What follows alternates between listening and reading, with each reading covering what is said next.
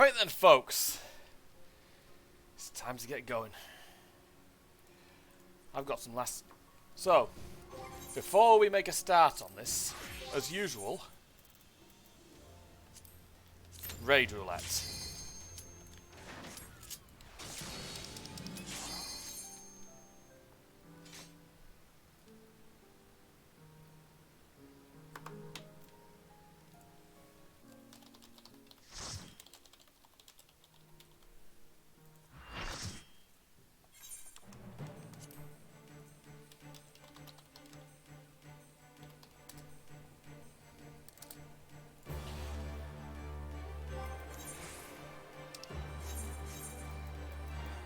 Might as well might as well use this.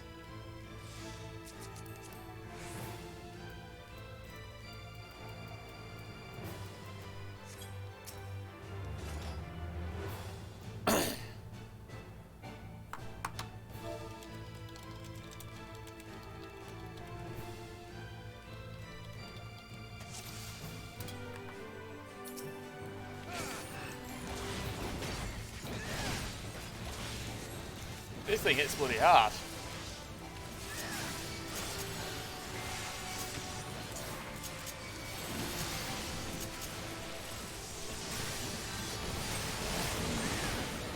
Oh shit.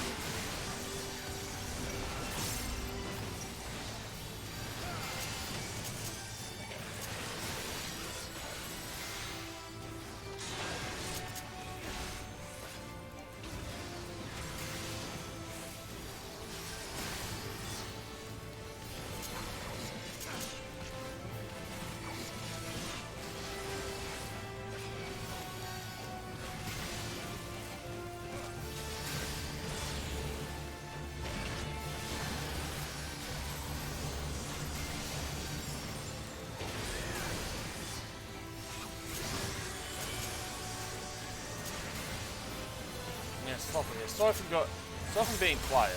I need to concentrate when I'm raiding.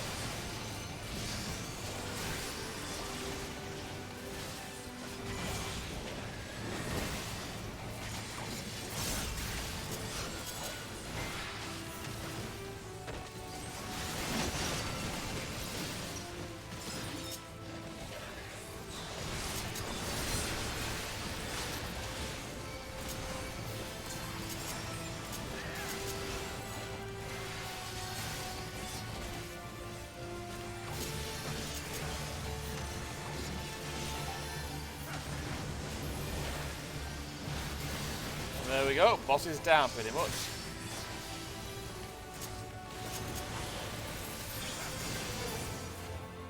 I'll take that.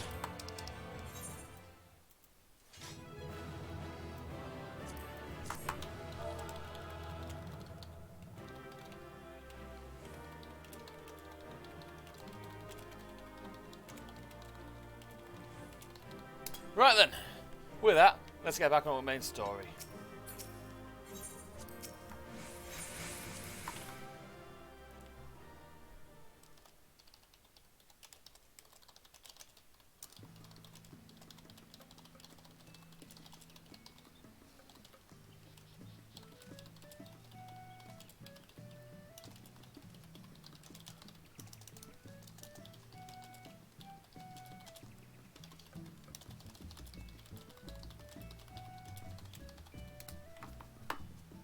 Right then, let's go. Firstly, I suppose I'd best fix up my tank gear, because I get the feeling because I'm going to have to tank the duties tonight, apart from the last one.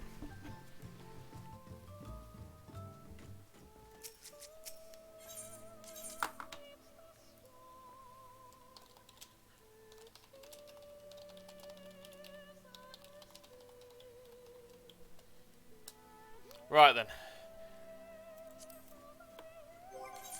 Back onto Dragoon, New Game Plus, Shadowbringers, Part 4.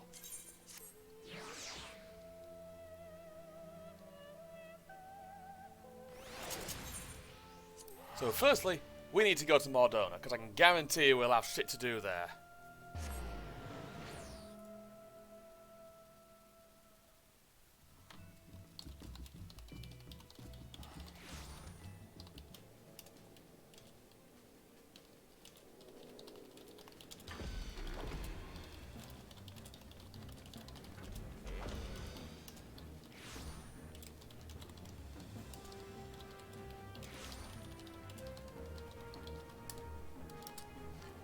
Right then, so, into the bar. I must admit, having him here, it's like having the headquarters here is probably a damn good thing. Alphino had a very good idea when he came up with this. Right, so, Kryl. Oh, greetings, Taylor. Come to look in on our friends. Rest assured, everyone is quite well. I've been keeping a close eye on them and have satisfied myself that they are all in fine health. As a matter of fact, they're just about to convene in Dawn's Respite to discuss how best to use their pent-up energy. Let's join them, shall we? Alright then. Don't just buy. Basically, the fucking dormitories and the infirmary. Well, my friends, now that we have all settled back into our bodies, it is time we resumed our duties in earnest. Yes, Let us it speak is. of our plans. Go on. Ever since the Emperor's death, it's been one unsettling rumor after another. I've a mind to pay a visit to Garlemald to ascertain the truth of the matter. Yeah, that's probably a good option. A prudent endeavor. 'Tis of the essence that we establish the full extent of the threat, not least if it should prove that Xenos doth indeed orchestrate events from the shadows. That's a possibility. In light of which possibility, I shall accompany thee on thy mission. Well, that'll be fun. Be assured that thou shalt find me more a help than a hindrance. Thou requirest another to imbue thine ammunition, dost thou not? Oh, good point.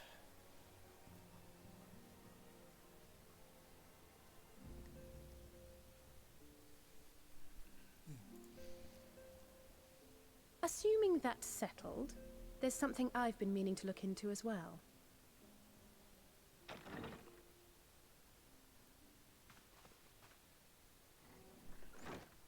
Welcome back, everyone. Oh, Lise! Lise!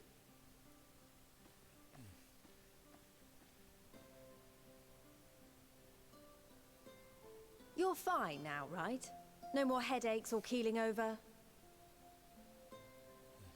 That's right. We're fighting fit and raring to go.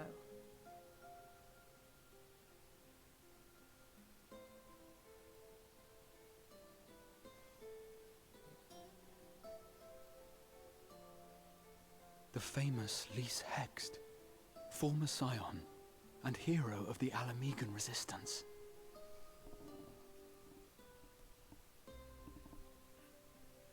I don't believe we've met. No, they haven't. Really? It's so easy to assume that all Archons are acquainted. But then I suppose your fields of expertise are rather different.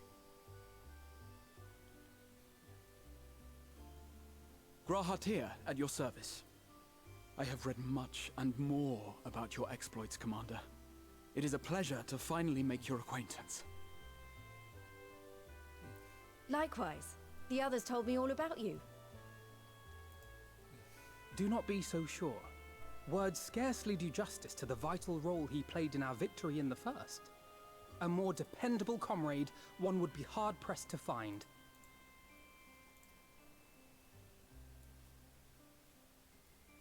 Spare the sec. Girlfriend's feeling a bit down. So Oh, just get right. in her I picture. did glance at the report. But I'd be lying if I said I understood half of it.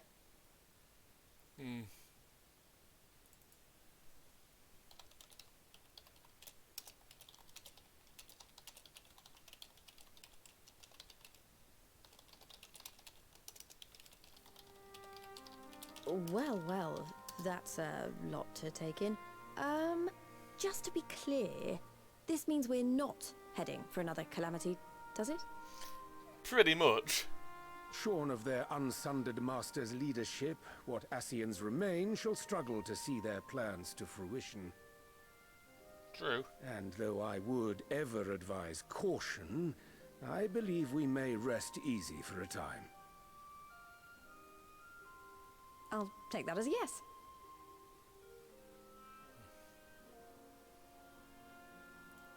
Even so, I don't know what to make of this business about Hydaelyn and Zodiac being primals. A difficult truth to bear, yes. But at last we understand the nature of our adversary. And if there are no further calamities, neither will there be rejoinings, meaning Zodiac will never regain his full strength. Oh, that's good at least. Even so, as the oldest and mightiest of primals, he remains a force to be feared. We'll come up with something. Though his is a power born of the desire for salvation, we have seen the havoc it may wreak. And it falls to us to ensure that it is never again brought to bear upon this star.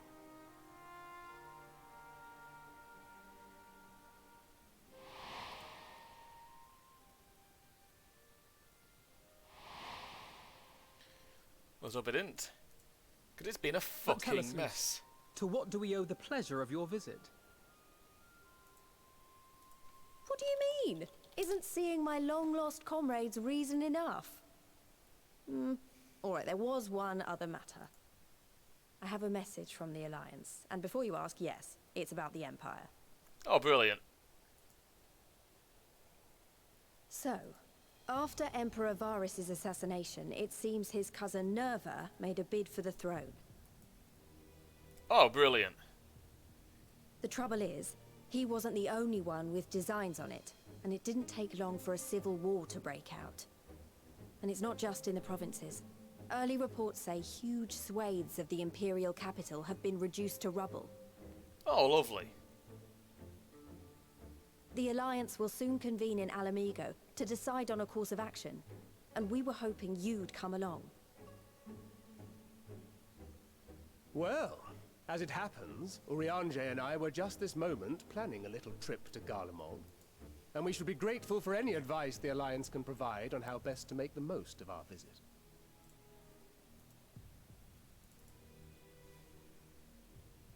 To Alamigo, then. Why don't you go on without me? There's something I need to look into. Oh, okay. Oh, forgive me. You were just telling us. What is it, if I may ask? I want to find a way to cure the tempered. Oh? Of course. You think it may be possible to adapt the treatment you use to help those corrupted by the Sin Eaters? I'm sorry, a cure for tempering? But that would change everything. Alizé, consider yourself uninvited. Go and find us this cure. He's like, oh, go. She's like, fucking go for it, girl. I'll do my best. I was hoping you might join me. Don't worry if not, though. I won't hold it against you if you'd rather attend a stuffy meeting. What meeting? Lead on. I knew you'd say yes. I'll come too. If you don't mind, that is.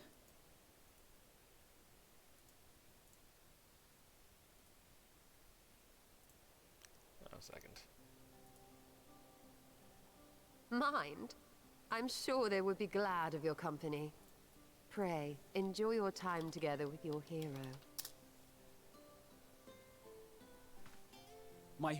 No. That's not... I mean, I simply thought my knowledge might be of some use. Do not ever show weakness around his Tola.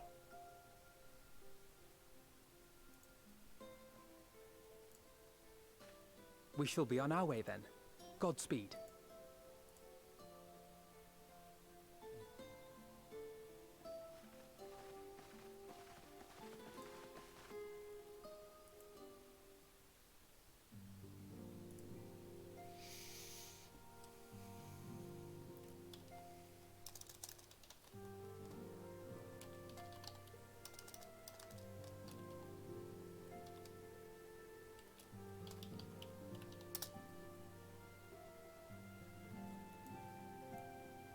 I'm not showing a friend something.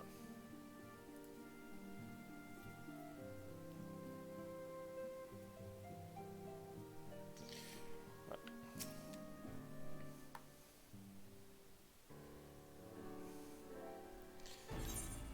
When I set out to save Halvik, I think Gabu was always at the back of my mind. And having proved that the light corrupted ether are not lost... That the light corrupted are not lost... One sec.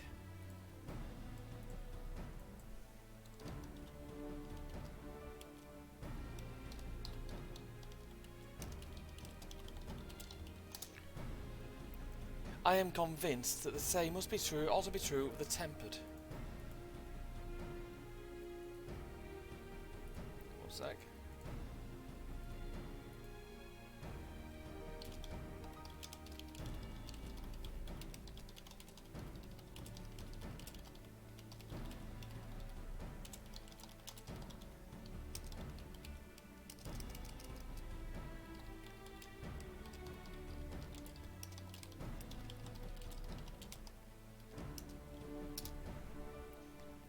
According to those corrupted by the Sin Eaters, the ether of Gabu's soul has been rendered stagnant.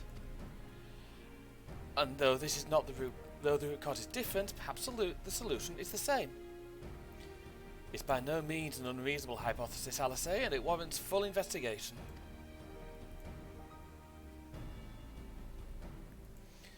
If there's even a chance we can save Gabu, we have to try it. But however much I'd like to race over to Limsa and set to work, there's no room for recklessness. Not when a child's life is at stake. I'm sure Becklug would remind us, we still know little and less about the soul. Any number of things could go wrong if we don't exercise due caution. And so before attempting anything, we should learn all we possibly can about tempering.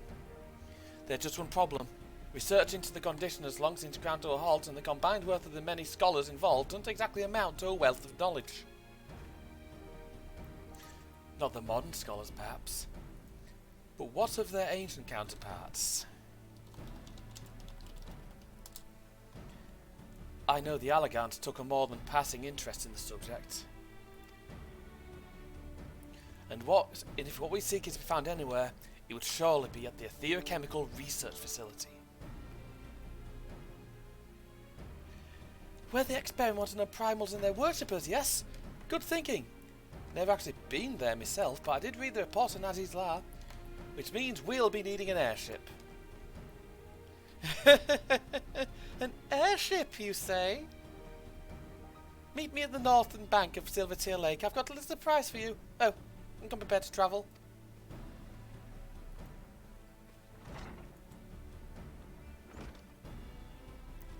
Okay, what's he getting at?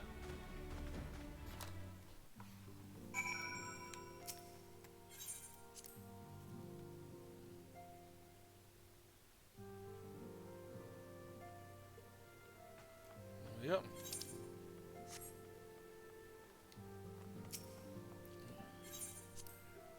There we go.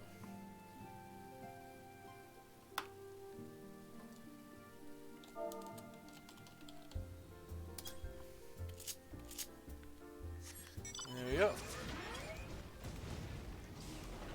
Yeah. Right then. Over to Tataru. Right, I'm sorry I'm a little quiet. I've had a lot of stuff on my plate over the last few days. I've got to call social services tomorrow and figure out what's going on with my niece. It's going to be an interesting phone call to make.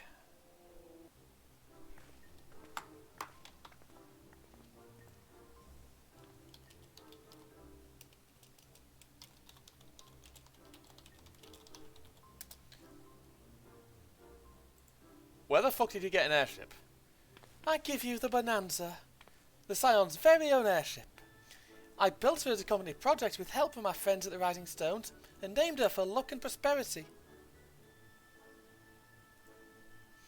So this is amazing. We'll be able to fly just about anywhere we want.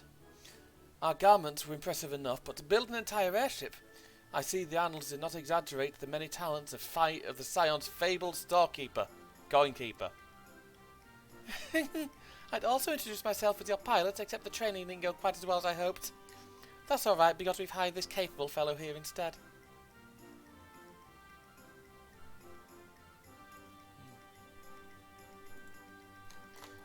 The Bonanza is equipped with a full complement of mana cutters, by the way. Feel free to use them to get around Aziz's Lair. But enough talk, it's time to fly. All aboard! Off we go then.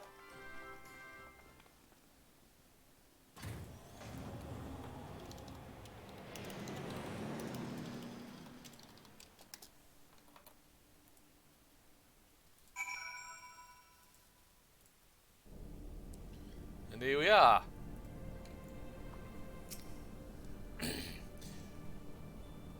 Honestly, Sid would be jealous of the way that airship flies.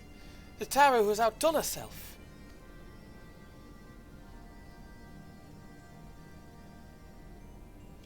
Anyway, here we are on Aziz's Lair, and Alphinaud's report did not do the scale of this place justice.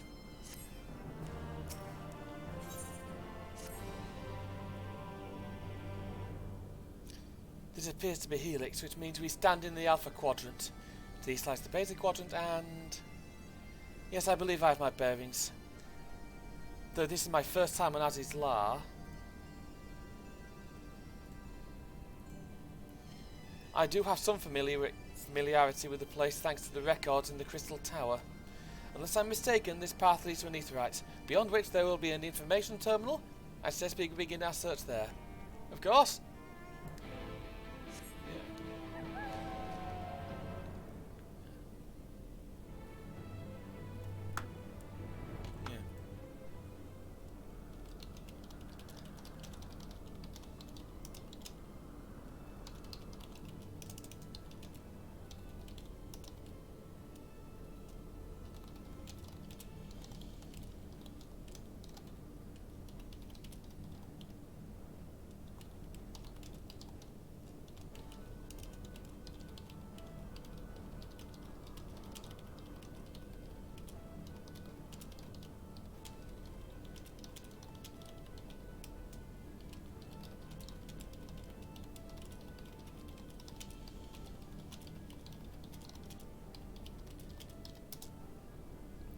There you go.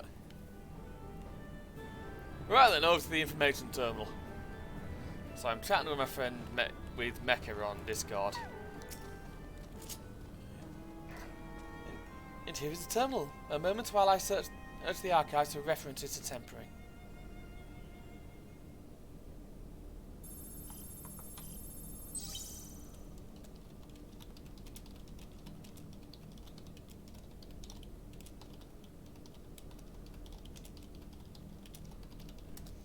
Ah, here we are. Iconic corruption and overview. That sounds promising. Indeed, let us see what this report has to say.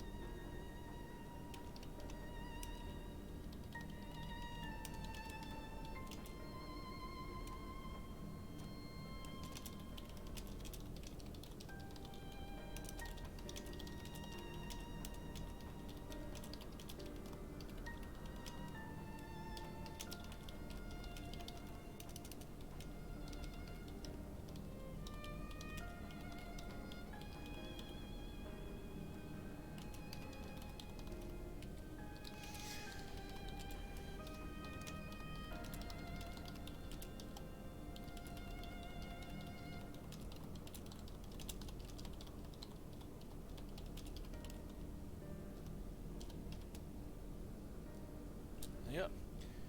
Confound it, the content appears to have been deleted. What? No, isn't there something you can do? Not from here, I'm afraid. But it may be that another copy of this report exists elsewhere. The question is where to look. It says here the report was written by someone named Owen.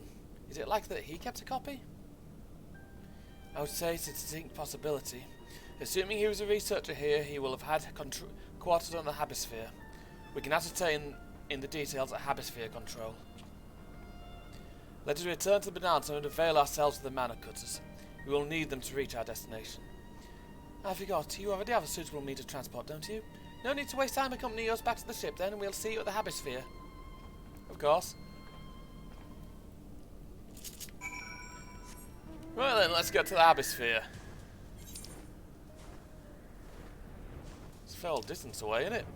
And this place doesn't really... Well, you've got to fly across it manually. It doesn't have an Aetherite system. An Ethernet, that's it. But yeah, welcome back to Aziz's Lair. It has been a fair old while since we were here. And I'd spent a lot of time here fucking fate grinding when I was getting me relics. But yeah, like I said, we've got to make a phone call to social services tomorrow. And honestly, it's good I'm doing that on my day off because they can be long-winded. This could be a lengthy process. Because I want to be able to see my niece, and I want to have something to anchor her to her biological family. And I'm looking forward to doing that. Honestly, odd. I don't like the idea of being a father. I won't be a good parent. A good uncle, on the other hand, yeah, very much so.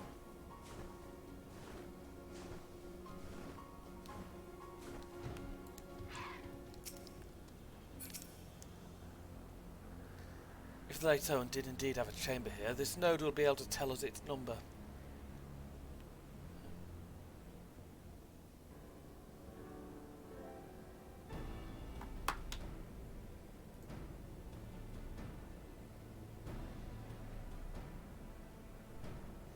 From what I recall of the layout, it should be somewhere in the vicinity of...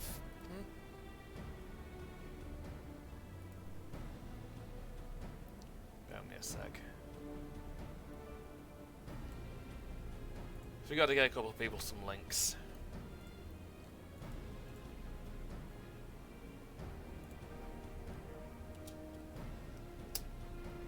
There we go. Warning, an evacuation order is presently in effect.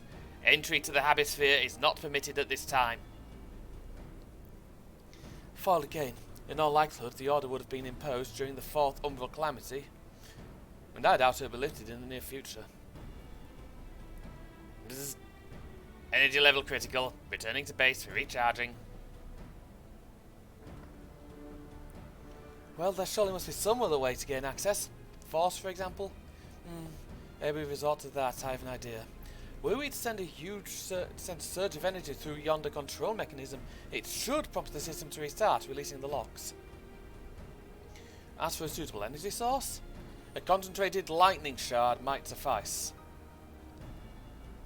Happily, I seem to recall that they are known to form at points of stagnant ether throughout the continent. You seem to recall? Are you honestly telling me this was in the records too? I am. Reports sent to the capital mentioned that lightning-aspected ether was prone to pooling on the continent, resulting in surges that interfered with equipment. A minor detail, I grant you, but in my role as caretaker of the Crystal Tower, there was no such thing as too much Allagan knowledge. Besides, my studies helped me to feel connected to the source. To home. I must have explored this facility 1,000 times in my mind, but right to finally stand here with the two of you, it's more exhilarating than I can well express. It's good to know at least. Now then, the lightning shard, if I may, I suggest we split up and search the beta quadrant. Oh, but beware of sprites. They want to manifest where the ether is stagnant. Now you're just showing off, which makes me think we should make a contest of this. The first return here with the shard wins. What do you say? Right. Very well. Be up my honour to come third. Oh, brilliant.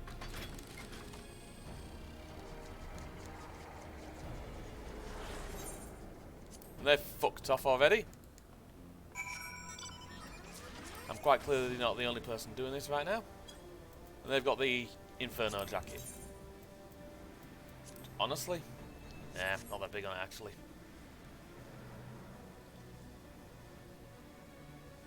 Too expensive, I think.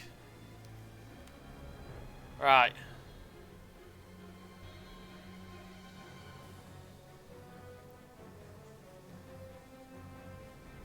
This fucking place is so easy to get lost in.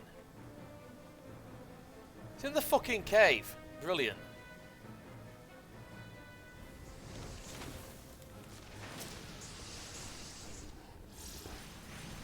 There we go.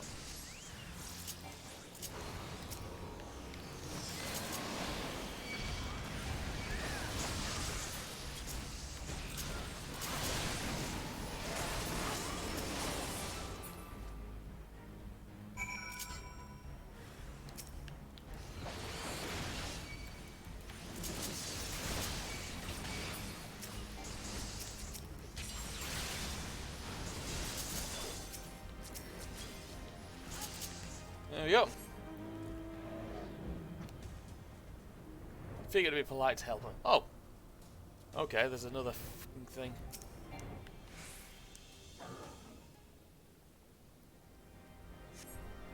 Here we go.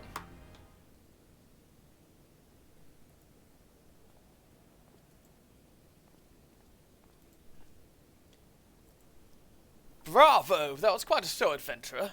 Why, the spectacle proved so enthralling that all thoughts of the prize slipped my mind. I appear to have forfeited that race. Congratulations, the lightning shard is yours. Fuck's sake, Graha. What? No dramatic entrance. You've changed.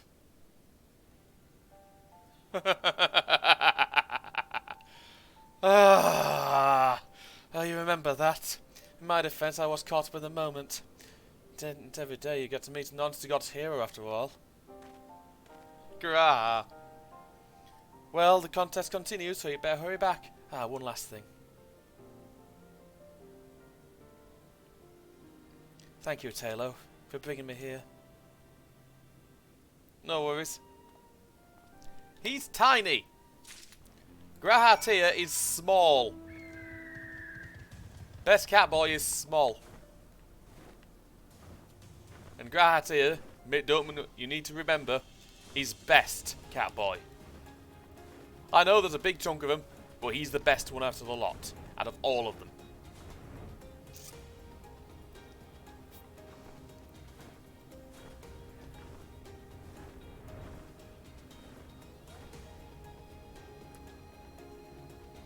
Oh, brilliant. I think I might have lost. It appears Alice had no luck. So victory is yours. Congratulations. Now then, may I have a shard? Yeah, here you go.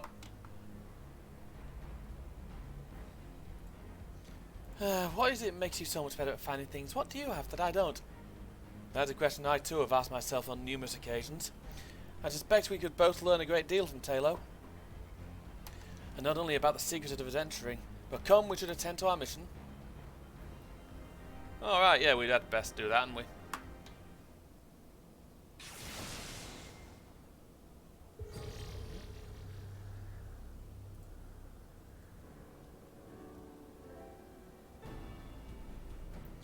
Excellent, the system responded exactly as intended.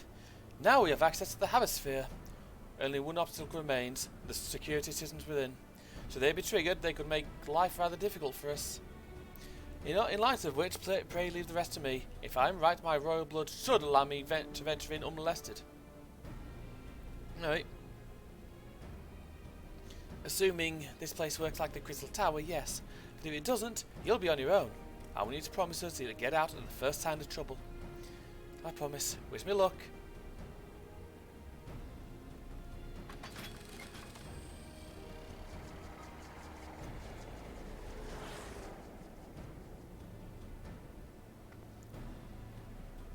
Well, nothing for it but to sit tight. Of course.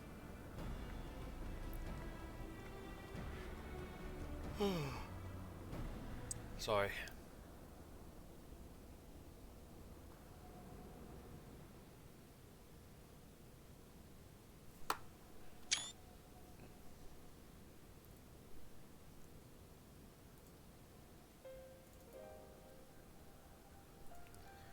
I'm sure this Owen fellow was very learned, but iconic corruption. An overview sounds like a studium thesis. We'll have to write one. Oh, sorry, wrong thing.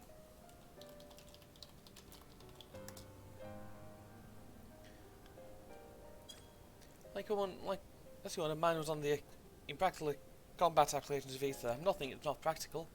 Alphanos was more philosophical, of course.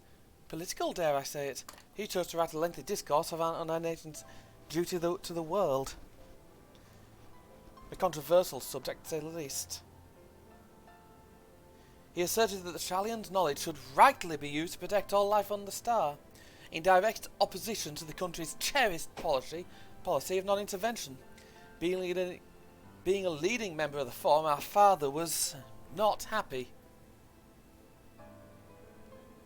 At the time, of course, Alphino was utterly convinced of his views, and would cheerfully argue to the death with anyone who saw things differently. By which I mean the rows were long. By which I mean the rows were long. To To be fair to him, though, he's since learned to be a little more open-minded. Deep down, he still holds fast to that one belief, and I admire him for it. That's good, at least. I should have liked to meet the young Alphino. For what it's worth, my thesis concerned the Allian civilization as depicted in folklore. Oh, you're back! I didn't know you attended the studium. I didn't. A thesis was required to earn my Archon's mark. My peers at the Students of Baldessian convinced me to write one with the promise of unfettered access to forbidden tomes. Though I considered it no more than a means to an end at a time. I will admit it was gratifying to have my efforts acknowledged. Good God, an Archon's thesis. I shudder to imagine the works involved. But enough about that. Is this a fruity or foray? Yes, Owen's archive node. It was waiting for me in its chamber. If a copy of his report still survives, it will be stored in this device. Shall we find out?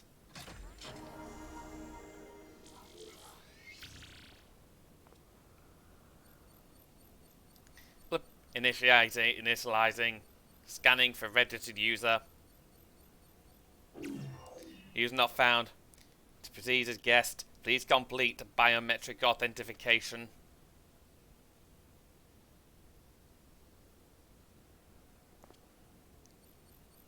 There we go. Blip. Verifying. Blip. Authentication complete. Guest identified as member of the royal family. I am at your most humble service, your highness. It never fails to amuse me. It is but a pity the effect will not last forever. Doga and Dune said as much when they granted me this gift, but until such time as it fades, I shall use it gratefully. Search archive for iconic corruption. Blip. Searching. Bloop. One item found. Iconic corruption and overview. The report is locked by the author. Please take password. Oh, brilliant. Well, go on then, your highness. Tell the nice node the password. Go on. Right, let's see.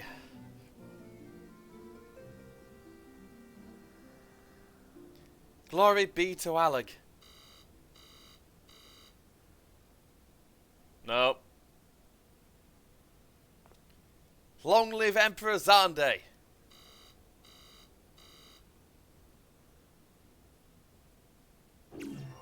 Bloop, bloop. Password incorrect. Please try again. Confound it. Incorrect as well. Come now, passwords are invariably short and simple. For instance,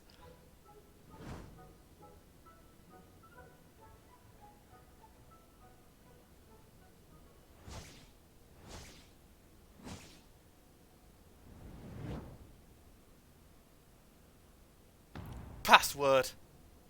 Oh, for fuck's sake. It's swordfish. The password's always swordfish, you moron, Alice. The notion that the password could be something so inane would be laughable were it not dangerously stupid. Furthermore, your conduct in the presence of His Highness is grossly inappropriate. Know your place, handmaiden. What did that thing just call me? Handmaiden, now calm down. Wild Rose. Bloop, bloop. Password incorrect. Again, be warned that any further inappropriate behaviour in the presence of His Highness will not be tolerated. alright, that's it. I say we dismantle it and manually extract what we need. Now, let's not be too hasty. A single misstep and we risk losing the report altogether. I believe this may be a task for Sid and his colleagues. If anyone can coax Machina into cooperating, it's him.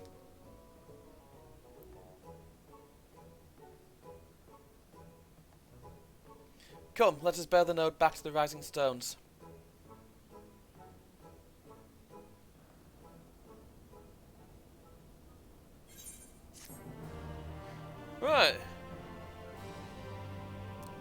Well, that went well. Right, feed Jim.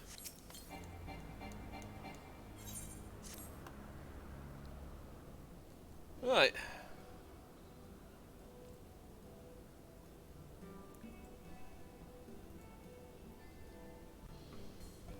I shall probably mention that I have yet to meet Sid since waking up. Rambrose did send word to the Ironworks, but it appears our friend has been afield on an urgent business. Yeah, Bozia. Nevertheless, I assure you my proposal to seek his help is no pretext, however much I might look forward to seeing him again. Him and everyone. But come, let's be on our way. Of course.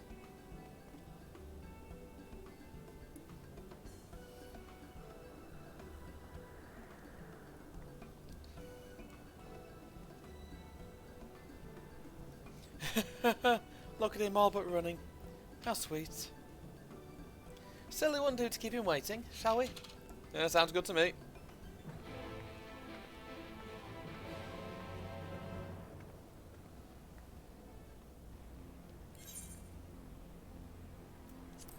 Back to the stones then.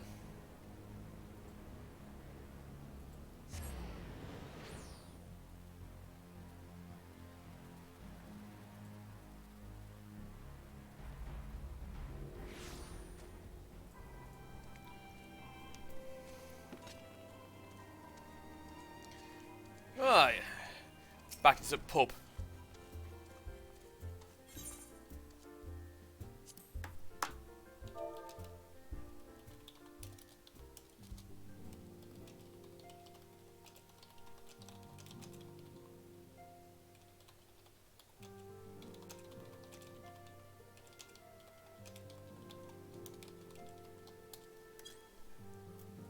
Right then.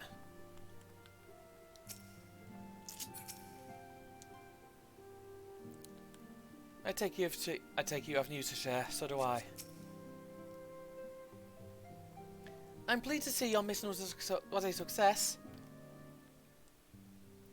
And in no small part due to the bonanza.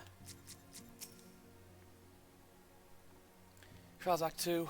I wonder what's decided at the council.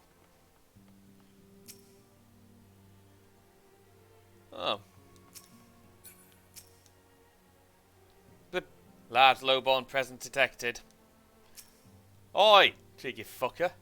Wonderful news, Taylor. Tataru contacted Sid on our behalf and he's on his way here even as we speak. While we wait, I should very much like to hear what's transpired at the Alliance Council. Would you be so kind, Kryle?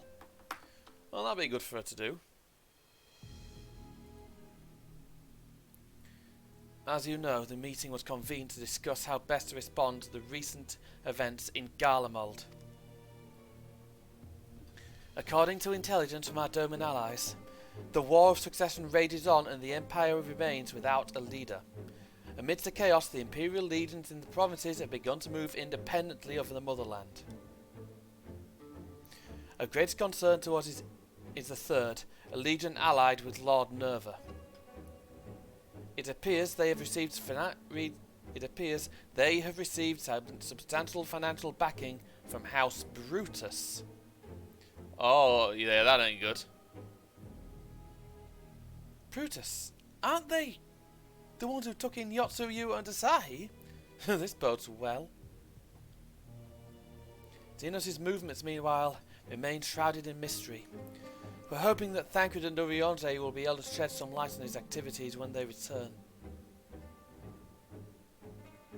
Until such time as they do, the Allied leaders feel it would be unwise to interfere in the conflict. And so, thanks in part to the Imperial withdrawal from Gimlet, they've decided to turn their attention to the primal problem once more. Working with friendly factions among the Beast tribes, they hope to reopen dialogue and explore new avenues for peace. Given the timing, I suspect they wish to put their respective houses in order ahead of a decisive clash with the Empire. Whatever their intent, this is not a problem easily solved. The Leminzans in particular struggle in their efforts. And Alphino and Ishtola have been called upon to aid them.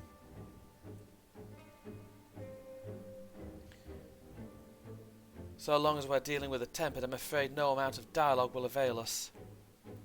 But if we can develop a treatment for tempering, then anything is possible. Which is why we must succeed. And on that cheery note, why not make yourself comfortable in Don's respite? I'll show Sid in as soon as he arrives. Alright. Yeah, there's a cuppa then or something.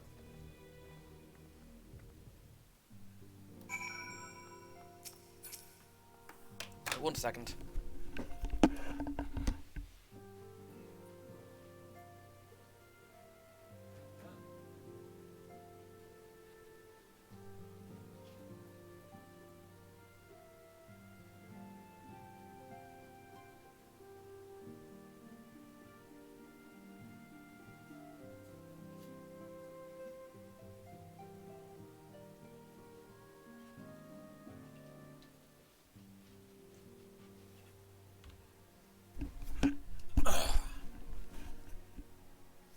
Sorry about that. Dude needed a quick drink. As you do.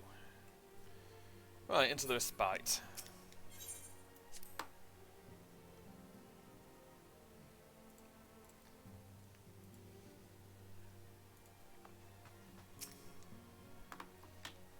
Yeah.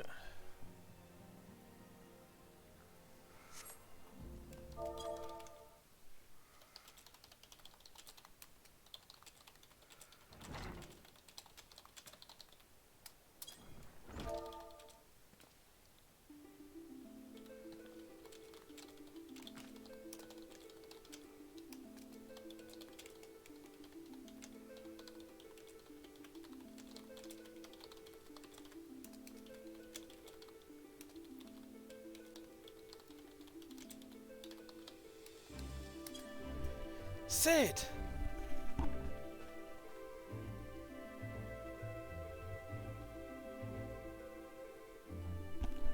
Forgiven for not coming to see you sooner, my friend.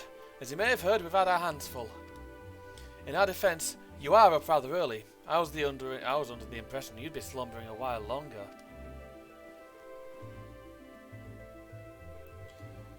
Oh, I would have been had you not fulfilled your promise. I struggle with that. I still struggle with that idea.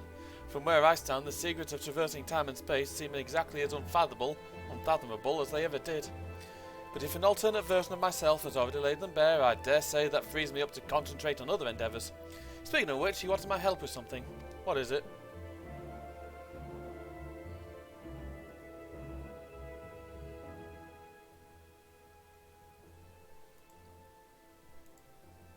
Well, well. A treatment for tempering, and for the next step, you need to find the password to this Allegan's report.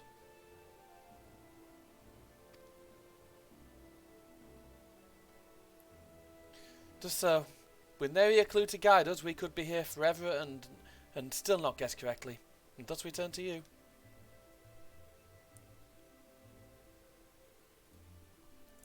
Well, I'd love to say that we could help you, so I will.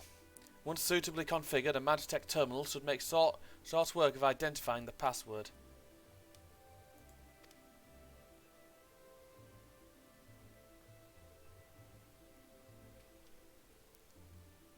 I knew I could count on you. Now, anticipating that it might be of use, I took the liberty of borrowing a tombstone from Rambrose. It contains an Allegan dictionary. Oh, nice. Good thinking. I'll transfer the information to a terminal and set it to work right away. Probably a good move.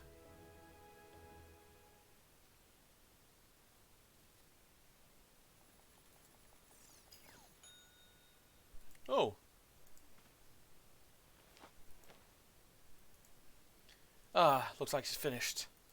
Let's see.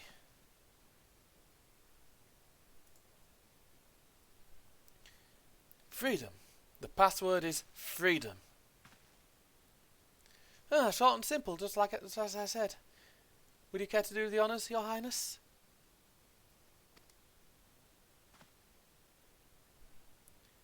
I would, milady.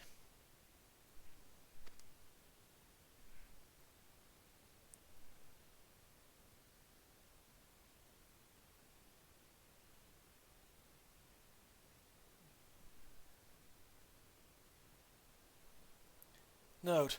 Open the report entitled Iconic Corruption. An overview. Password. Freedom. Password accepted. Bloop. Opening report.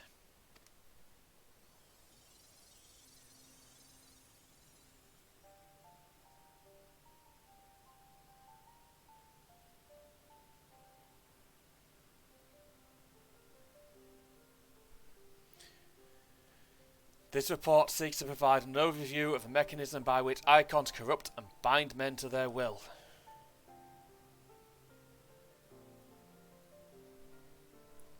The phenomenon we call corruption refers to the alteration of the ether of the soul.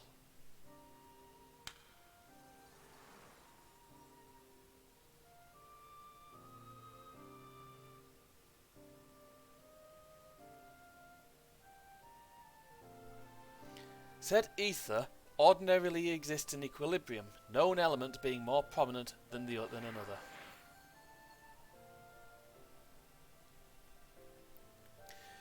But when a subject is exposed to the ether of an icon, this changes, their soul taking the properties of the entity in question. Yep. By way of an example, exposure to the ether of the fiend Sephiroth would cause a subject's ether to become aligned with the element of earth.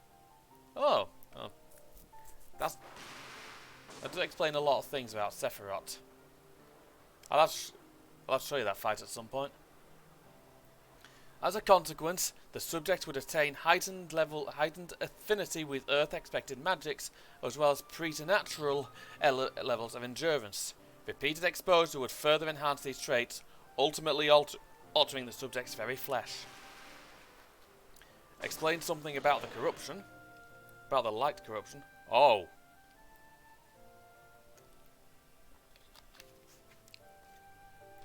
The changes undergone by the subject are not solely attributable to elemental alignment, however. Further testing has determined that the subject's soul becomes umbrally charged or stagnant during the process.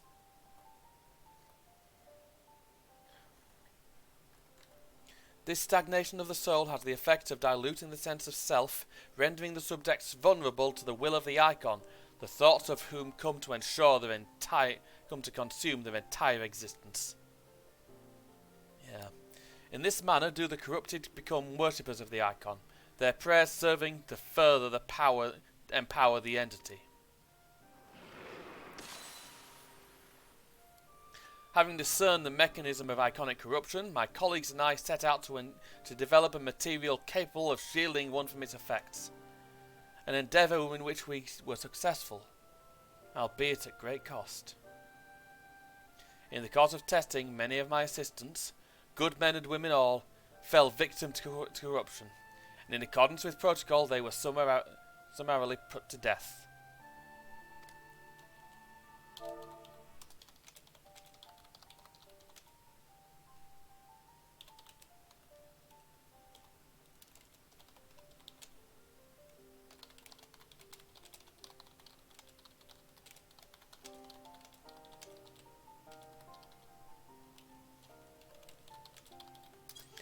I subsequently submitted a proposal to investigate potential cures for corruption, but it was rejected, deemed non-essential by Lord Amon.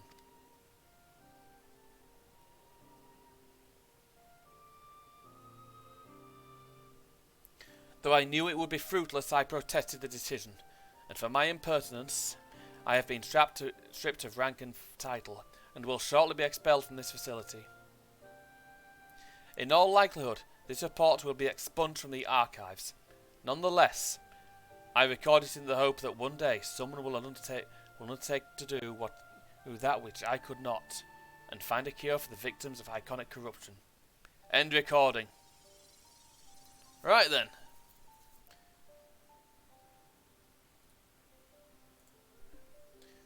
It's not even Allegans were able to find a cure, or rather were not given the chance to do so. One cannot help but wonder what motivated Lord Amon's decisions.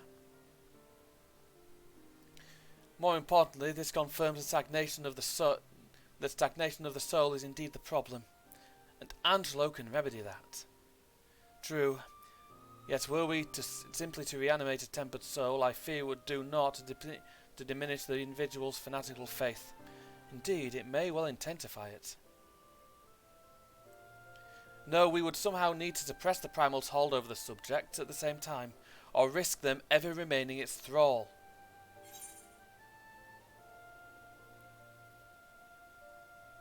So there's no point in reviving the souls unless we can also restore the sense of self.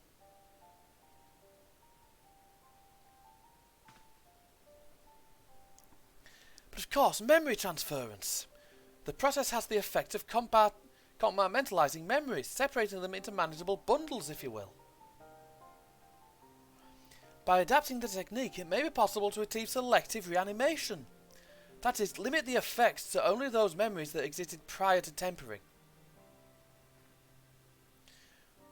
Through thus restoring the sense of self, we could theoretically drown out the incitements of false faith which had come to dominate the individual's thoughts.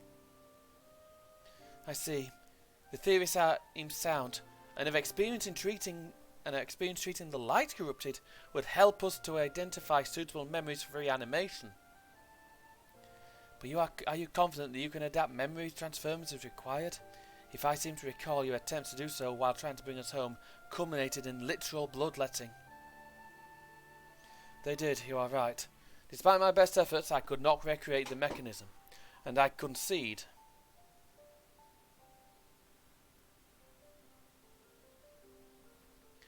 that the rather clumsy compromise I reached would not provide the basis for a cure.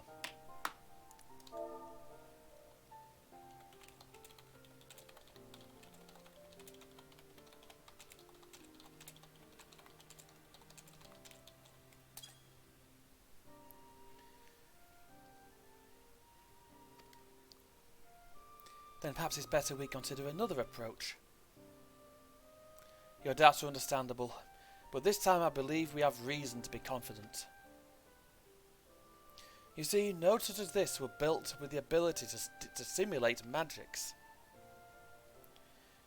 which leads me to believe that it may be capable of performing simulations of the transference technique.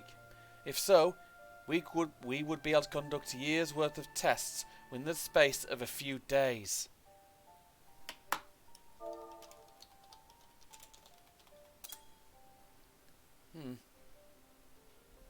In theory, it would be no different from how we identified the password, but it'll take more calculating power. A lot more.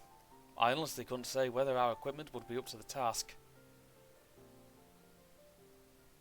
Tell me, Sid, why do you suppose Owen locked his report behind a password? To keep it from prying eyes, of course. Why else?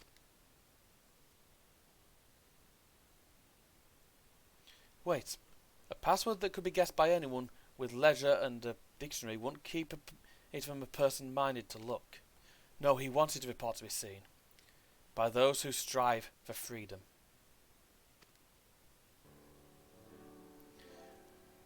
Not unlike the members of a certain distinguished engineering collective, I believe their motto was freedom through technology or some such.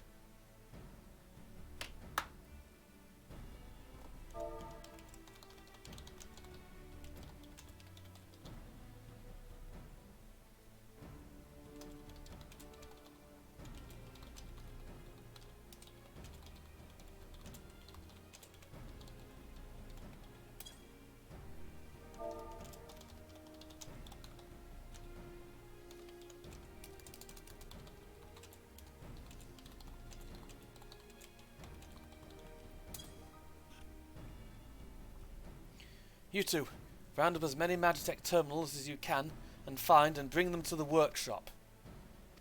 Right away, Chief. Right away, Chief. Things are about to get very busy. Luckily, we have you to help, eh? Yeah, I guess you do.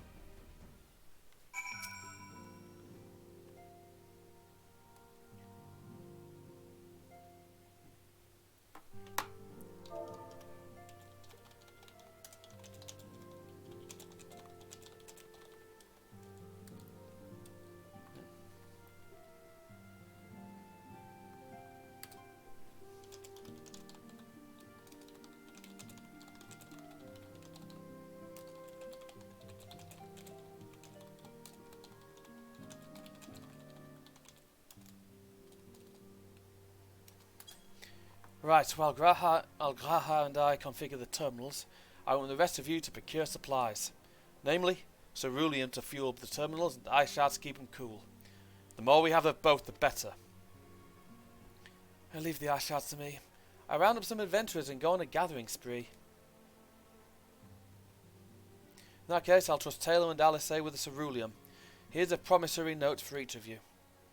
Alright.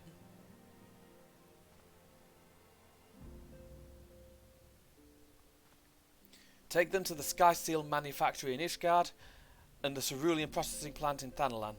The people there will give you what you need. Yours is a well-known face in the Holy See, I believe. If it's all the same to you, I'll head to Thanalan.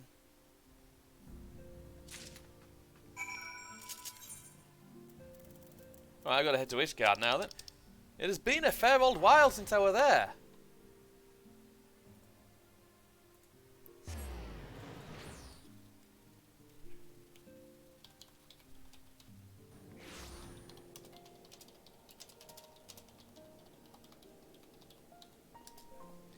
Right then.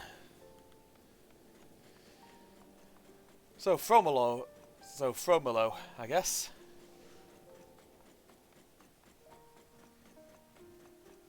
Or Fromolo.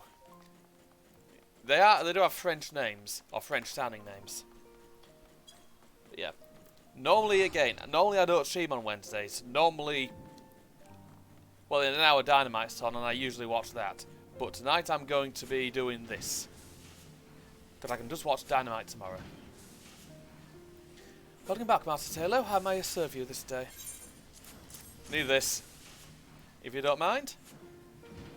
So, you're after cerulean. In that case, please present the note to our engineer of the airship landing. He's be glad to assist you.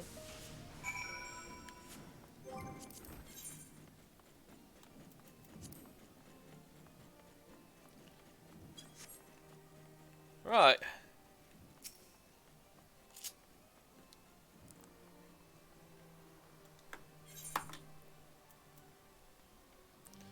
So it is near Logicum.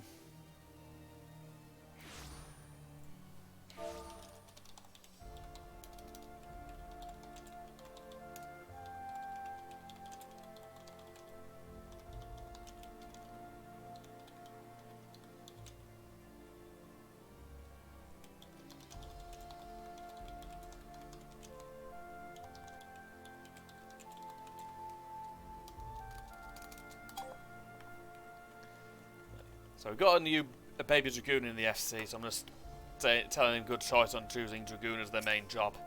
Dragoon is my honest to God favourite.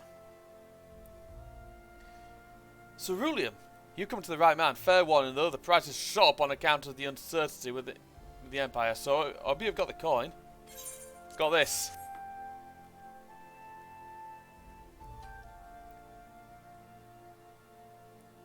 Well now, a promissory note from Ironworks. Don't see many of these. No, that's a problem. As good as gold to me.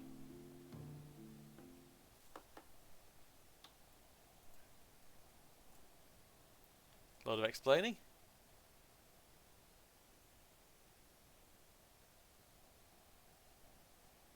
Oh, hello.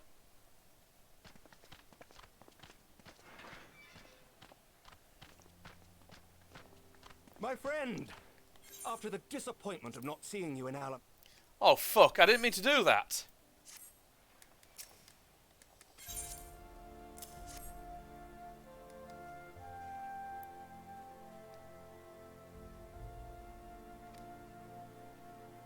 Look, I can just decline. Look, I can just decline.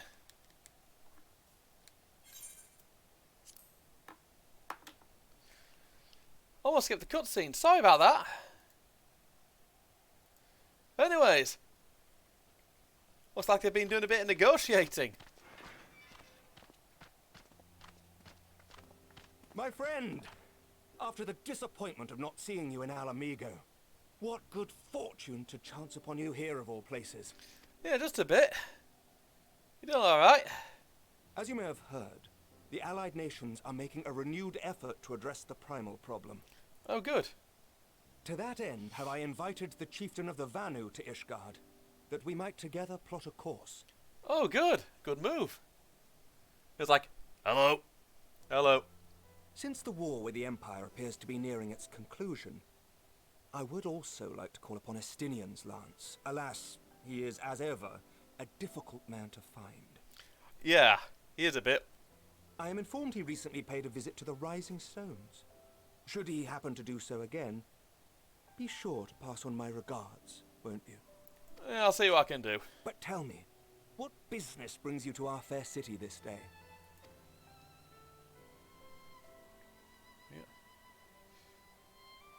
A cure for tempering. You never cease to amaze me. Until now, our only hope has been prevention, our every failure irrevocable. But this would rewrite the rules of engagement. It could end the cycle of bloodshed. It could a bit, yeah, couldn't it? Very well. You shall have all the ceruleum we can provide, and an airship with which to transport it. Oh, thank you.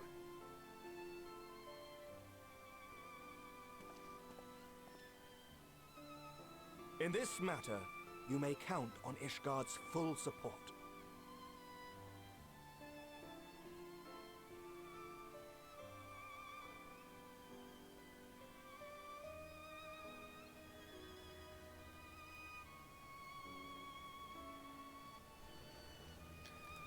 Basically, it's like, well, we'll help you out with this one.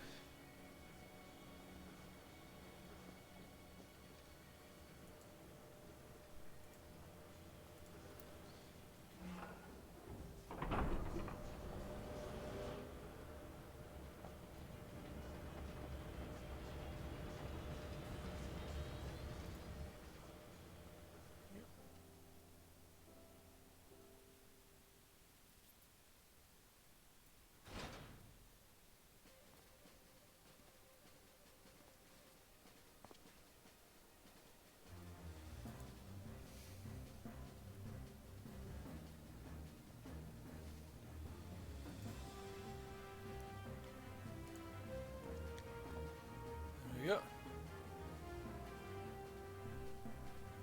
Well, we got it back at least. We got it there at least, haven't we?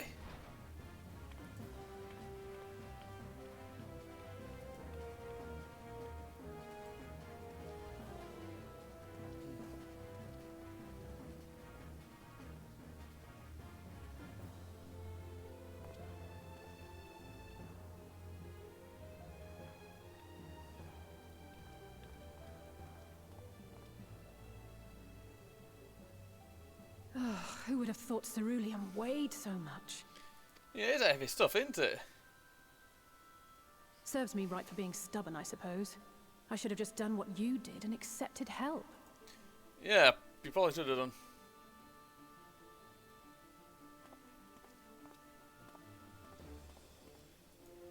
Good work, you two. This is all we asked for and more. Quite a lot more now that I look at it. I'm sure we'll find a use for it. Holy shit.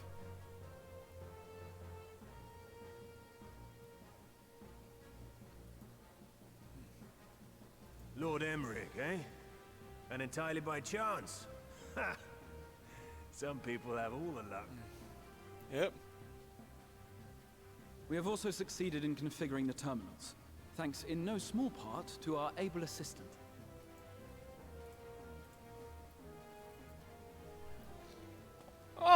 Oh, for fuck's sake. It's been a while, hero. You seem surprised to see me. Lest you misunderstand, I've no interest in such things as cures for tempering. No, you haven't, but you got other things. But if you mean to achieve that which eluded even the storied Allagans, it seemed plain that you would require my expertise. And so it proved. Is that not right, Garland? For all the effort it took to track you down after your latest disappearing act, you could find the cure for death, and it wouldn't be worth the trouble. Ow! These two don't get on that well. That wasn't the only reason I agreed to cooperate. I'm reliably informed that Garland and I are destined to unravel the secrets of travel, not only across dimensions, but through time. Yeah, kinda. Doubtless the lion's share of the credit lies with me. 9 paths to Garland's 1. and this research will be a stepping stone to that illustrious achievement. I mean, maybe. Very well then. I'll do 1/10 of the work. Just the part that's beyond you. Again, ow. These two don't get on. Whatever you say, Garland. There's a lot of subtext there. Right. If everyone's ready, let's begin.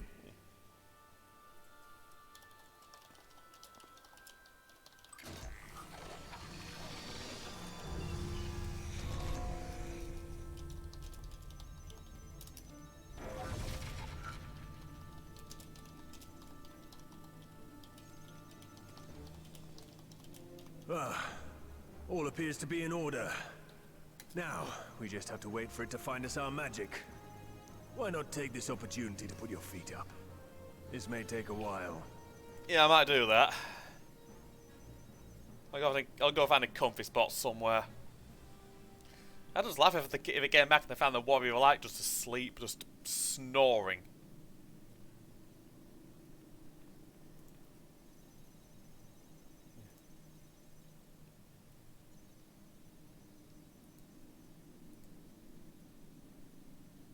And she's snoozing. Oh, that doesn't sound good. Damn it. It's overloading. What?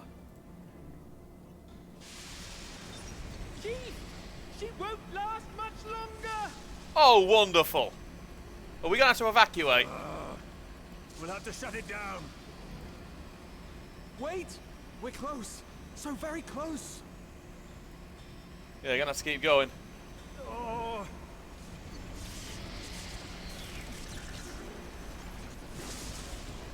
Well, this is going swimmingly. Please, a moment longer. I beg you. Yeah, it's going to go bang. There.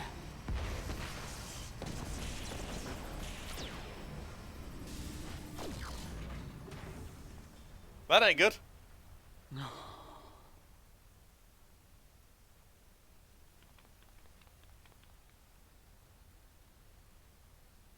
Like, you just fucked my machines. I Oh. was able to memorize the magic before it faded.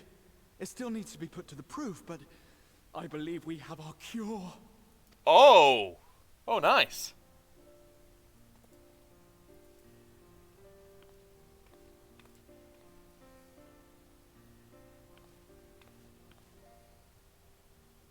It's just as well. She'll never run again. Yeah, you fucked it. The fault is mine. I'm sorry. I mean, it's worth it for that. Don't be. It may fall short of dimension hopping, but a cure for tempering is not to be sniffed at. No, it's not. This, my friend, is a world-changing discovery. One we're proud to have had a hand in. A few Magitech terminals are a pittance to pay. Oh, yes.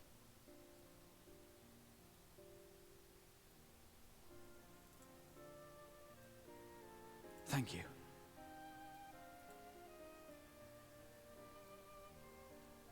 Well, we've done what we can. The rest is up to you.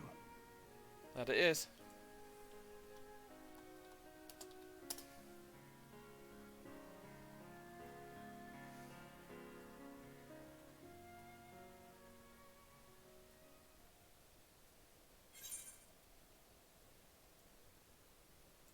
Right then. Let's keep going then. This one does throw a lot of cutscene at you. So, this one's forget us not, isn't it?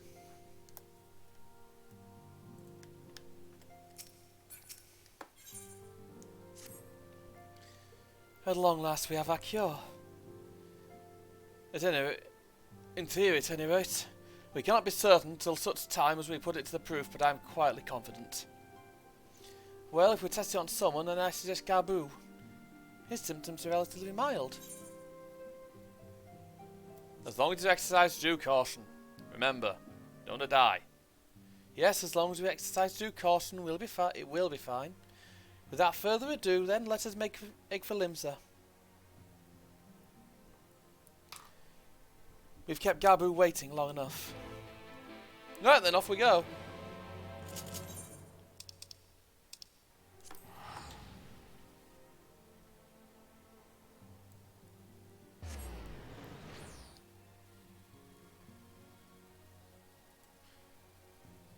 Right.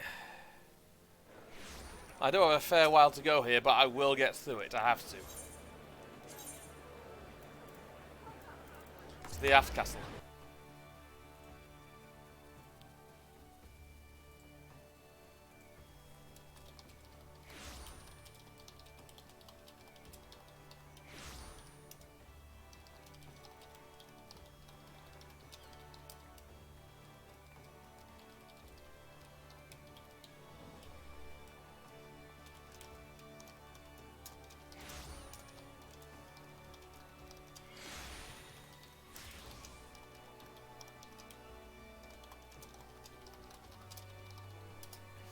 Right then, let's go and have a word with Thingy. Over here to Maelstrom Command.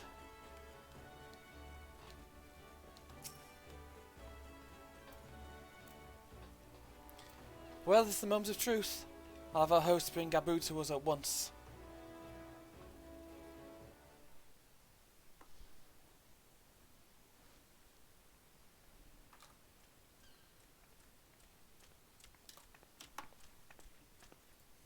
Apologies for the wait. Yeah. No worries.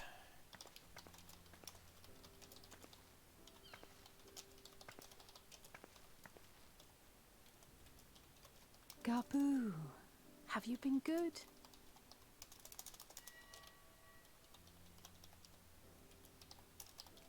Well, he's gonna get his reward. Still no change, I'm afraid. He just stands there in silence until we move him. It's all right now. We're going to help you get better. You haven't told him yet, have you?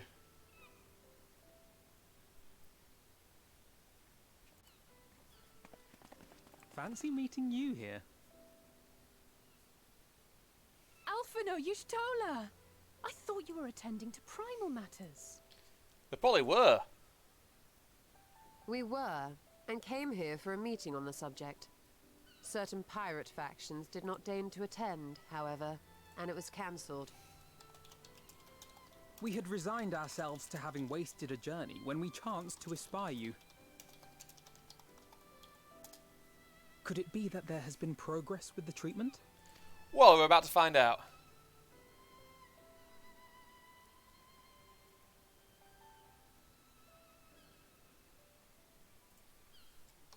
Using Magitech terminals to formulate the solution.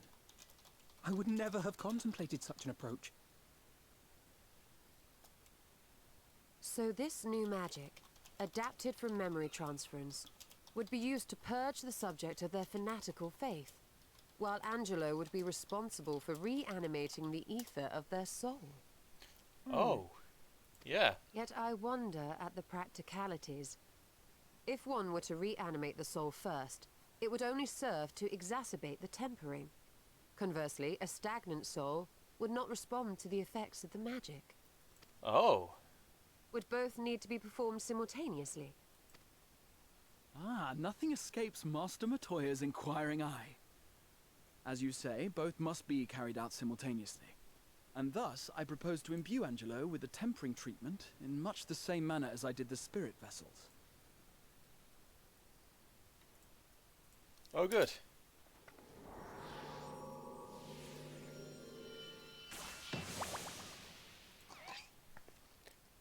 There you go. Pig. By doing so, we also spare Graha the trouble of casting spell after spell. It's really rather efficient. Be that as it may, certain difficulties are unavoidable. The imbuing process will still require no small amount of ether. And correct. As I can no longer draw upon the Crystal Tower's stores of energy, I will be compelled to rely on those of others. She's got no idea what the fuck you're on about. Well, I, for one, would be glad to assist. As would I. Since the resumption of our duties, it has been naught but stuffy meetings, and I have ample ether to spare. Oh, good. Excellent. With your permission, then, let us begin.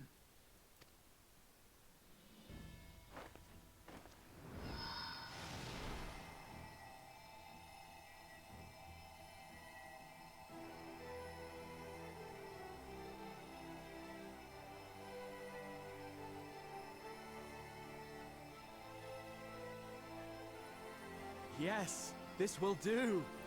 Oh, nice. That is a lot of it. And now, it's my turn.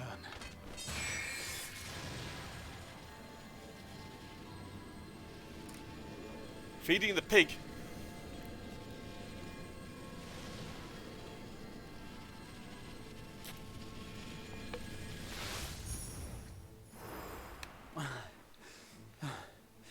Tis done. Oh, brilliant.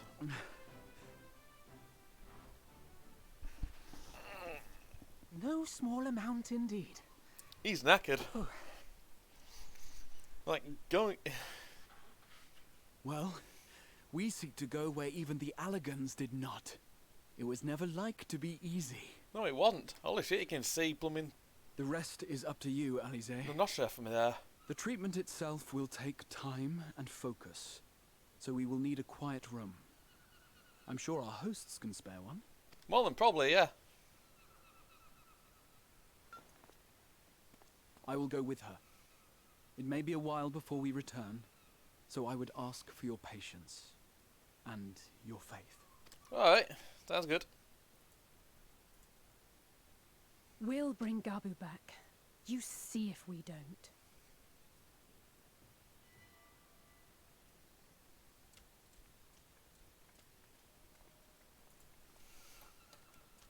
'Twould seem our part is played. Let us find a place to recuperate while we wait for news.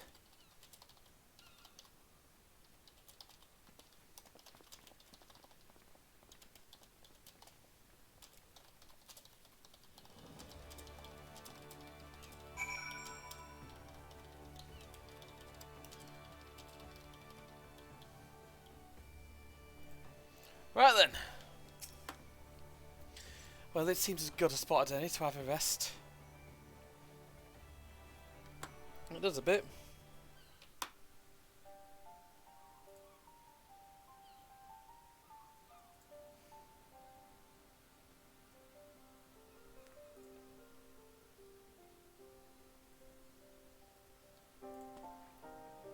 For years, Eorzea has laboured to find a solution to the primal problem, without success. Any hope that tempering could be reversed faded long ago. I myself had given it up as impossible. Given up on the tempered and the light corrupted alike. They were problems to be tolerated, or else eliminated, I believed. And to think otherwise was pure naivety. Childishness, even. But Alize refused to give up. She struggled and she struggled. And her efforts were rewarded with a way to bring back Halric. And now countless others may no longer be beyond salvation. You need to give your sister a hug. However much we bicker, I have the greatest respect for my sister. Had I half her stubbornness, nay, her unwillingness to accept the status quo, I would be a far better person. Very much so. A far better scion.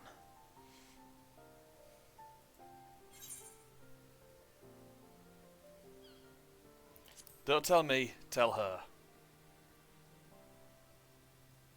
I should, I know. Yeah. Yet, despite my good intent, I have the feeling that I would only succeed in incurring her ire. Probably, yeah.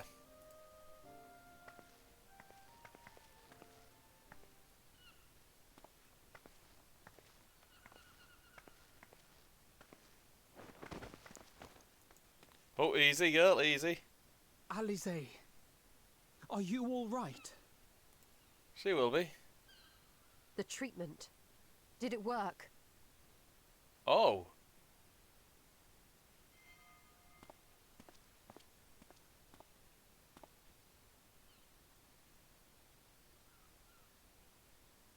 I'm so glad to see you all. Delighted, happy, glad. What? Gaboo!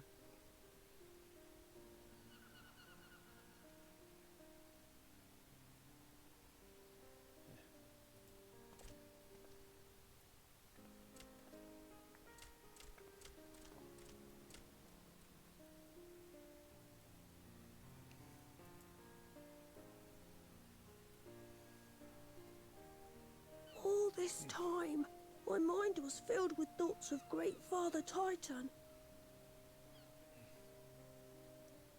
But I never forgot about Mother and Father. Always, they were in my heart. Constantly, ever, always. So I tried to focus on their faces. Theirs and yours. Alize's and everyone's. And I found that I could remember. One thing, then another, and another.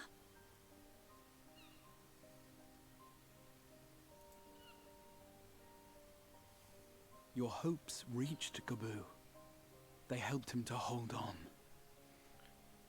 Oh.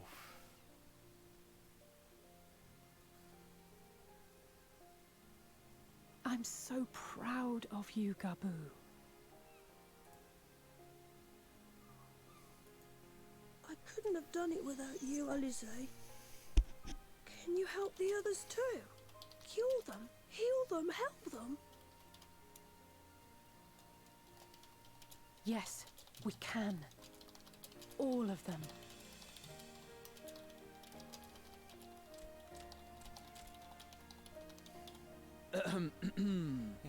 Without wishing to dampen the mood, I feel compelled to add certain caveats regarding the viability of the treatment for general use. Fair enough.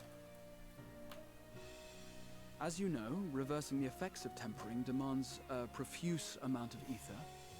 And while Alize was able to heal Gaboo alone, I fear the same will not be true for those who exhibit more advanced symptoms.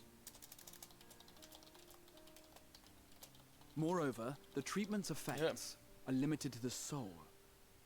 It offers no succor to those whose very flesh has been altered through prolonged exposure to a primal's influence. Ah, that does that's explainable. All of which is to say that we cannot save everyone. We never could. Maybe we can't, or maybe we can. No one gave us a hope of saving Gaboo, and yet here we are. We must find a way to treat as many as possible.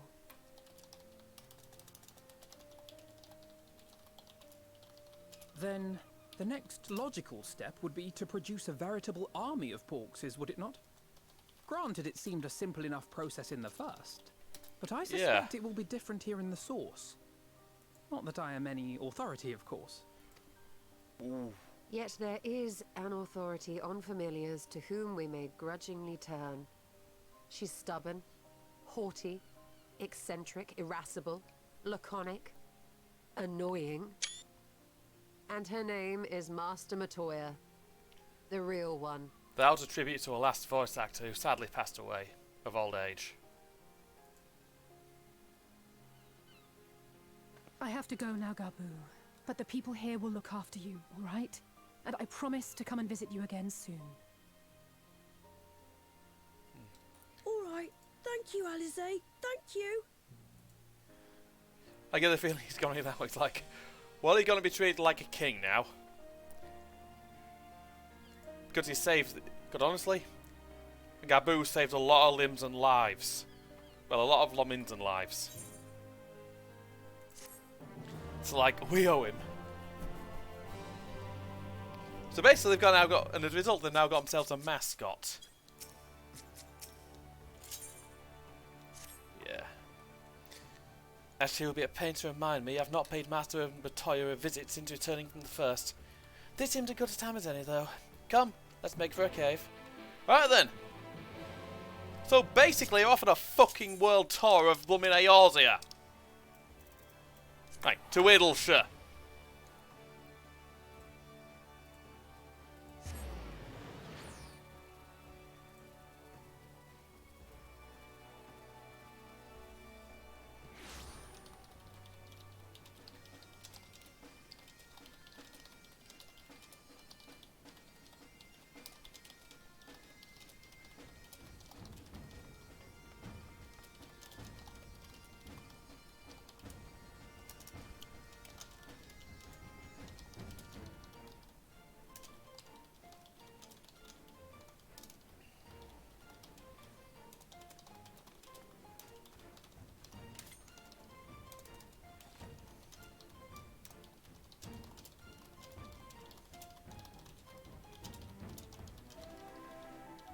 Right, then let's go and have a word with. Let's go and have a word with. I've got to go over to ruling quarters. So that is Vanian Hinterland. That'd be western. So prologue gate. Yeah. Yeah, with this one.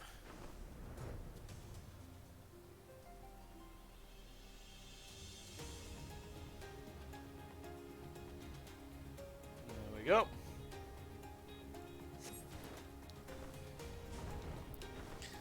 But yeah, I've got some plans in the future to get myself some stuff for the channel.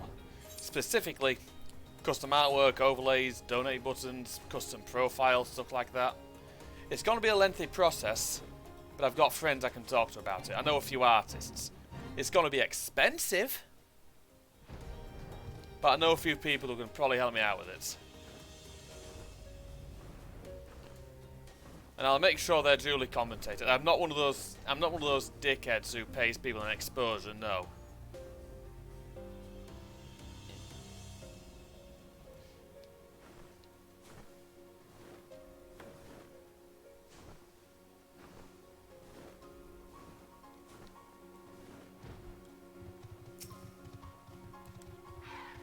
Anyways, I take you to ready to bear witness the joyous reunion of master and pupil. Very well.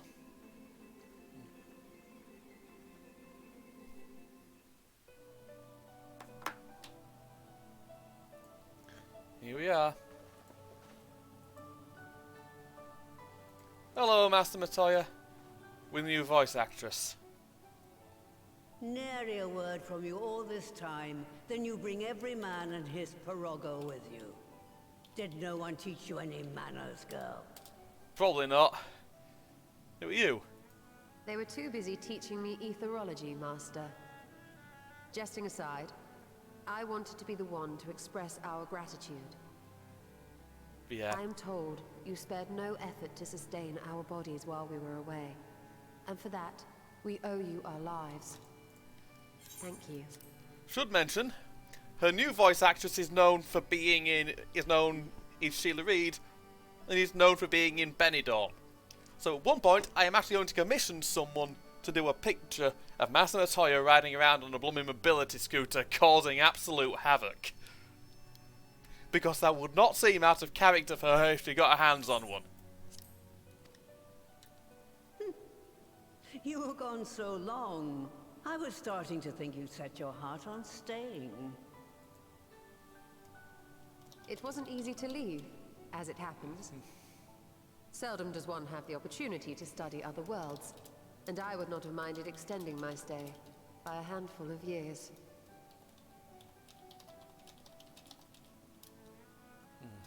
Ever the scholar.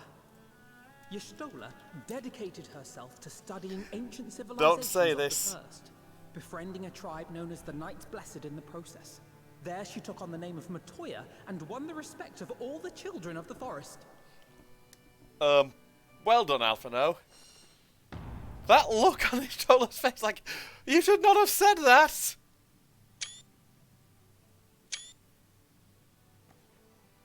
I merely adopted an alias in accordance with the custom of my hosts.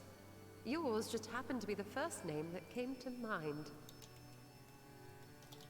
You mean to tell me you went gallivanting about using my name and only bother to visit when you need a favor? And don't pretend you don't. I taught you long enough. But he look. Rosella says, like, you fucking moron! Indeed. And devoted pupil that I am, I could not fail to recall my master's sage advice. When the answer eludes you, look to the wisdom of your elders.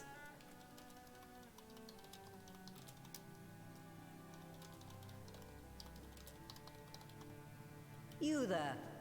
Were you going to introduce yourself?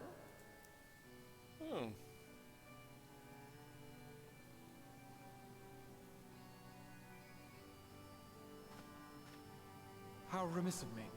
Grahatia is my name, and I'm proud to call myself a scion. Oh. I too wish to offer my gratitude for your invaluable aid in sustaining the Archon's bodies, as well as my apologies. It was my inexpert summoning spell which endangered their lives in the first place.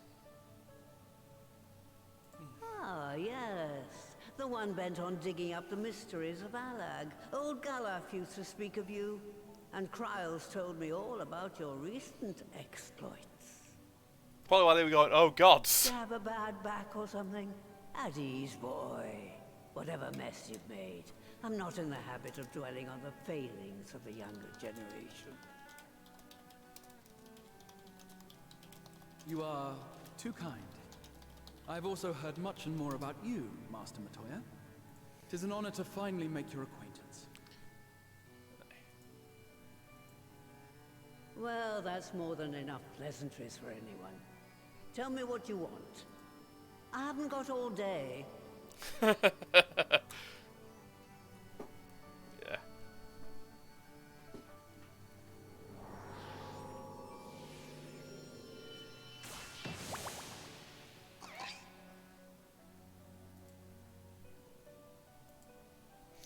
You're explaining about the pig. So that's the way of it. It should be a simple enough matter to make the familiar. The magic, on the other hand. Ah, that you may leave to me. Being the only one possessed of royal blood, I alone can imbue the subject with the necessary magic. Oh. So I just need to create porxes with the power to stir the soul. Yeah, pretty much. Just, I say. Though we're talking about a veritable herd of the little buggers, we'd collapse before we reached double figures. She knows what she's doing, she's a master of this kind of stuff. But she'd have something ready. But if I could get a familiar to create the familiars, a mother porxie, as it were. Oh.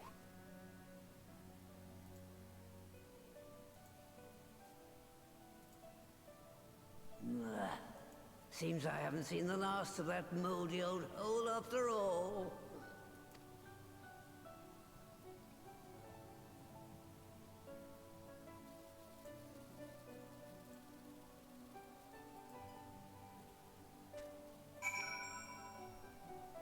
There we go.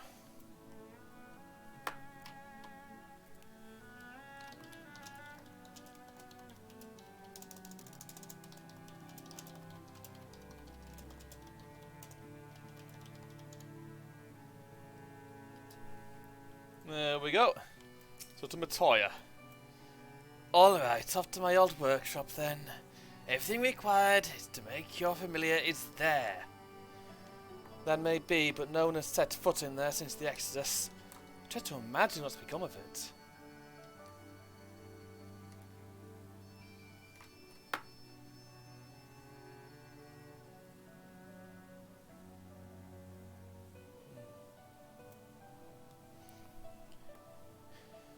Oh, there's sure to be a handful of feral familiars and mayhap a monster or two, but nothing to trouble the likes of you. You can consider cleaning up the place payment for my help.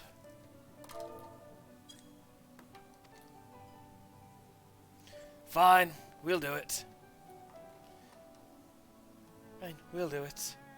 Good girl. Now, if there's no other objections, I suggest you run along to the Maker's Quarter. I'll send along one of my prorogos ahead to let you into the workshop.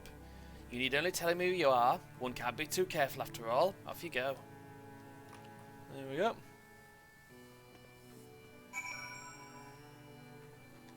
Right, then off we go then.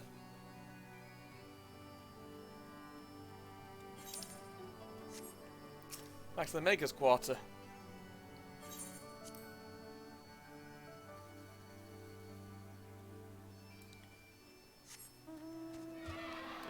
And to...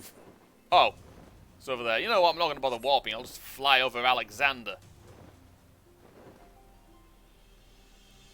Yep.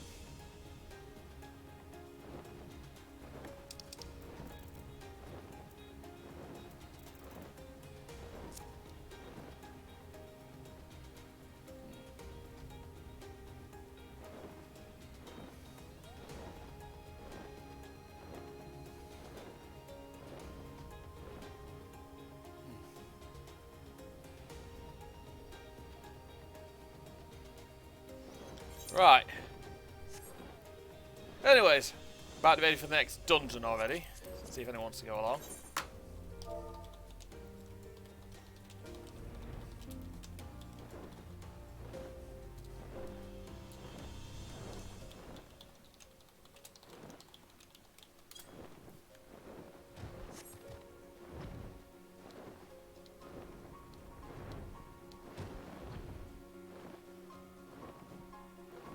Yep.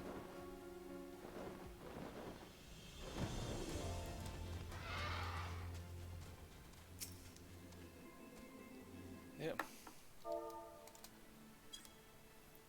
Greetings, Ribbit. And welcome to my good mistress's relict. Puro Rogo is my name, and I am honoured to be your guide. Within you will find a space dedicated to the making of familiars, along with a cavern wherein the requisite ingredients may be had. Must warn you, however, that the place has not played host to a single soul, much less a broom, in over 15 years, and will, I regret, be in some disarray. Rest assured, my brothers and I shall see to it that you do not lose your way. Now then, Ribbit, only say the word and I will show you in. Yep. Right then. Got a bite, seeing if Raph wants to come. Well, Rafe or Raph.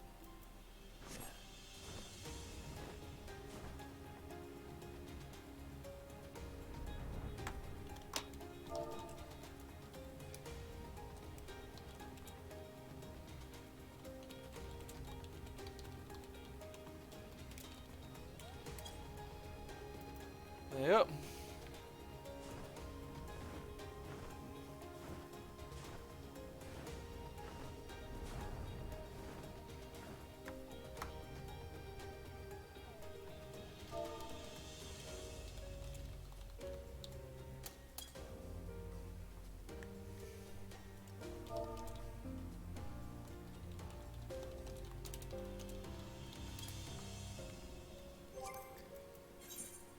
Right, Rex won't be joining us tonight, unfortunately.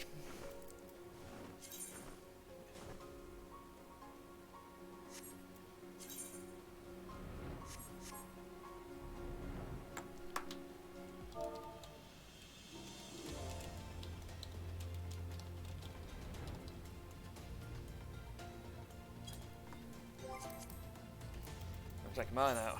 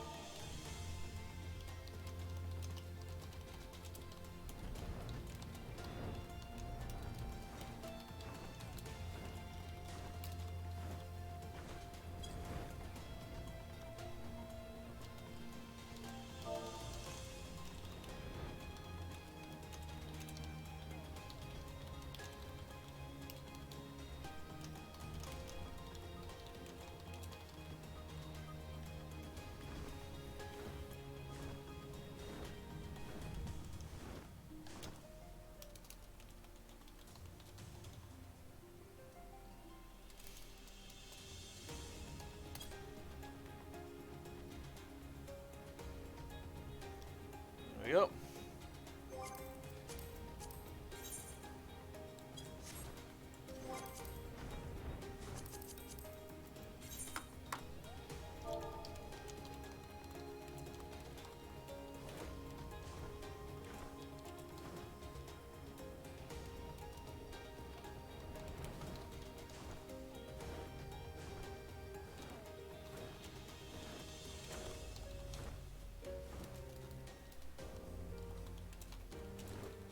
Yeah, just waiting on the other dude who wants to come along, Rafe or Raphael.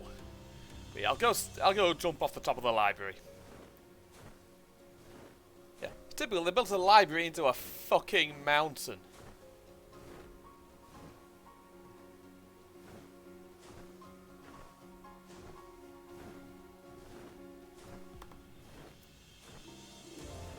Let's use the habit. Build him into a mountain, it goes quite well.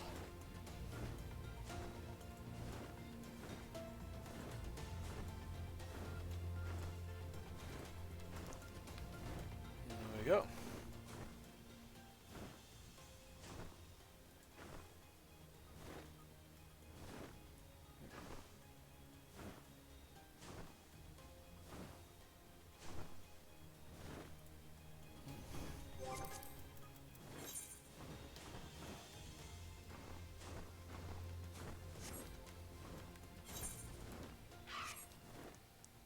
Yeah. Here, you can actually jump off the roof. And it's a hell of a long way down. In fact, I've missed that second roof and jumped even further.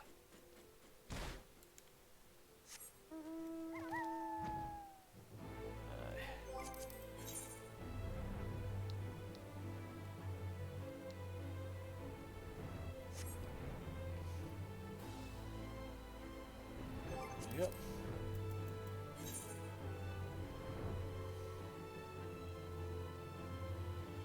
He's on the last boss of the dungeon he's doing, so it shouldn't be too long. I'll invite him when he's out.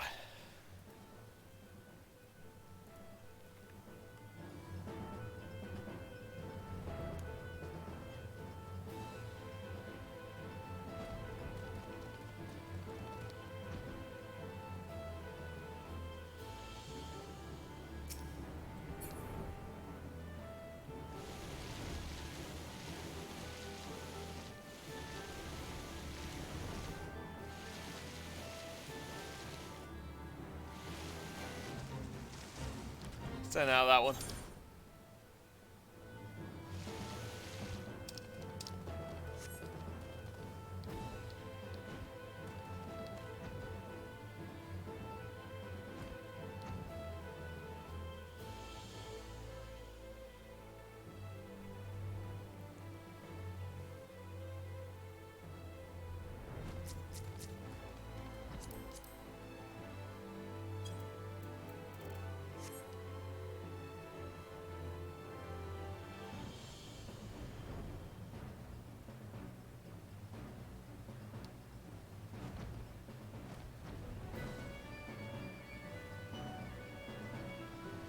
I still like this music. So damn sinister.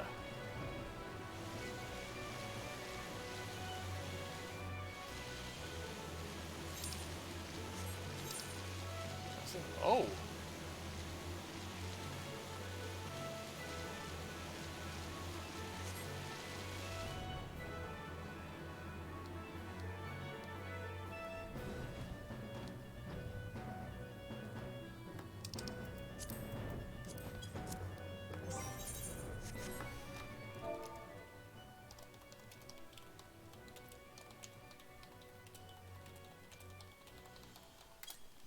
Right then.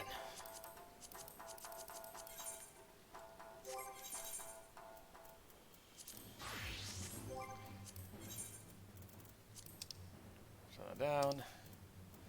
Okay then. To Matoya's Relict. Oh.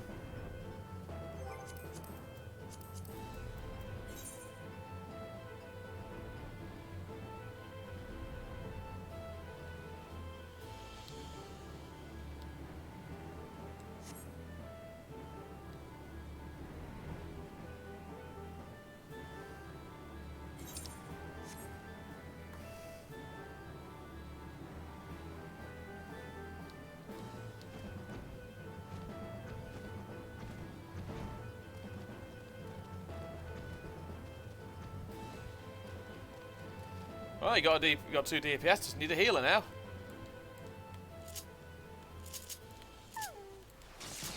So don't forget to put my stance on, obviously. Get the stance ready. In we go! This dungeon is fun, and it will be fast.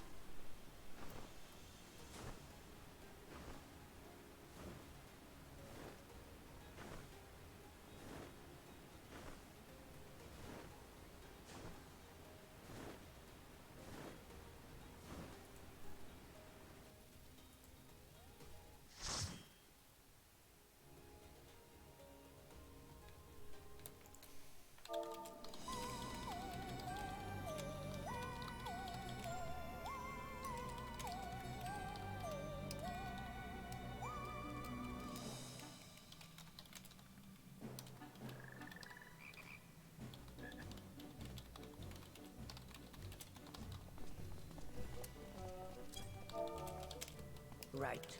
To begin with, I need you to gather a few ingredients. Okay. Listen well to what the Porogos say, or you'll wish you had. Okay.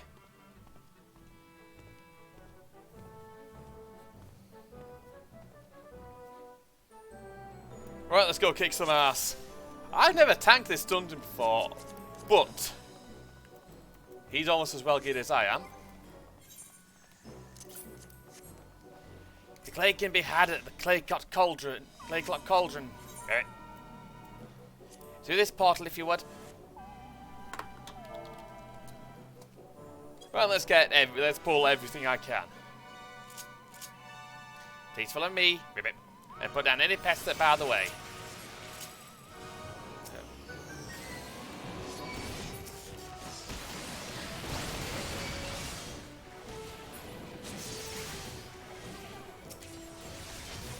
Here we go.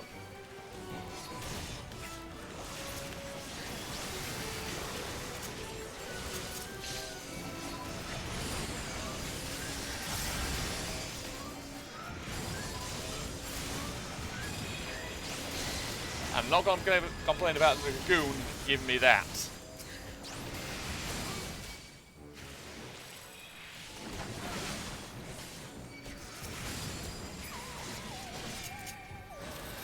Allow me to assist you with the gap. Ribbit.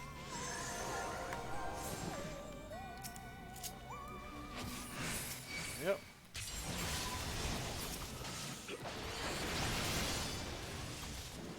I did not imagine the place would be so infested. Ribbit.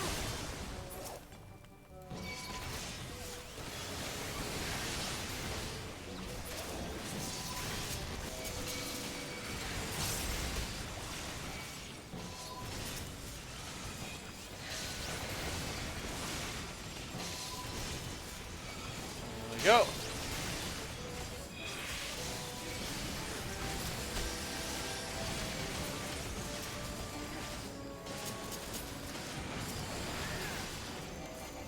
Sonny of Ziggy.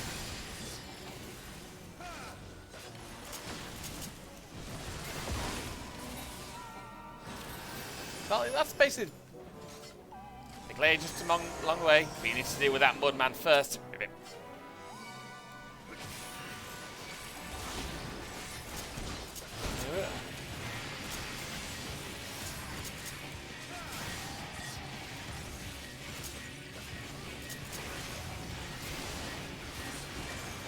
Oh, that was the tank buster.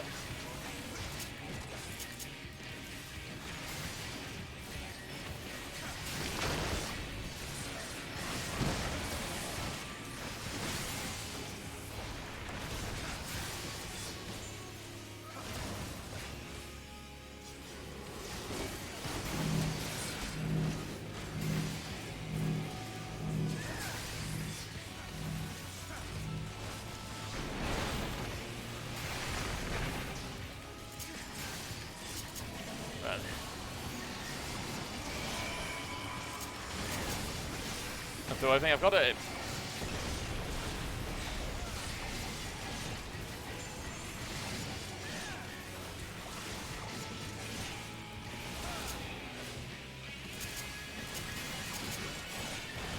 Yeah. Stone Age is pretty much fuck all there.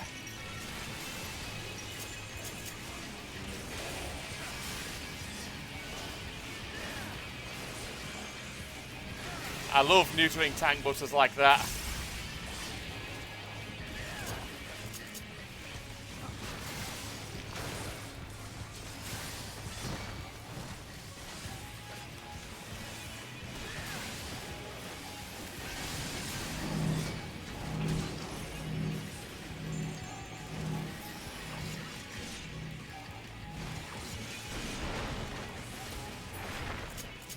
There we go.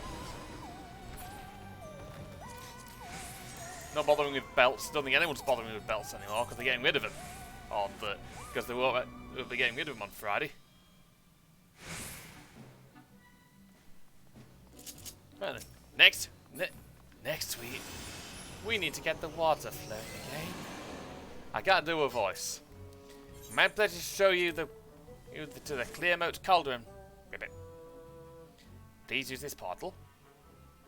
Alright then. Let's go. For your own safety, I suggest that you keep close to me. Ribbit.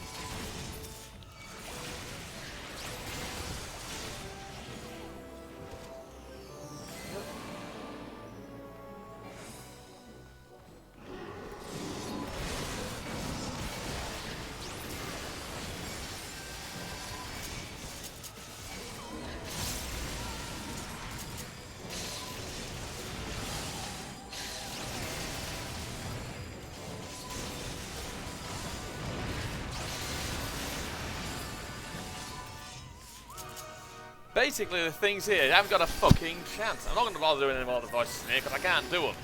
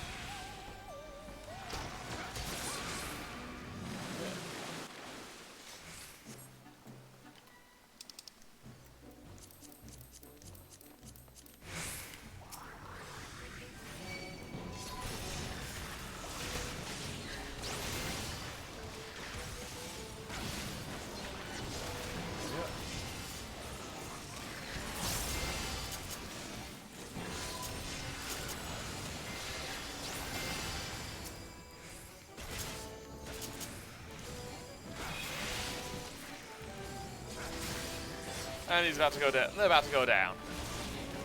The enemies here seem to have very little in the way of health. In fact, this is how the dungeon I've wanted to do. This is how I've wanted to do the dungeon in the first place. Go 100 miles an hour and make sure everything dies. I've not had quite this good luck recently.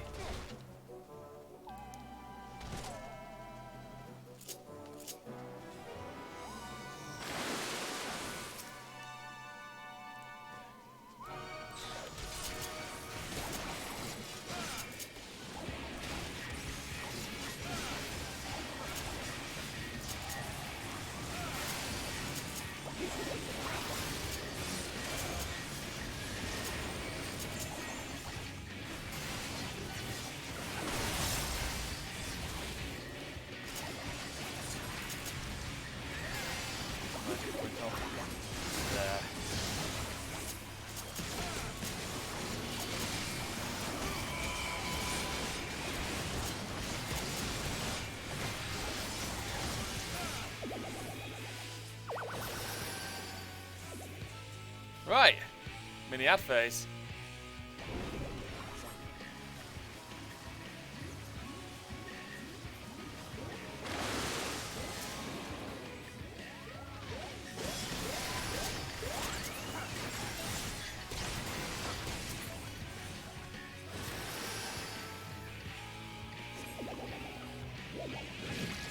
There we go.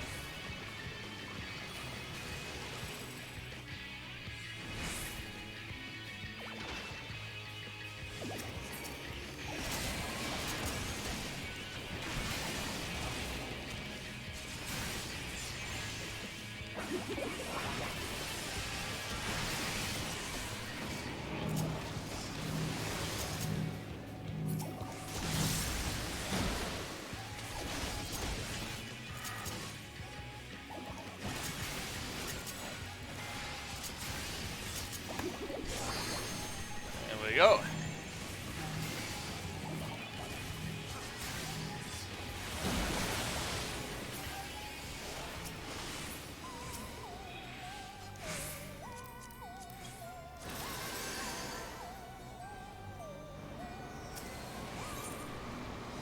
Thought we killed it too quickly then. Right then.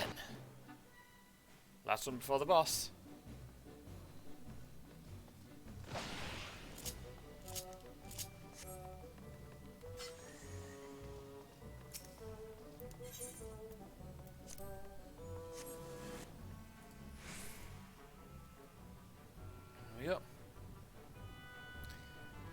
But yeah, I'm going to be talking to my friend Mecha about getting a few pieces of artwork for my thing, for the channel. It's going to be a lengthy process, but it's going to be worth it.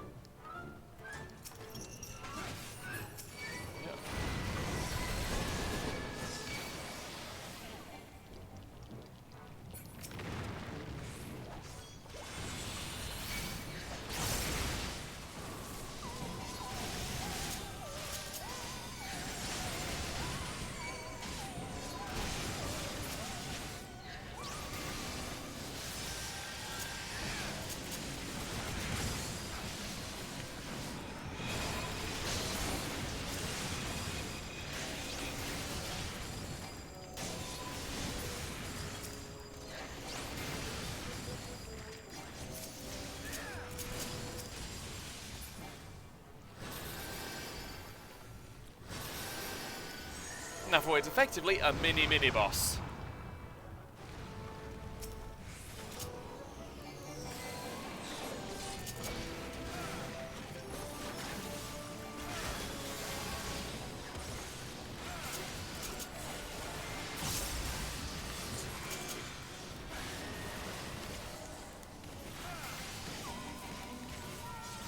There we go.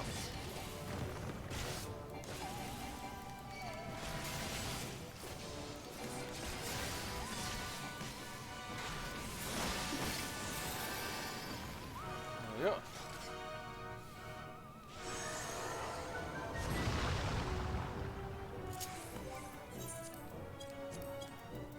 Oh yeah. It's quick just to catch its turn.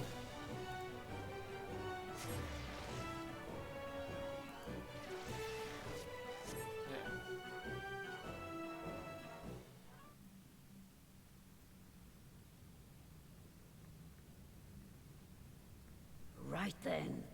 Let's get this over with. Sounds like a good move.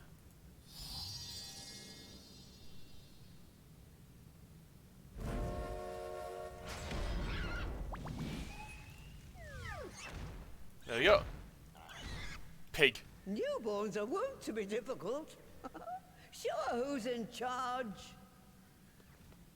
Will do.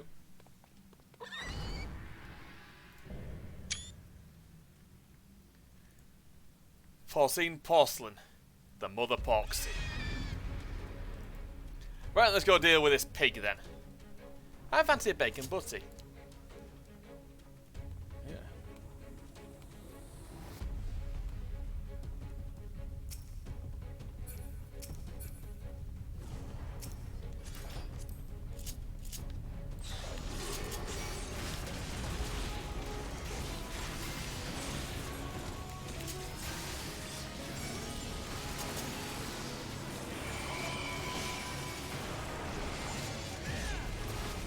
Oh, that was the on the tank buster.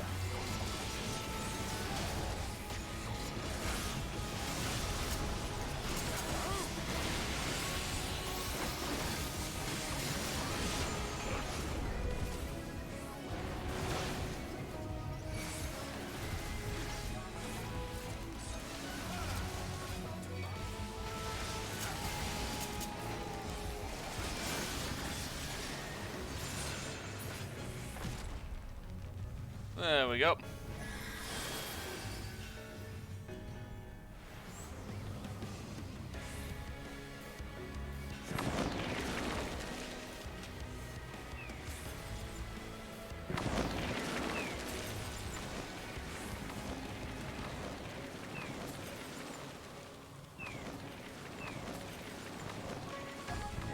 Should mention, getting drawn into that thing there will probably kill you.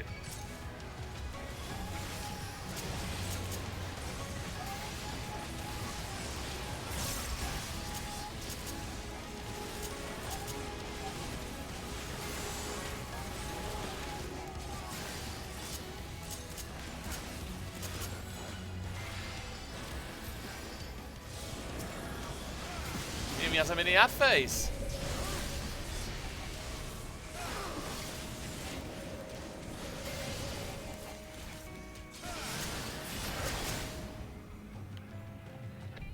Right, forward.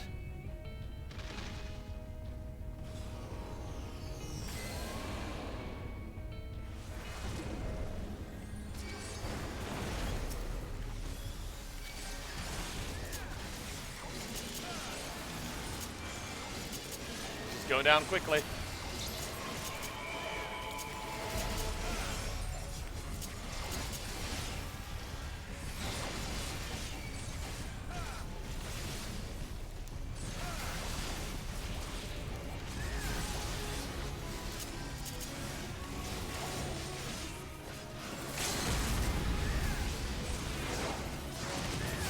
Got her.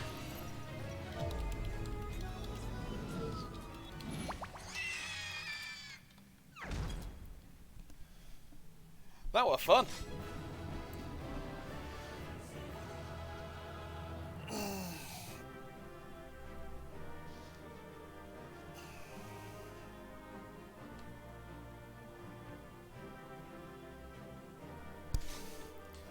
Newborn Nintendo boss. I didn't even get a chance to comment it one, bloody typical. Right, before the cutscene, I've got an nip to the gents.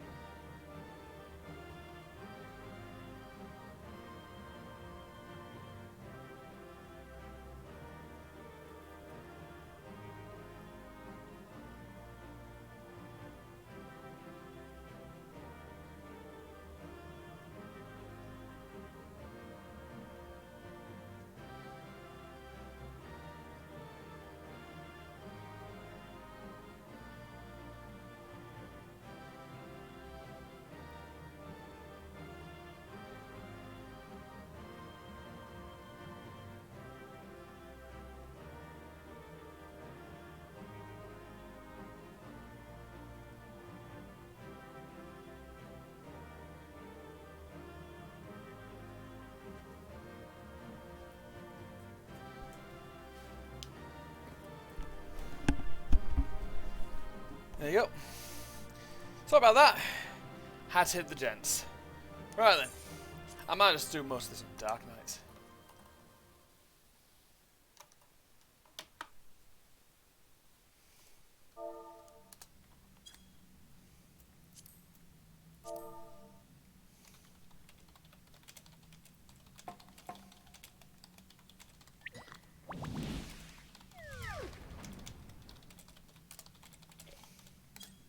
There we are. Quite tame. Oh, good. Thank you, Matoya.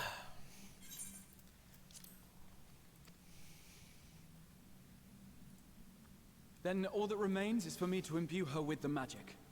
My friends, I'm afraid I must trouble you for your ether once more. Okay. Anything for you.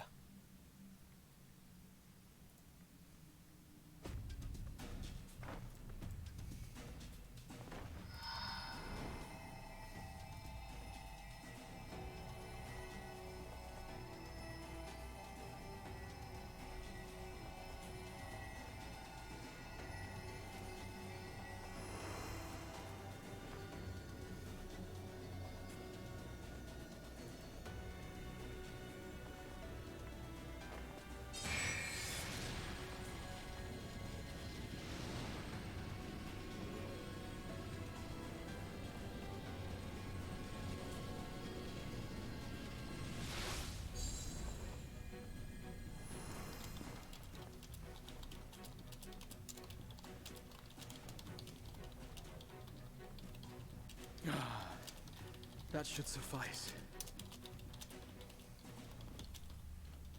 Oh, good. Good. Let's set her to work then, shall we? I want to see some porkses. Assuming that is, someone can spare the requisite energy. Okay.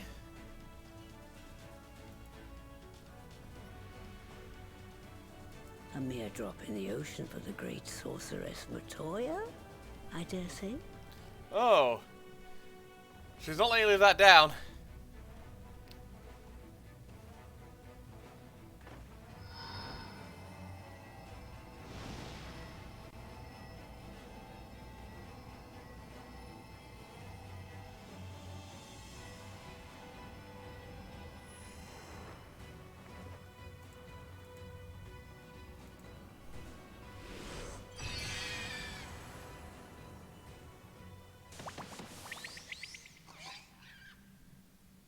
Oh, brilliant.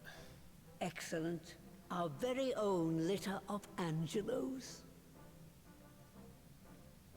And we can make as many more as we want, simply by providing the mother Porksy with additional ether.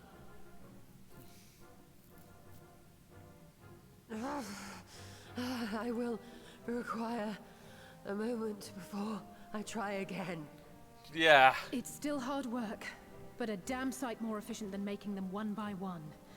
I'll give you that one. Thank you, Master Matoya. Everyone, we're a step closer to our goal. Grand.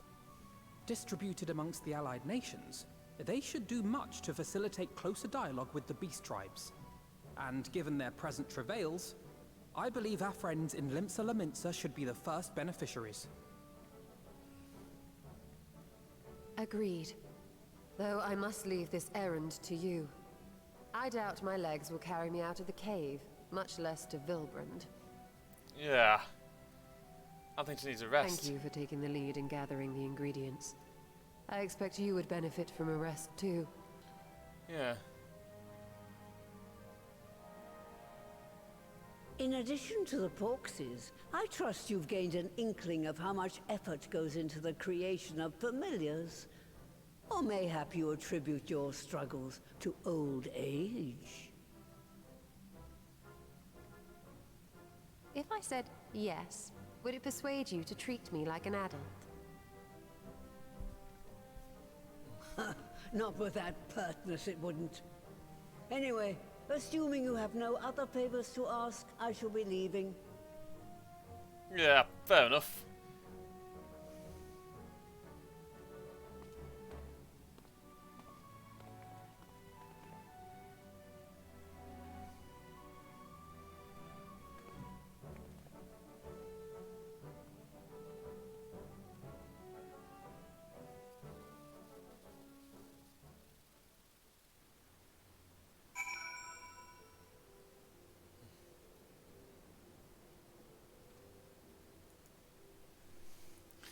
Right then.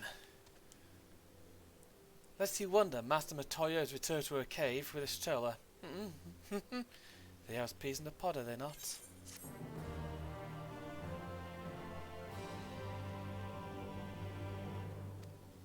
Right, so we're just over a quarter of the way through. Well then, my friends, let us return to Limited Minter and deliver the good news to the Admiral. A word to the officer in Bulwark Hall should be sufficient to secure us an audience. Right then.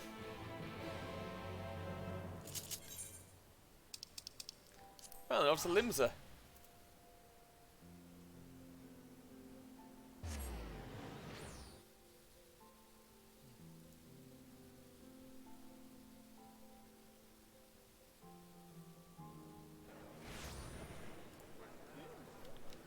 Right then. Go and speak with Xanthale. It's been a while since we talked to him.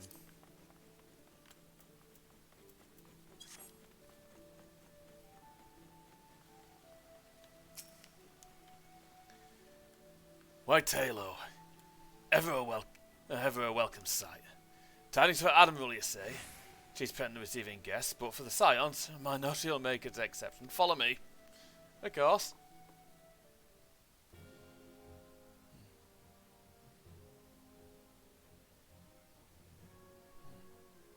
Oh!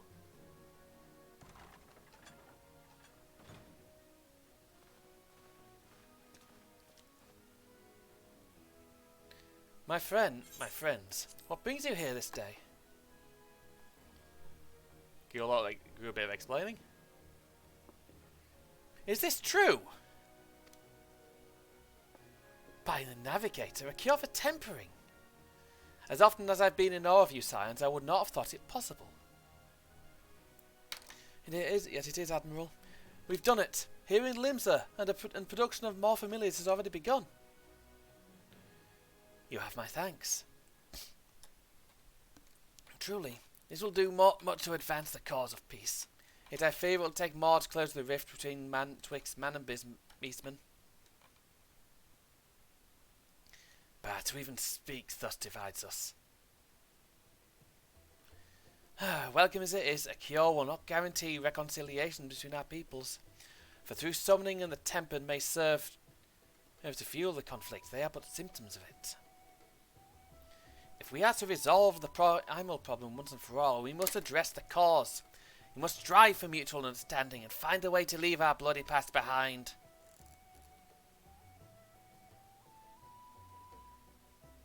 It was I who moved that alliance to renew its push for peace. Since our ancestors came to these shores some 7 centuries past, we Lamintons have been at odds with those who share our island home.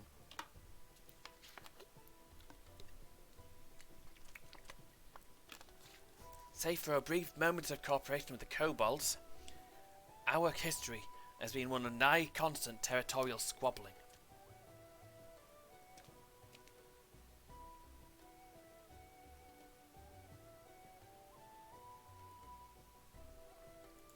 Meanwhile, the struggle with Haggin for control over the seas has only grown fiercer, matter made worse by the thrice-damned calamity driving them to seek new spawning grounds. With survival at stake, each had no choice but to fight, and so I dismissed peace as impossible.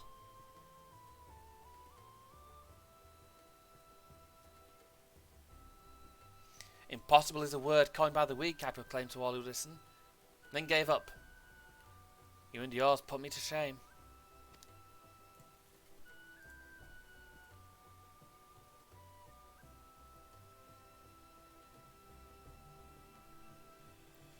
Since you led us to victory against the Black Wolf, you have achieved the impossible again and again. And I thought it high time that I followed suit, hence my proposal to the Alliance Council.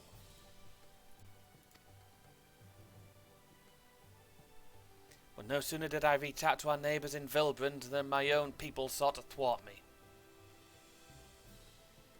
You speak of the pirates who failed to attend the meeting. Aye, acting through a friendly faction among the kobolds, we had intended to seek an audience with a prominent patriarch. But the bloody executioners would not hear of it, and their absence sent a message to the rest. Though they are but one of the 3 pirate powers, they are the greatest, and any attempt at peace would founder without them.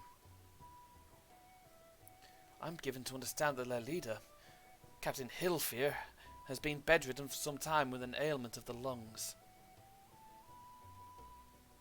Correct. In his absence, his right hand leads a man named Sickard, but recently risen to prominence among their ranks. Save for his disdain for authority, little is known about him. We've invited him to speak with us more than once, but he will not come. I have tasked the Yellow Jackets and the Rogues with uncovering his motives, but they have learnt nothing of any value. Leave it to us.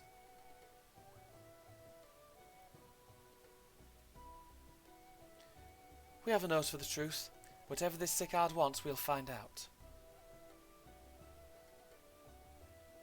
Truly, I will be much obliged. I look forward to hearing what you learn then. Good luck.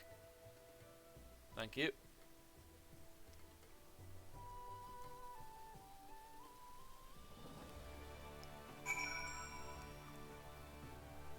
Sorry. Right then. By way of a first step, I suggest we split up and make inquiries around town. Someone must know about this Sickard. If you could approach the pirates, Taylor, and the rest of us would seek out merchants and adventurers. Oh, leave me with a dangerous job, why don't you? Dickhead. And they're all upstairs, aren't they? Fucking typical. Right, up we go.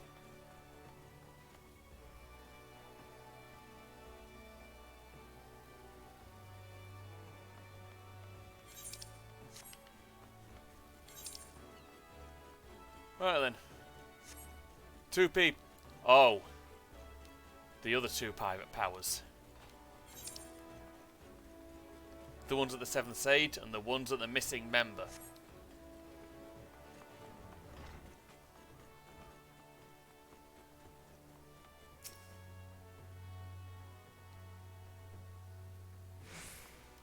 Curious about the card, are you? As am I, friend, as am I. Sadly, I know nothing of the man, save that the bloody executioners experienced a marked improvement in their fortunes after his promotion. Quite how he achieved this is a matter of some debate. As you know, the thalassocracy permits us to attack only Gallian vessels, yet these have all but vanished from the seas since the Empire turned in upon itself. In order to adapt, we Krakens have taken to trading with the East, but the executioners are less forward-looking. I cannot imagine they would willingly abandon the old ways. So how are they lining their coffers? Whatever their secret, they are not like to share it with their rivals, but mayhap you will have more luck.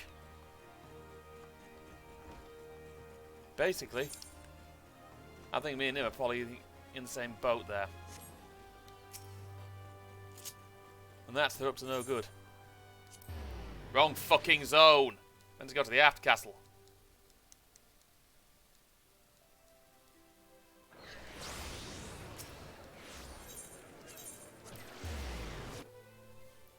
Yep.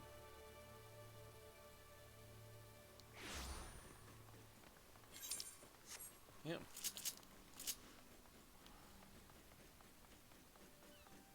Here we go. Thizzle shizzle, what a name.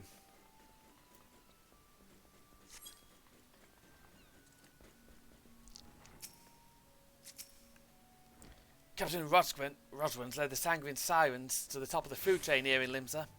You want to strike me into cruent sea, then your best bloody cutlass and thicken your hide.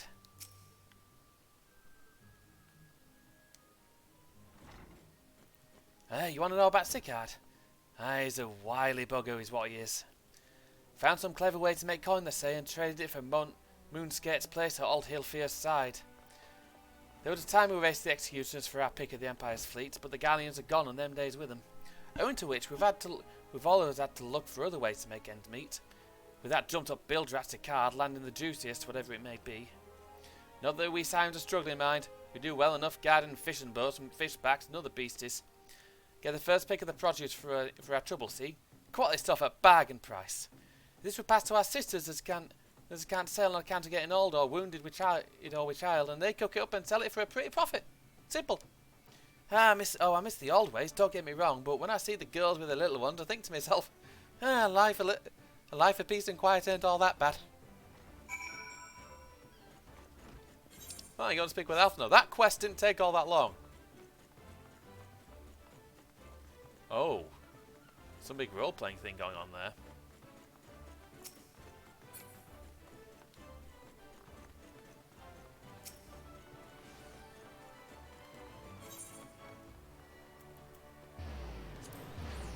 Where is he? Down here.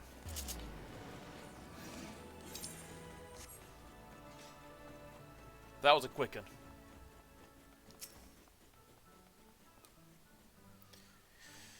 I see everyone has returned. Now who would like to go first? I would.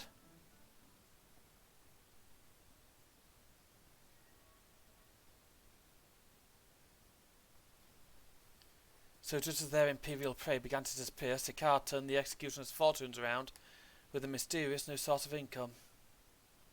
Whatever it is, it's nothing to scoff at. According to a tavern keeper I spoke to, the crew have been indulging themselves as never before. But no amount of drink seemed to loosen their tongues as to how they're coming by their coin. For my part, I spoke with a reporter from the Harbour Herald. The publication has been investigating the secret of the executioner's good fortune and making little headway. Plainly, the executioners do not wish the nature of their business to be made public.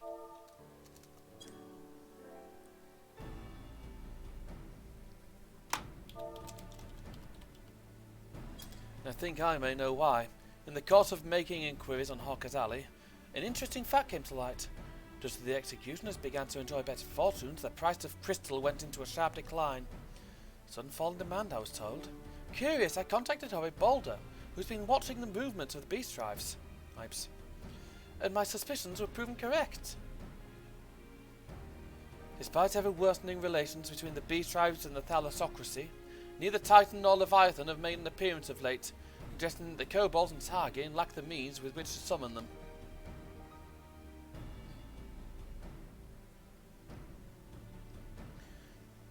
Do you mean to say the executioners are divesting them of their crystals? All indications point to that conclusion, yes.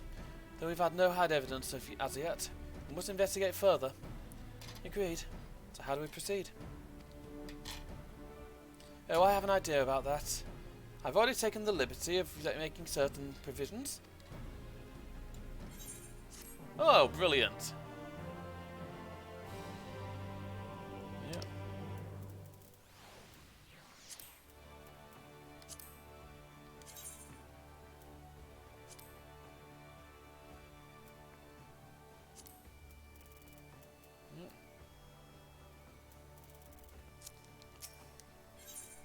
So I had to report someone for RMT. During my inquiries, a disgruntled merchant informed me of that a wholesaler of crystals had recently arrived in Linz and Leminza, offering wares at prices far undercutting the competition. After asking around, I was able to gain an introduction and will shortly pose as a potential buyer in a bid to establish the crystal's provenance.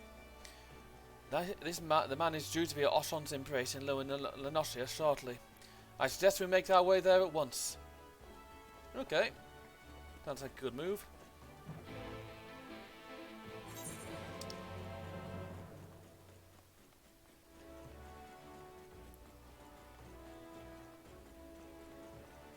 Right, so what I'm going to have to do now is warp to Lower Lenosia.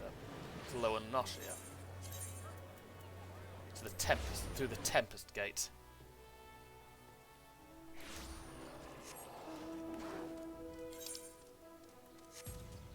Basically to the bridge.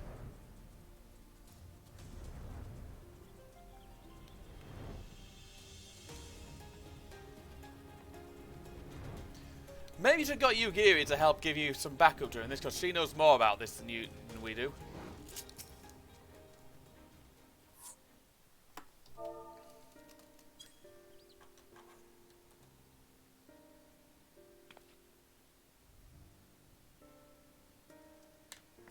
That's them, isn't it? That appears to be our merchant. Wish me luck. Wait, if he truly is in league with the bloody executioners, he will surely be wary of those allied to the Admiral, the Scions least of all. Compared to yours and Taylor's, mine is an unfamiliar face. Let me play the role of buyer. Grahai's right, and even if you aren't recognised on sight, you look too genteel to be mixing with society's underbelly. Genteel? But very well, I'll leave it to you, Graha. Well then, off he goes.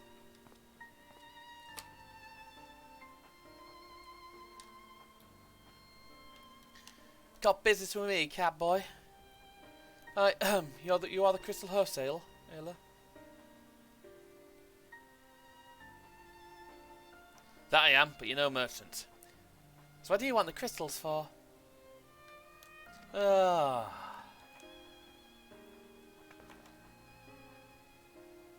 Don't look at us, you'll give yourself away!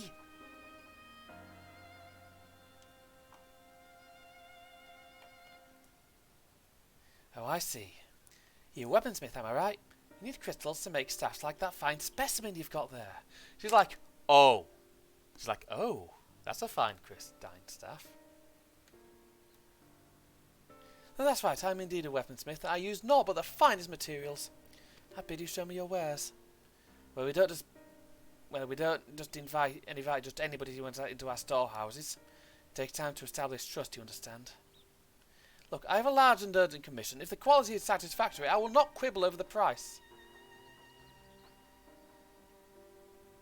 Alright, claim that's no ordinary crystal adorning your staff, so I'll make an exception. Come with me.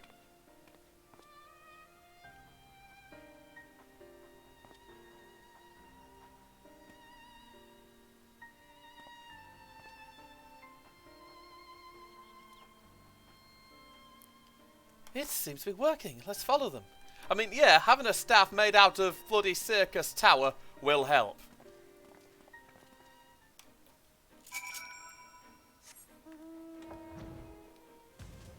But yeah, it should be a... Oh, I'm going to be flying through the rest of these quests.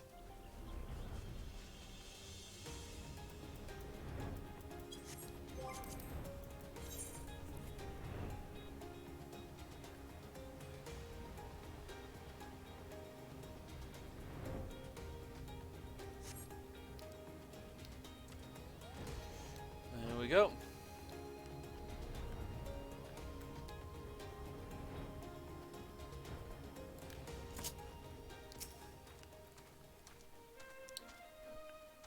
They went to that tunnel. Quietly now.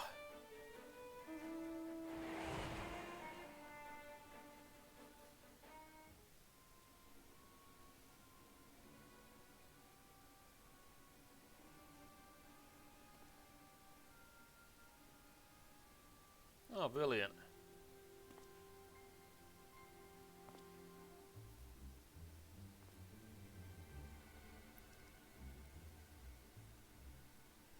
So you won't find any finer. It's better enough for the price. Indeed. I'd expect to pay more than double for such quality. How could they possibly be so cheap? Oh, there's nothing unlawful about them, if that's a worry. They're from Ogomoro, if you take my meaning. Oh! Oh dear! Someone's being very naughty. Stuff as pure as it gets. You won't be disappointed. So, how much do you want?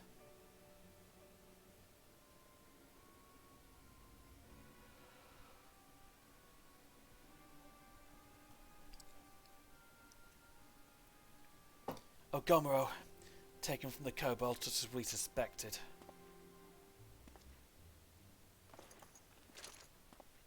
That's enough. Shut your gobs and turn around. Slowly.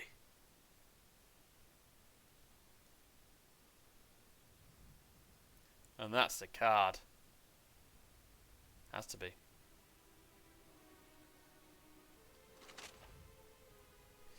I'm the card. Acting captain of the bloody executioners. No need to introduce yourselves.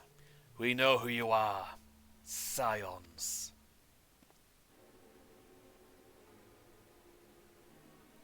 We also know you've been chatting to the Admiral. Got eyes and ears everywhere, see? Comes to being the only true pirate crew left in Limsa. So we've established you ain't here to buy crystals. The question is, what are you here for? You're bold to reveal yourself to us without knowing our objective. But that would explain your swift rise to power. You've spoken plain, so I shall return the favour. We came here to learn why the bloody executioners oppose the Admiral's will. And we have our answer. Should Limsa make peace with the kobolds, you will lose the source of your newfound wealth.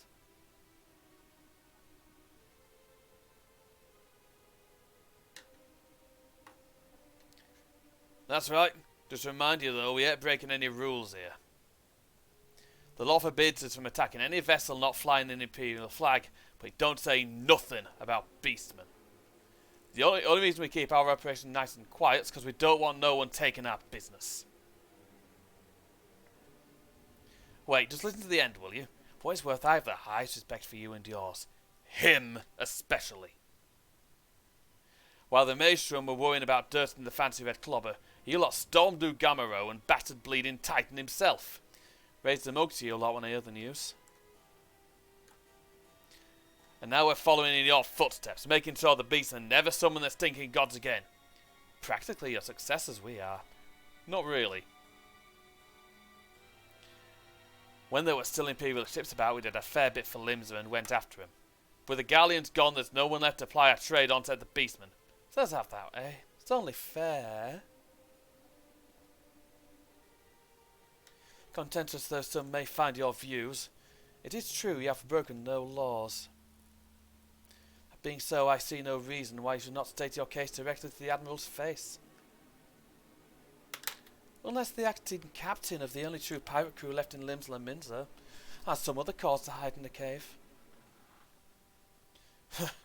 Well said. Well said indeed. Alright, I'll meet with the Admiral. I'll even provide the venue. The Astalacia. I trust you won't turn down the invitation.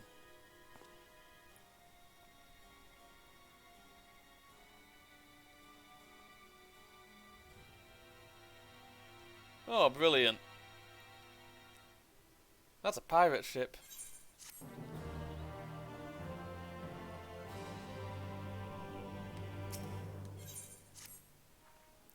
I thought myself the hunter, but it turns out I was the prey. A timely reminder that the pirate powers of Limsa and Minza are not to be trifled with. Oh, but all's well that ends well. Glahatia's timely provocation had the desired effect, and Sicard has agreed to a meeting. Let us hurry back to Limsa and Minza and pass on his invitation to the Admiral. Alright then.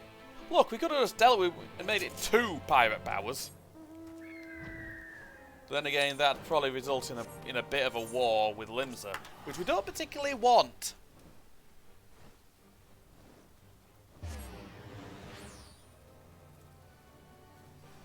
But yeah, I'm going to be going. I think now we're going to be going through it at quite the pace. I think we'll be done, well, in a few more hours. I was anticipating being up till 9 fucking AM in the morning to do this. It looks like that will be the case.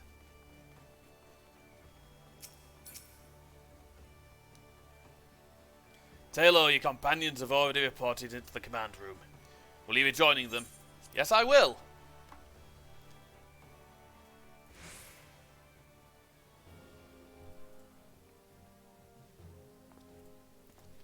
Right then.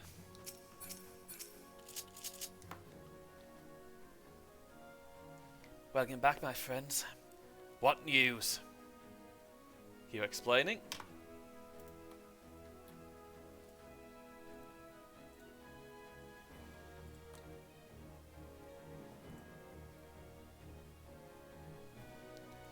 So they have been stealing crystals from the kobolds. My thanks for solving the mystery and securing a meeting besides. Suffice to say, I accept Sicard's invitation. And I'd have you join me as my guests. The future of Limsa hangs upon the outcome of this meeting, and I would have the Scions present to bear witness. There we go.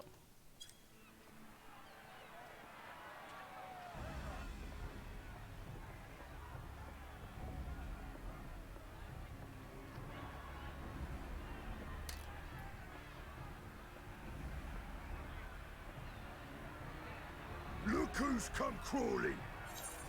Oh, brilliant. You can shove your piece!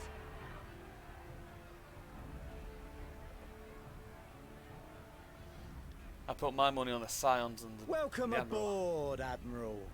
I'll wager you don't remember me. Sicard, acting captain of the bloody executioners, at your service. 'Twas kind of you to invite us. Now, if Captain Hillfear has a message for me, I bid you speak it. We have just the one demand. That you forget this bilge about making peace with the Beastmen. Ours is a nation of pirates. Always has been, always will be. Deny us our right to plunder, and you deny who we are. Too bloody right! Pirates till we die! What we want, we take!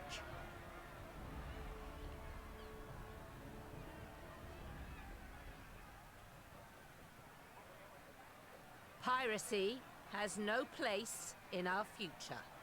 Oh dear. What'd she say? Pirates have no place. Our nation has prospered through piracy, 'tis true. Yet it is but one part of our long and storied history. Centuries ago, our ancestors led a failed rebellion and were driven from their homes with little more than the shirts on their backs. Yep. In fear of their lives, they sailed south until they came to these shores. Finding the land occupied by kobolds, however, they were forced to turn to piracy in order to survive. And survive they did. Yep.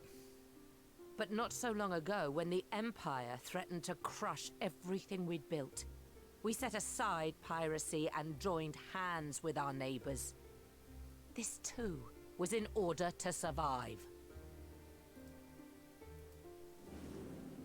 And survive we did. Time after time we fought the Empire, and time after time we won. And through trade with our newfound allies, we prospered more than we ever did through pillaging and plundering. The Empire teeters on the brink of collapse. Ere long, provinces like Wurlit and Bosnia and many others will regain their freedom. Yep. When they do, our matchless fleet will lead the world in a new golden age of commerce. The tides favor us, and the ocean beckons with her vast bounty. Yep. But if we cling to the old ways, this great ship we call Limsa will trade the boundless seas for a lagoon. Shall we scorn the world's wealth for a plundered pittance then? He doesn't care. Or shall we embrace change and thrive, like our ancestors before us? The choice is yours. But if we are to prosper in the coming age, the whole of Vilbrand must become our ship, and a kobold and Sahagin our crewmates.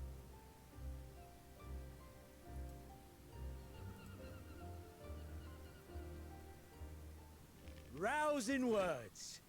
Might even be some truth in them. But pirating's all we've ever known. And we ain't about to give it up just 'cause you say so. He just wants to fight. He's spoiling for a fight. Still, we're all the Mincins here and no one wants a war. So where does that leave us? Long before you became Admiral, I heard you was captain of the League of Lost Bastards. That true? If so, you'd know how we pirates settle our differences. Oh, good luck with that.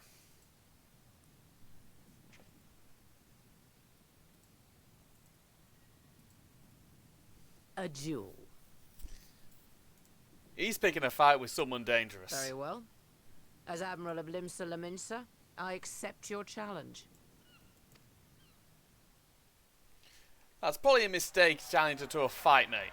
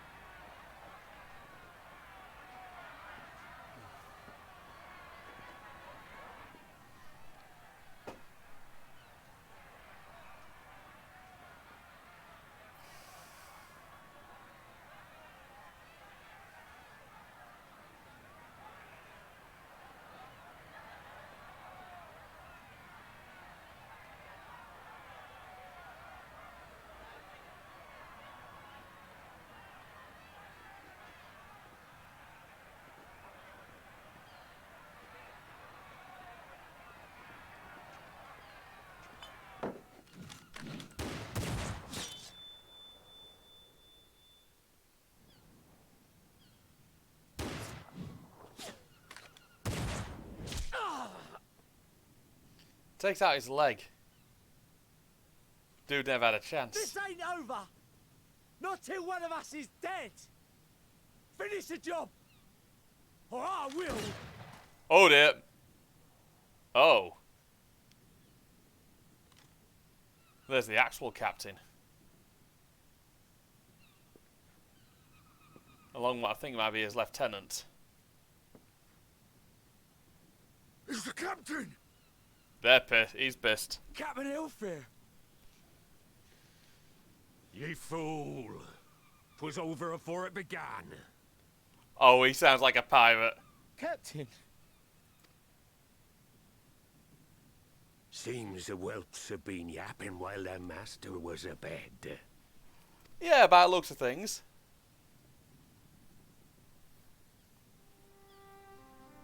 Listen well, all of ye. Since the signing of the Galadian Accord, we all of us have been part of the same crew.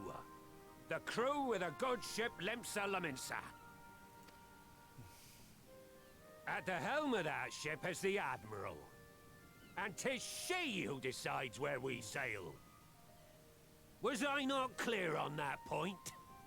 Or did you forget whose deck you stand on? Nay? Then what in the seven hells are you playing at? Oh, he's cross. It's all we know, Captain. If we ain't pirates, what are we? You're bloody idiots is what ye are. Idiots with your own lives ahead of ye. Ye can do anything ye want. Be anything ye want.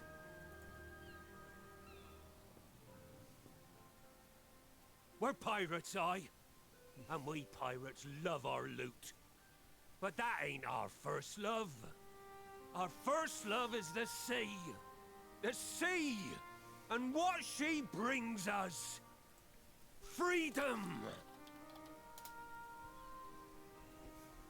So hold fast to that. Let the brine-crusted husk that stands before you now be the last of them as knew naught save out of steel. And make of yourselves a new breed of pirate!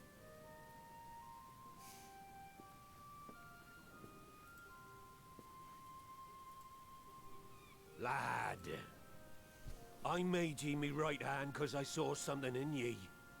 And I still do. You have the makings of a captain. All you lack's the belief.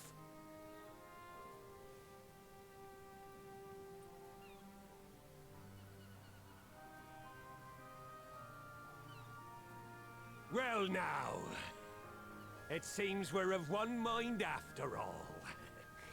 Apologies for the misunderstanding, Admiral. We're with ye, wherever ye be headed. Sounds like a good dude, doesn't he? You have my thanks, Hilfir.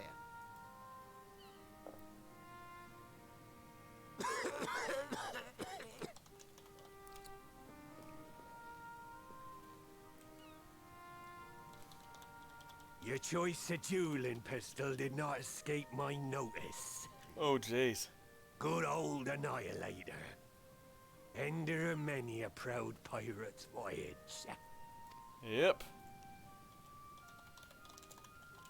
Mistbeard's vanished into legend. And it won't be long before I take my rest in the depths. Yet be that as it may, the old ways can only truly die when we've dealt the Empire the telling blow. Yep. There'll be stormy seas ahead, no doubt. But I'm trusting ye to steer us through to the other side. Thank you.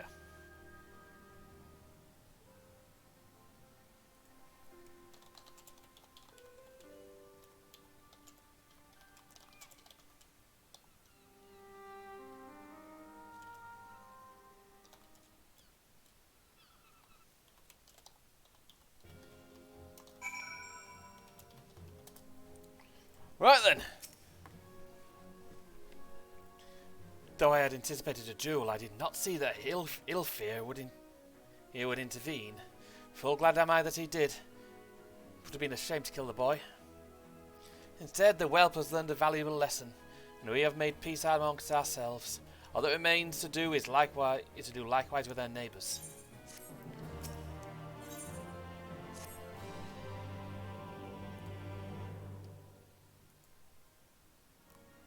Oh. Now, I need hardly tell you, but any attempt to negotiate with the tribes is doomed to fail unless their minds can first be wrested from the grip of their gods. And so, in the meeting we seek to arrange with the kobolds, I would have you free their leader of Titan's influence. Leave it to us. We will open his ears to reason. Will do. You have my thanks. Ere we proceed, there's something you should know. From 50 years past, when the Targine swarmed our hulls in ever greater numbers, Limsa entered into a covenant with the kobolds. To men shall go the bounty of the sea, to kobolds shall go the bounty of the land. An ostensibly equitable agreement, conspicuously lacking in detail. Aye, inadvertently or not, the wording was ambiguous. And we took advantage of it, moving in to claim the northern reaches of the Noshia, which the kobolds believed theirs. Bloodshed followed, then bloodshed answered the bloodshed, and on it went, till every elm of Vilbrand bore the stain of our conflict. This is not history, you understand, it is the present, fresh and raw. And with their kindred's blood yet on our hands, we will struggle to regain the kobolds' trust, even should we cure their tempered. Admiral, you speak of obstacles we are like to encounter at the meeting, but as things stand, I see no reason why the kobolds would agree to a meeting in the first place. And so we must provide a reason. I'll restore their stolen crystal to them and personally deliver the cargo along with my apologies. Bait. They would welcome us into their midst. It's not to speak of peace, but to have you at their mercy. Aye, and given the wealth of crystals we will bring, I'll wager they will attempt to summon Titan then and there. Meaning a high priest would need to be present, to whom we could administer the cure. Precisely. He's the fish I would catch, but he will not be alone. Nay, he will have guards on hand, and they will lay down their lives to protect him. Yet a single death on the kobold side would jeopardize our chance at peace. And there my venture found us. Yet it need not. Were we to employ the Conqueror's chain? What if we were to employ the Conqueror's chain? Though we would still have to weaken the kobolds, it would allow us to subdue them without inflicting lasting harm. The artifact misbead you to take good and not life. Aye, that would serve. Well done, Marshal. So, friends, what think you of our strategy? The effects of tempering are cumulative, and we may safely assume that the High Priest's exposure to primal influence is extensive. It will therefore take a great deal of ether to reverse its effects, not to mention time. Time during which Alice would be defenceless. Even should we all look to her protection, I am not convinced we could keep an entire army of kobolds at bay. Well, I'm happy to take that risk. It's not as if we have any other choice. Besides, it's what Tesleen would do, and had I not followed her example, we wouldn't even have a cure for tempering, much less a chance to bring peace to Vilbrand.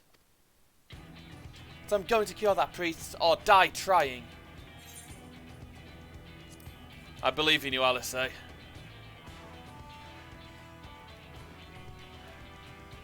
I believe in you too.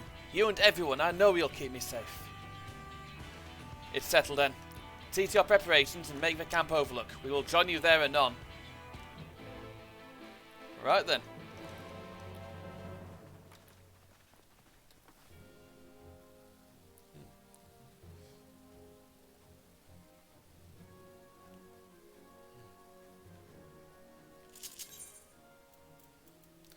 Right then. To camp overlook.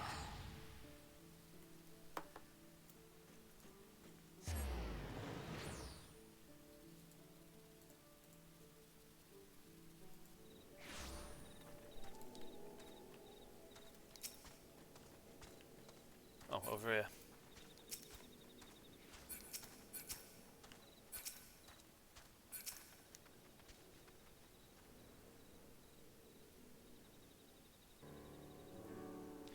Alphino wasn't lying when he said I'd be defenseless, so I'm counting on you all to give me the time I need. Our sole purpose will be to keep you out of harm's way.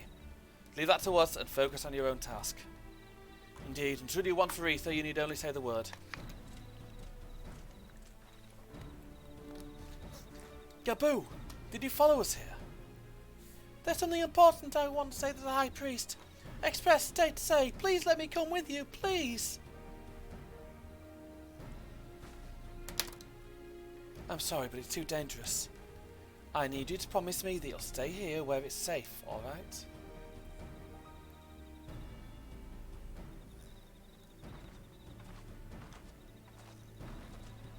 My apologies for the wait. It took time, but we've secured our audience. All unfolded as expected, at the mention of my returning their crystals in person. The kobolds suddenly remembered how keen they were to be reconciled. And so, in the glorious spirit of cooperation, we are to be received by Patriarch Jadar of the Second Order, who awaits our pleasure in the navel. If you're ready, let us proceed to the Ogamaro mines at once.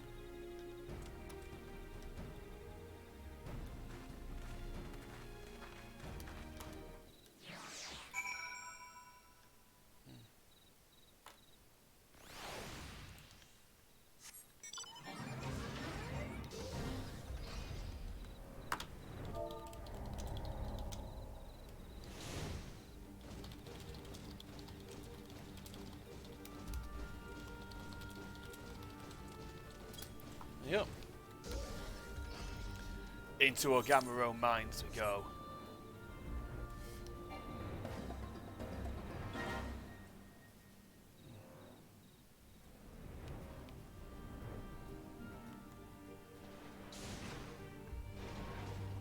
Yep.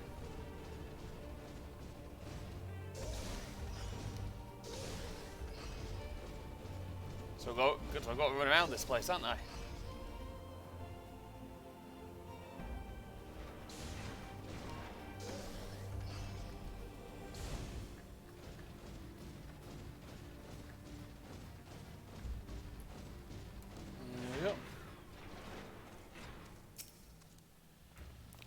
This Aetherite will bear us to our quarry. Should he make to summon Titan as I anticipate, we will halt the ceremony and restrain him. At this, all hells will break loose and we will have an army of kobolds to entertain till Alisay's work is done. Just remember, none must die. We weaken them, and let Ainzar do the rest. It's time. Set the course, my friends. Spy calmer waters beyond this squall. Oh, straight in. Nice. I was expecting a queue.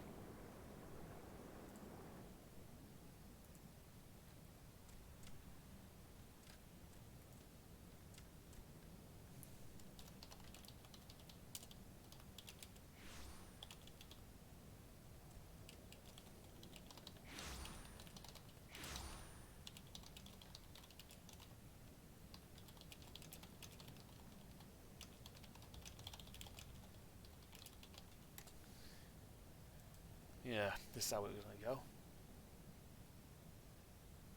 Greetings, Patriarch. I am Merlwib Blufistvin, Admiral of Limsa Laminsa. I come before you to offer my sincerest apologies for the many wrongs committed by my people against you and yours.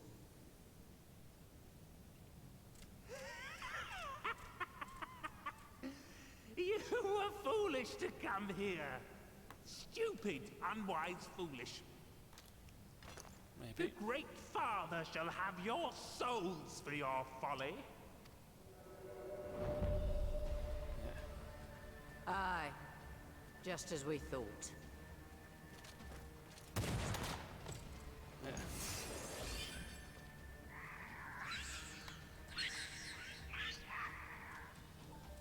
Now, Oh. Alizé! Quickly! You don't need to tell me! Let none pass. We must grant her as much time as we can. Right then. Let's go.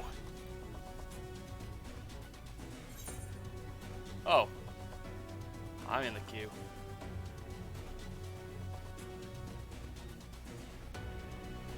Right then. Typical. Hopefully it won't take that long, I don't think.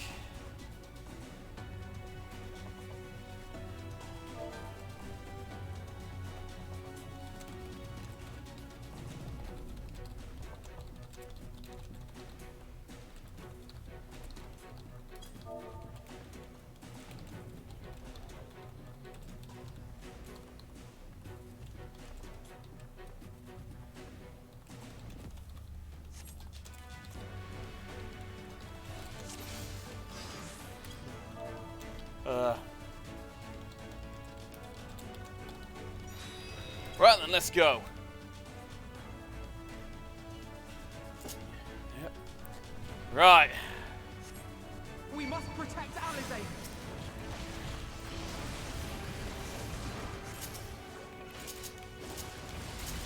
There.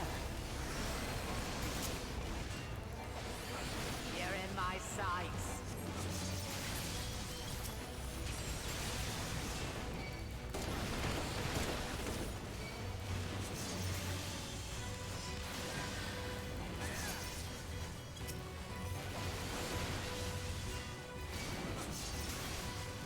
There. You're in my sights.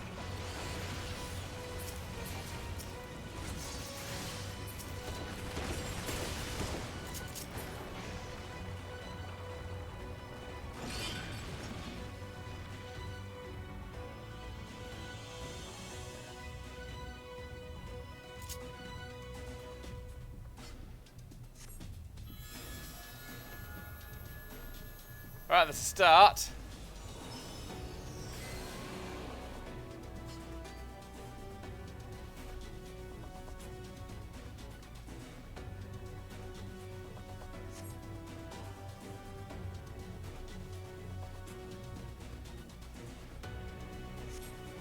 Oh, just what we need.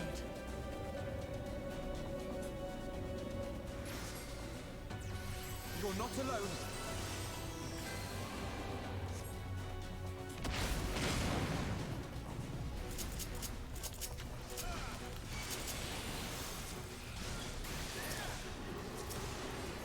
There.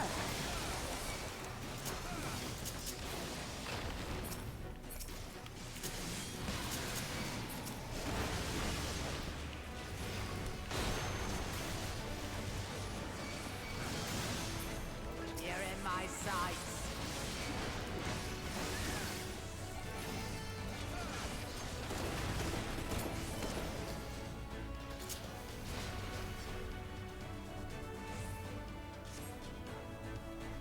Here you are, Alizé.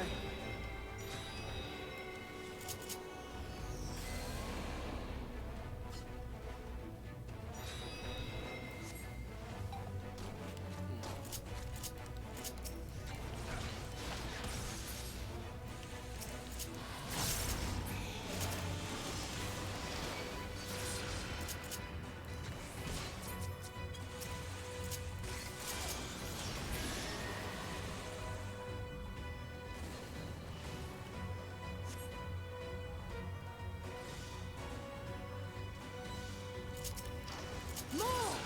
I need more ether!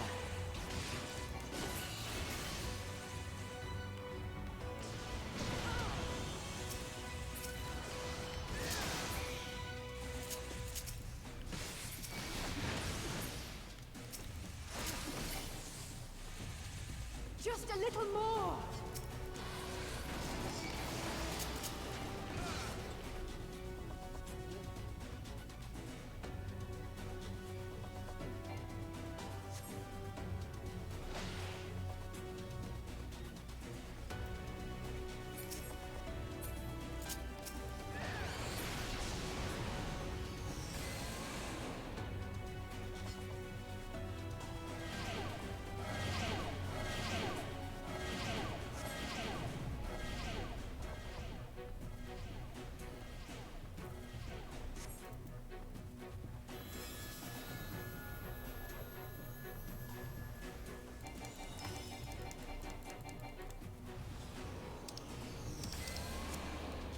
Oh, brilliant.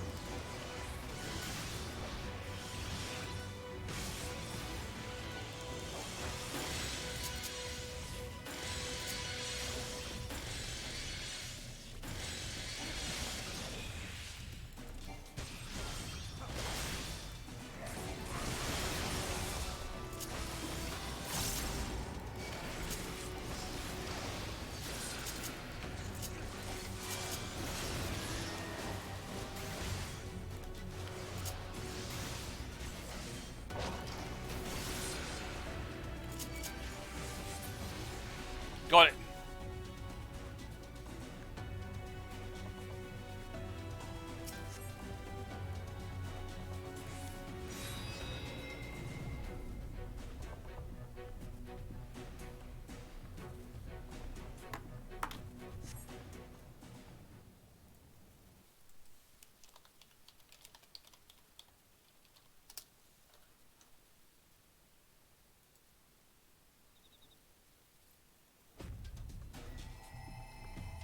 Yes, this will do. Here I go. Got it.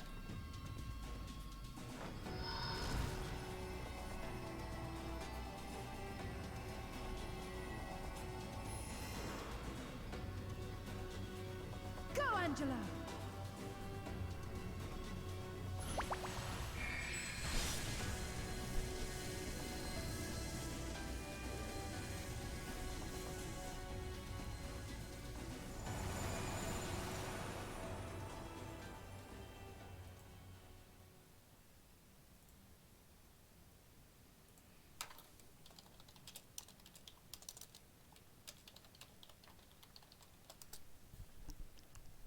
Did it work? I think it might have done. Wanted to find out.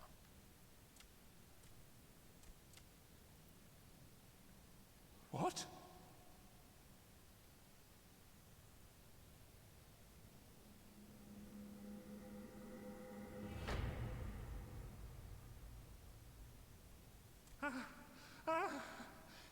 What is the meaning of this? I'm sorry, but they died by your hand. You sacrificed them to summon Titan. Yeah, unfortunately.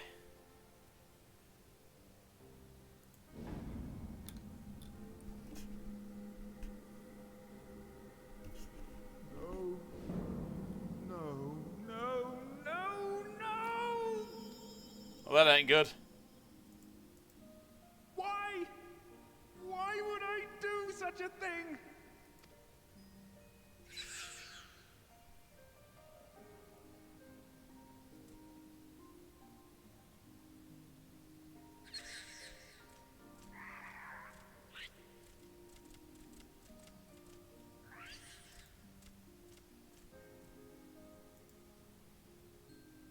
Would that there were a cure for the victims of the Tempered. That'll take a bit of time. How the fuck did you get here? Gaboo! What are you doing here? He knows his way around. Patriarch, please listen to me. Hear, heed, listen.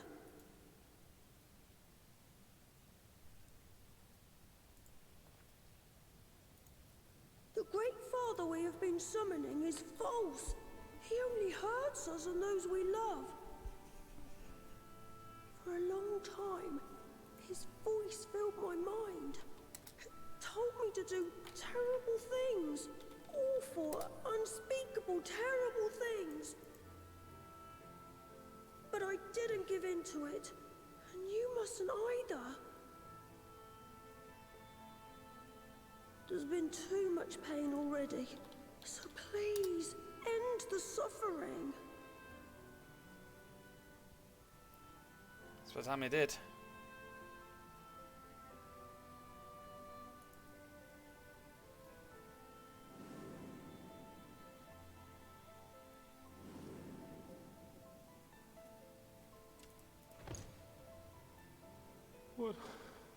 What have I done?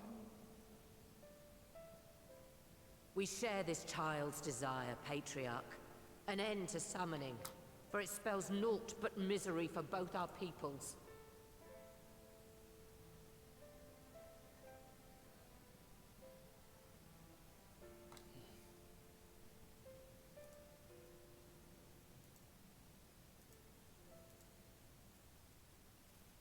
For many long years, man and kobold have feuded over territory, pillaging and perishing for the earth beneath our feet. Yeah. It may be said that we fought to survive, but what we have sown in blood, we have reaped in suffering, and it cannot go on. I would see us set aside the past and work together for peace.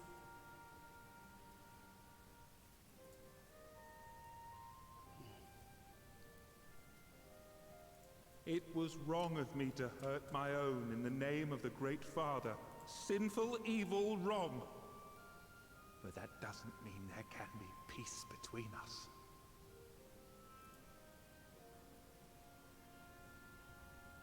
Men cannot be trusted. The bounty of the land was to be ours, and yours the bounty of the sea. But you broke the pact. Violated, breached, broke. Unready as we were, what choice had we but to call upon the divine to rid ourselves of your tyranny?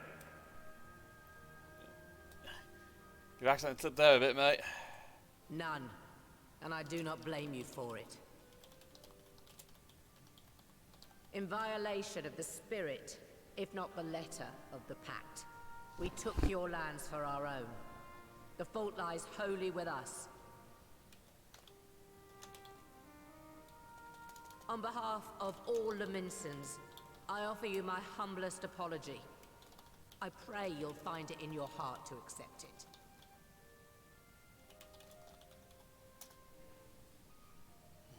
Hopefully it works. Yet I know an apology alone will not serve to make things right. So, we will revise the pact to leave no room for doubt.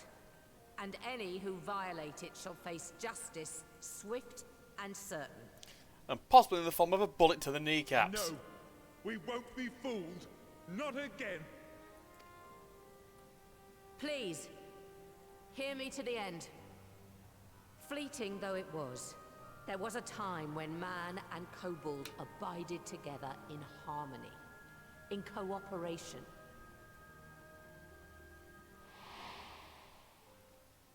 In those days, your people shared the secrets of smelting. Knowledge which allowed Limsa Laminsa to thrive. Much of what we have, we owe to the kobolds.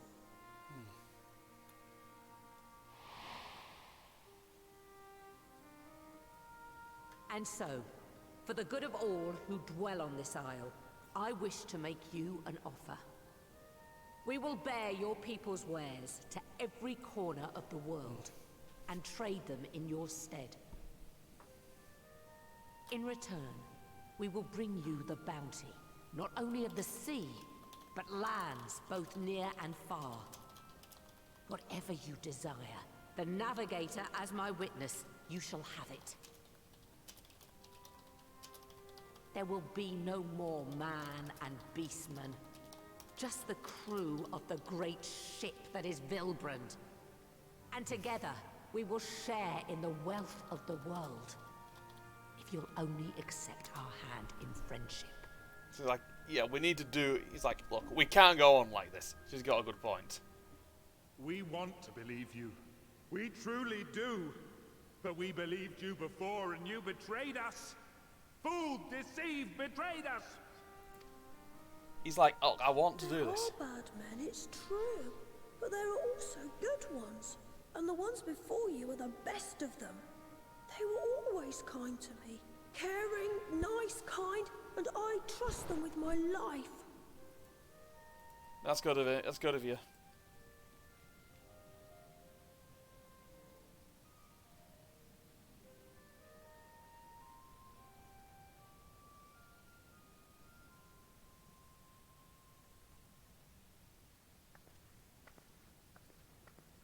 Before I became Admiral, I was a pirate.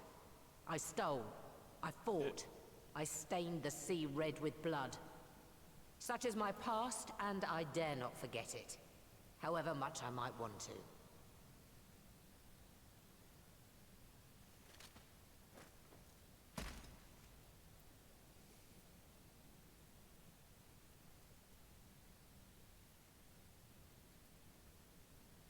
That is death penalty.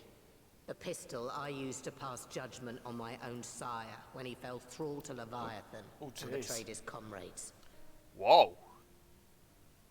It's loaded. If you were to point it at my head and pull the trigger, I would most assuredly die.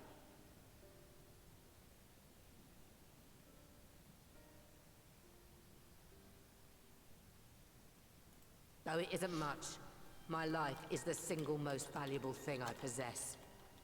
If it will suffice to atone for past wrongs, take it. A single bullet to annul the old pact, and my blood to write it anew.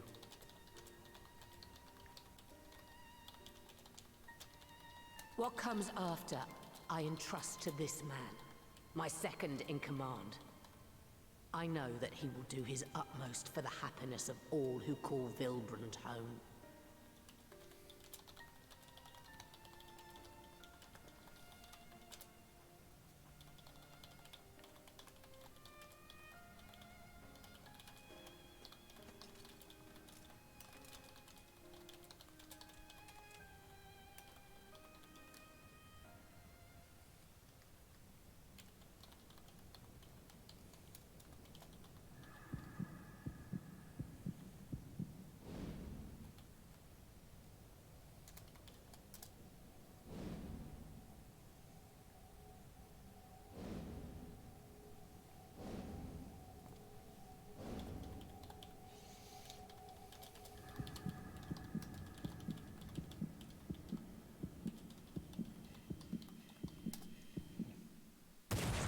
Oh, that ain't good.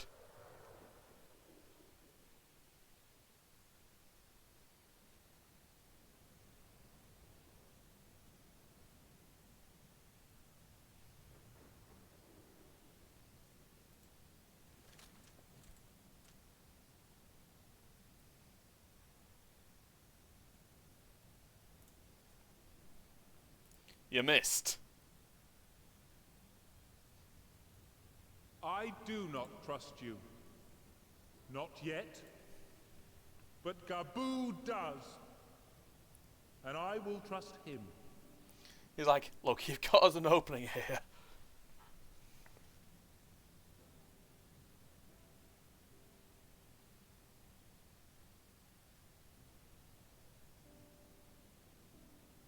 We want you to know that we respect your faith. There's nothing wrong with giving thanks to the land which sustains you. But summoning is different.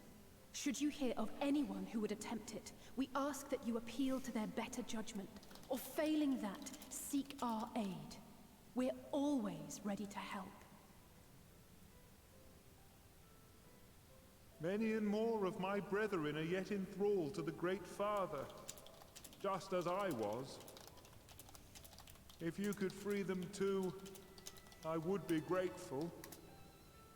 Appreciative, thankful, grateful.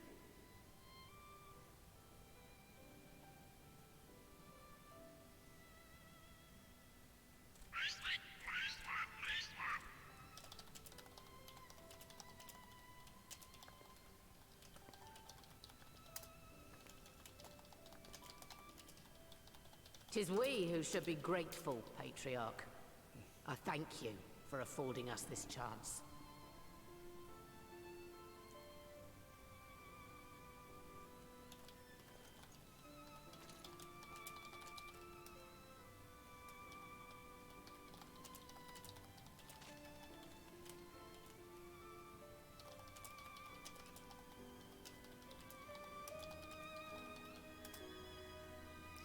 I'd say we've done a good job. At least then he can be like... He's probably like... Oh, and the gun's very good. Who crafted it?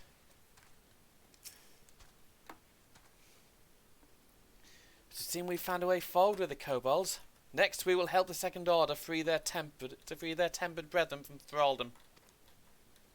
Theirs is far from the only order, of course, and it will take no small amount of time and effort to reach the rest, but reach them we will, however long it takes. I would say that I was in your debt, but that has long been true. So instead, I will say thank you for helping us to plot a new course, not only for Limsla and Minter, but for all Eorzea. Right then.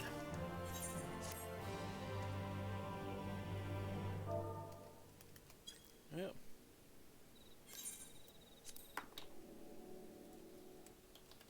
Right. Let's return to the Rising Stones. Seems like a good move. Admiral, something strange is afoot at the floating city. Oh? Breathe, man. What is it? One way to find out. I think it's best you see for yourself. Please, come with me.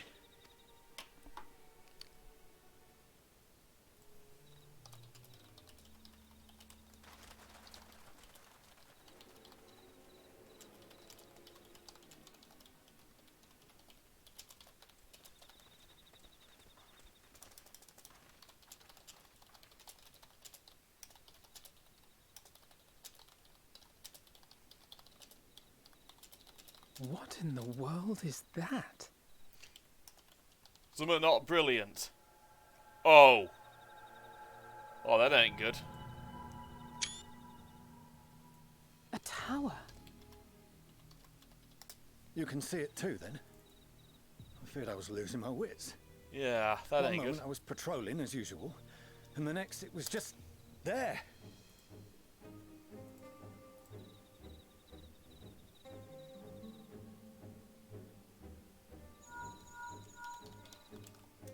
Yes? This is she. I am. I'm looking at it. What? Understood. Send the Elder Seedseer my regards.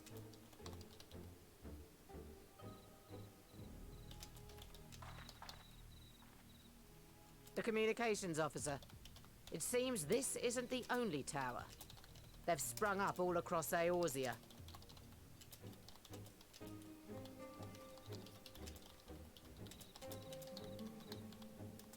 Nothing more is known.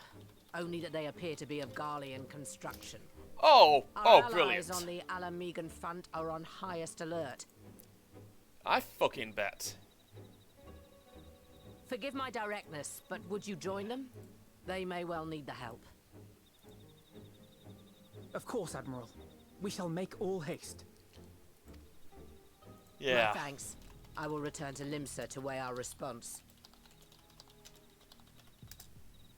Look for Commander Hext when you arrive in Alamigo, and may the Navigator speed you on your way. Yeah, it's probably a good move. Let's get fucking going.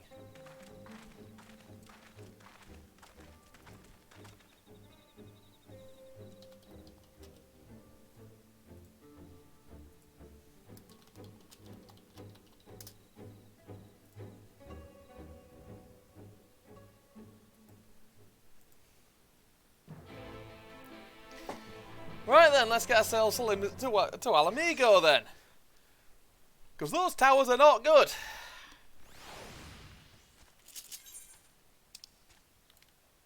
Feed the bird first.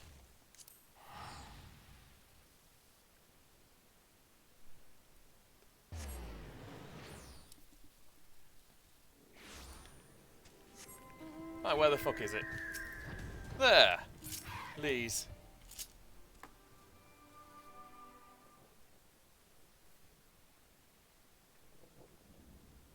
Thank you for coming so soon. No I'll send worries. for Commander Aldin at once, and we can decide what to do about these infernal towers. Fuck knows. Oh dear.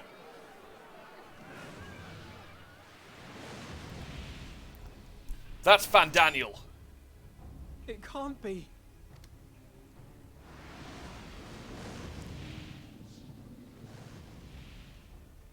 The palace! After them! Yeah, that ain't him showing up ain't good.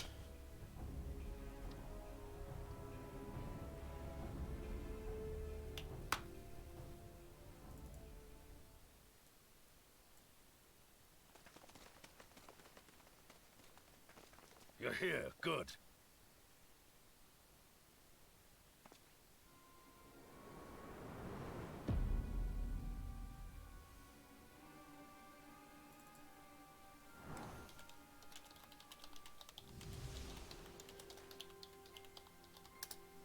Well, well, well! To be received by such an illustrious cast! Why? Even the hero of the piece is here! I feel quite starstruck. Oh, brilliant. This fucker. A sigh? Yeah, it is. His body more like. You don't fool us. Yeah. Quite obvious. You saw straight through it. Anyone would think you dealt with Asians before. Permit me to introduce myself. I am Fandaniel, and may I say what a pleasure it is to finally make your acquaintance. This dude is... he's a nasty piece of work. The towers. What are they for? My, straight to business is it? Suit yourself. It is my intention to recreate the final days, to which end I have distributed a collection of rather ingenious devices, or towers, which will, in time, give rise to the grandest of spectacles. The final days? But it was the Asians who labored to prevent them.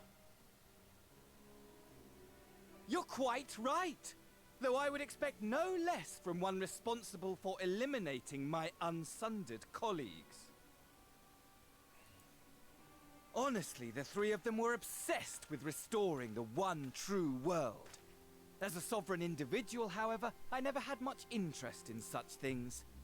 I mean, why bother when you're just another sundered minion?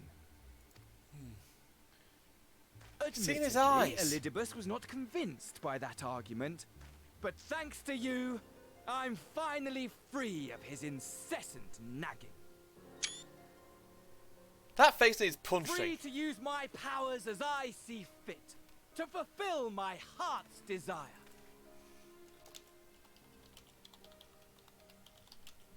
And my heart's desire is to lay this half-broken world to waste, leaving nary a fleck of dust behind! Oh, lovely. Fuck you. What? Why would you want such a thing? Because I want wretched creatures who ask such meaningless questions to die! Oh, brilliant. You! And you! And you! I want you all to die! And I want to die too! Oh, yes! I want to die and take everyone with me in a paroxysm of pain and suffering! Holy shit. I'm different, you see, from the ancients who clung to dear life, and from you. So don't bother trying to reason with me. You will find I have no reason, or creed, or any such tripe. So basically we're dealing with a fucking I just want to lunatic. destroy the world. But please do resist with all your might. It will add to my enjoyment. Now then, ladies and gentlemen, keep your eyes peeled, for the curtains have risen on the spectacle to end all spectacles.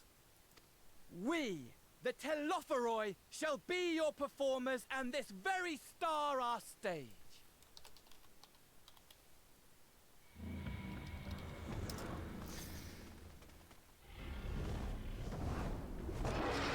Oh dear.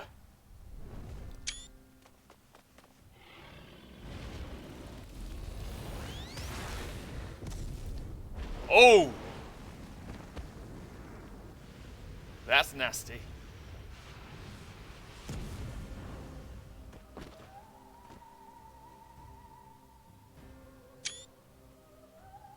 And that thing is powerful.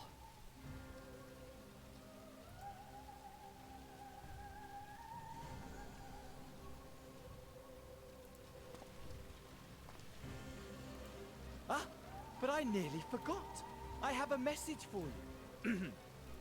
My esteemed patron, Lord Xenos, eagerly awaits you at the heart of the chaos. Oh, wonderful.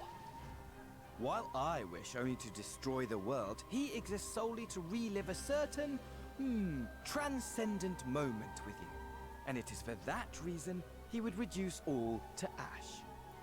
Oh, lovely. Pray see to it his dreams do not go unfulfilled. For if you should disappoint him,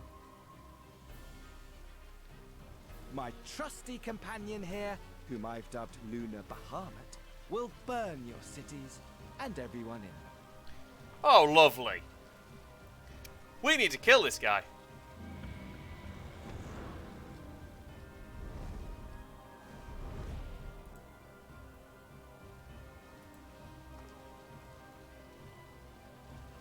Everyone out! My men will tend to the blaze.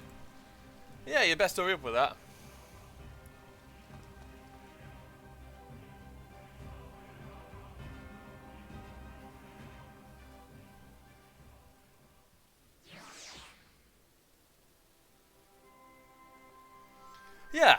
Yeah, I think they needed Emmett Selk to keep things in order. Maybe we should have at least tried to find some more common ground with him, so we didn't have to deal with that lunatic. Fan Daniel is a dickhead, and I want to kill him. And yeah, he's a nasty. He'll get back up. So when he does it, so when he doubtless does, I'll kill him again, and then again, and again, and again, and again until he stops getting up. Thank goodness everyone's safe. Might have put out fire, though not quickly enough to save the garden. Roban, can I leave it to you to send word to the Alliance? I'm gonna take a unit and investigate the tower. We need to find out what it's for. We'll go with you. No, you won't. You'll rest. What Merwib tells me, you're due some time off duty. No, he's like, no, you won't. You'll rest. What Whirlwhip tells me, you need some time off duty. Till we learn anything about the tower, we'll be sure to share it with you. Until then, I want you to rest. Very well, but if you need our help, don't hesitate. Take care, both of you.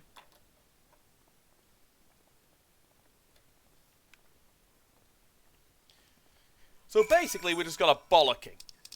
Because we need to go relax. Back to the stones.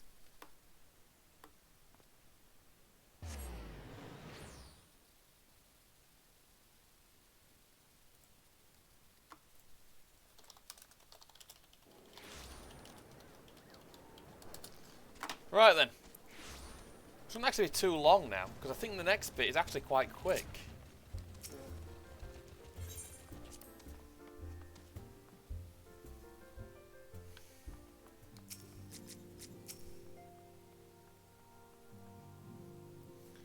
Ah, you're back too. Good. We received a report from the Alliance. Since we're all here, perhaps those who bore witness to the event in Alamigo could treat the rest of us to a first-hand account. Alright then.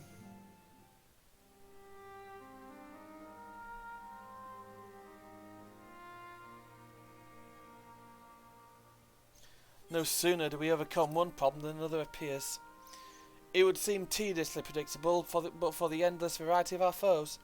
This Fan Daniel seems even more unhinged than his patron. Well, he is! Unhinged perhaps, but no fool. For all his pantomime theatrics, he gave away little about his plot.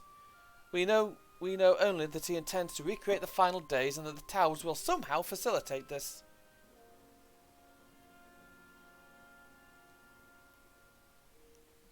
He also called his dragon Luna Bahamut.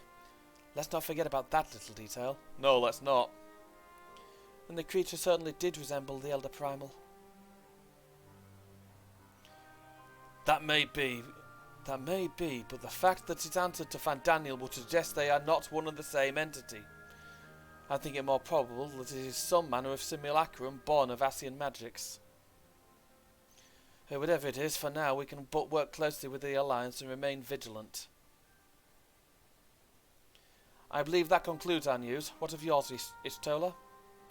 I have been to see the Sultana. Knowing how quick the immortal flames are to dispose of their tempered, I judged it best to provide them with a cure first.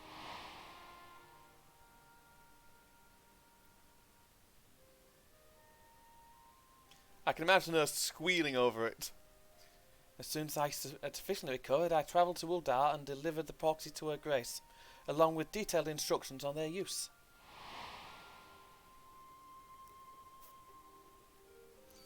Yet my visit chanced to coincide with the arrival of some troubling tidings. The immortal flames have been on the cusp of agreeing to a truce with the Amalja when negotiations abruptly collapsed. The Amalja claim that a number of their kind have been abducted and that men are responsible. Not as known of the perpetrators yet, but as the immortal flames went about investigating the abductions, they came across one of Fan Daniel's towers. On the subject of the towers, you may be interested to learn that they are not an exclusively Eorzean phenomenon. According to the Alliance, they have been sighted as far afield as Yanshar. Then it would seem reasonable to assume they are everywhere. We simply have not found them.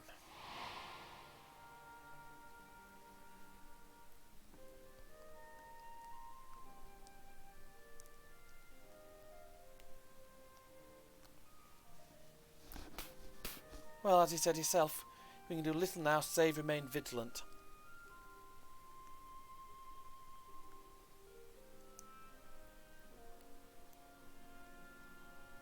Sorry. And since we are dealing with a dragon, ostensibly at least, I believe it would behoove us to enlist the aid of an authority on such foes. Estinian! Estinian, now just a moment. If he could be persuaded to lend us his lance, I would be the first to welcome it, but the truth is we will struggle to even to find him.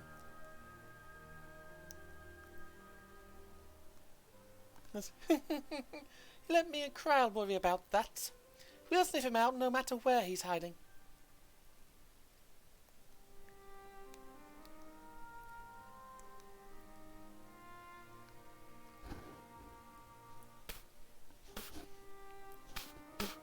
If indeed he is hiding, we have our ways of locating him regardless, so if there are no objections we shall depart at once.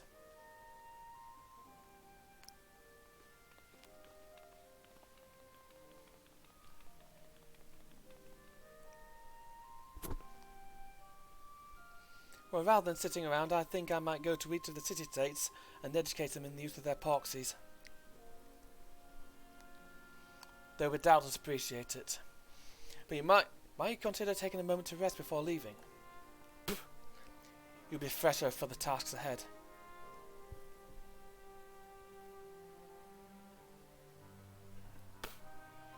Well, my friend, our moment of triumph did not last long.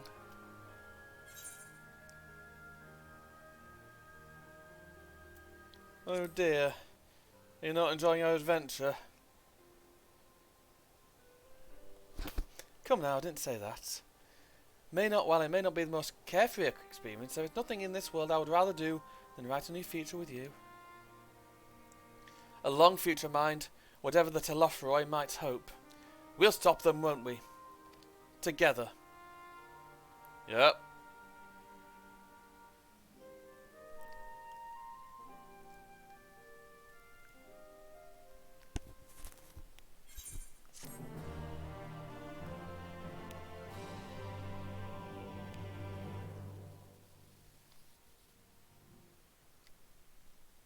Meanwhile, somewhere in the locks.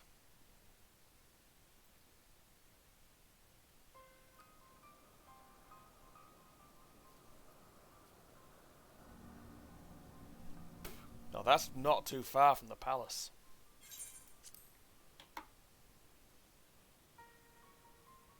Scouts should have been back by now. I'm gonna go and find them.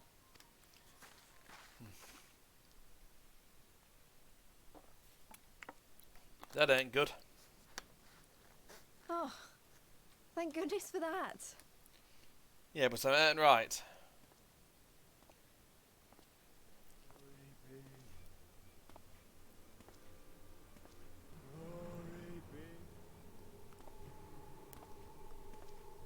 Glory be.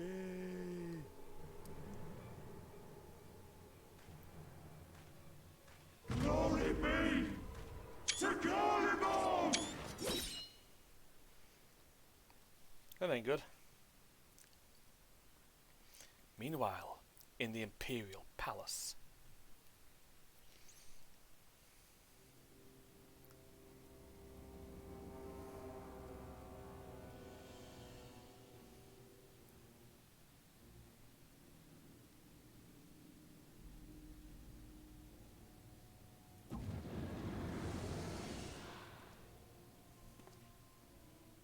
The piles have been driven as planned, and the first of the beasts has roared to life. Moreover, I am pleased to report that preparations are well underway for the rest. Ere long, chaos shall reign over all the land, as befits the final days. Call it what you will, so long as my friend returns to me, fangs bared and claws sharpened.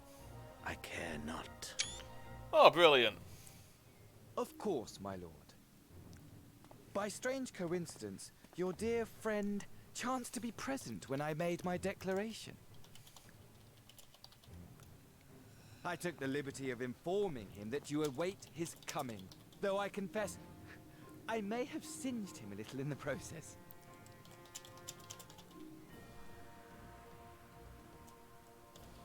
And why do you tell me this? Are you in such a hurry to die? Might not be the best thing to say to Xenos. My apologies. I must guard my tongue lest it be the end of me. Though, there is something to be said for such a glorious death. Better to fall to one who has it all than falter before an inferior. Huh. I shall keep it in mind as a contingency. Oh, lovely. For now, however, I shall proceed with the plan. My lord.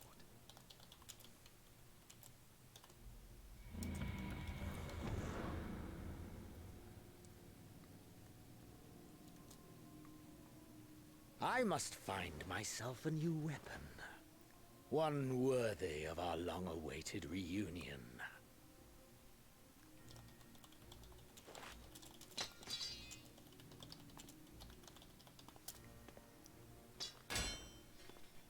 And he just breaks his sword.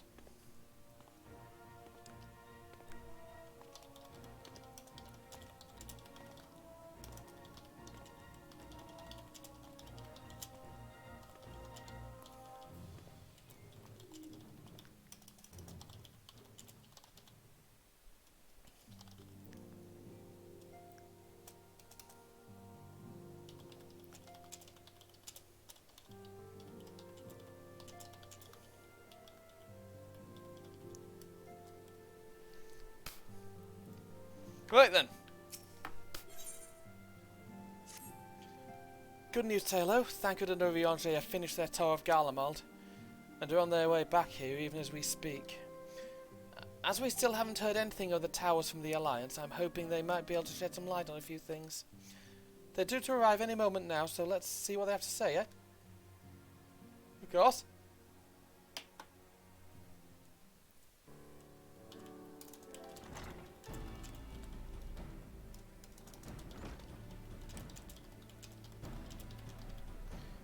Ah, welcoming party. You needn't have gone to the trouble. From what I hear, you've been more than busy enough as it is.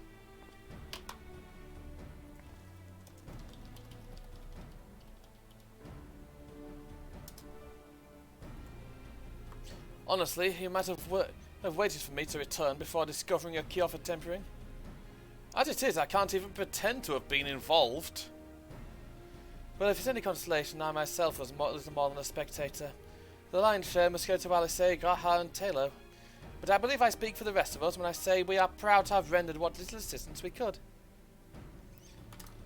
As you will have also heard, though, it hasn't been all tales of triumph. Just as we were taking a step towards finally addressing the primal threat, a pile of fresh problems landed in our lap. Anyway, it's good to have you back. Though I can't help noticing we're one Oriente short of a scouting party. You haven't lost him, have you? Oh, I couldn't lose him if I tried. Oh, and I did try. Repeatedly. But no, he decided to linger in Alamigo to apprise Rauban and the others of how the land lies in Garlemald. They may have you do the same for us. Indeed. It was just as Lee said. Worse, in fact. Devastation as far as the eye could see. Nerva and the Third, however, were notable by their absence.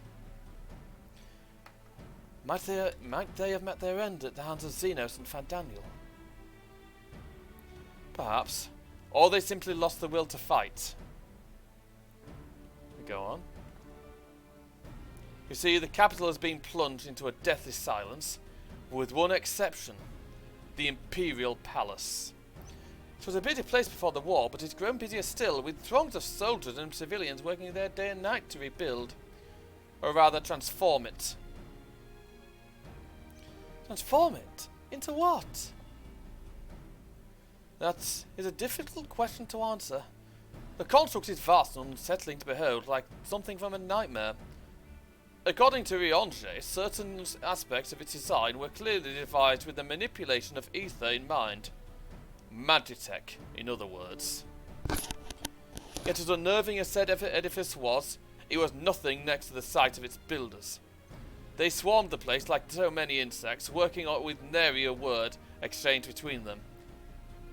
No one overseeing construction, no one backing orders. It was as if they were possessed, or tempered. We wanted to investigate more closely, but given our suspicions, it seemed wiser not to take the risk. Yeah, that ain't good. If Van Daniel could bind Bahamut to his will, might he have done the same to the people of Garlemald? Whatever the truth may be, this information is certain to prove valuable. You have our thanks. Yep. Well, be sure to save some for Riange. Which reminds me, I have a message from Alamigo. Rauban is hosting a meeting to discuss the latest findings on the towers, and he requests our presence. Then why not leave that to us? You must be weary from your mission. No, I'm fine.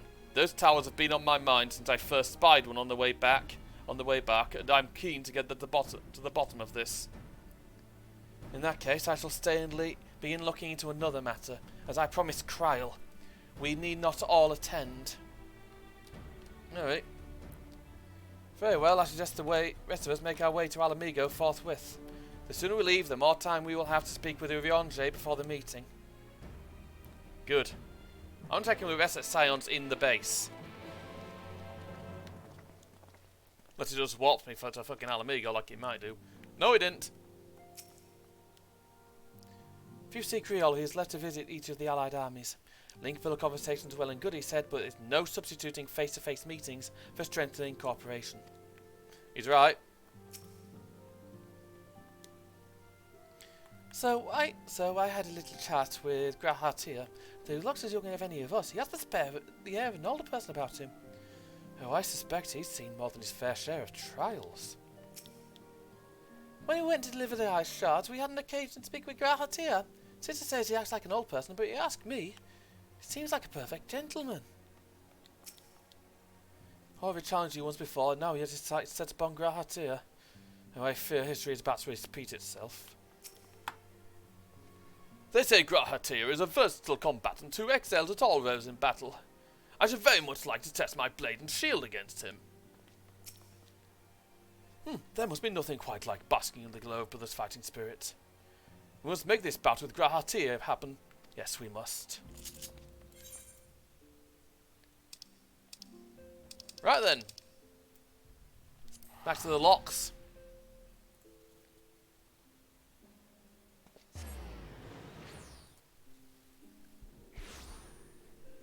Yep. Right then. Over to the palace. With the garden that's probably a bit now barbecued. Well, it's all gone a bit raw. Well, it's probably in a bit of a mess since Van Daniel had his little barbecue. Oh, this place is busy. While we may safely assume that the Telephroi are behind the works being carried out in the Imperial Palace, we can only guess at their purpose.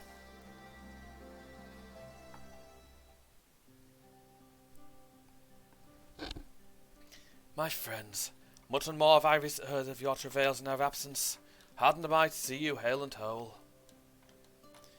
As are we to see you safely returned from your mission of Riange.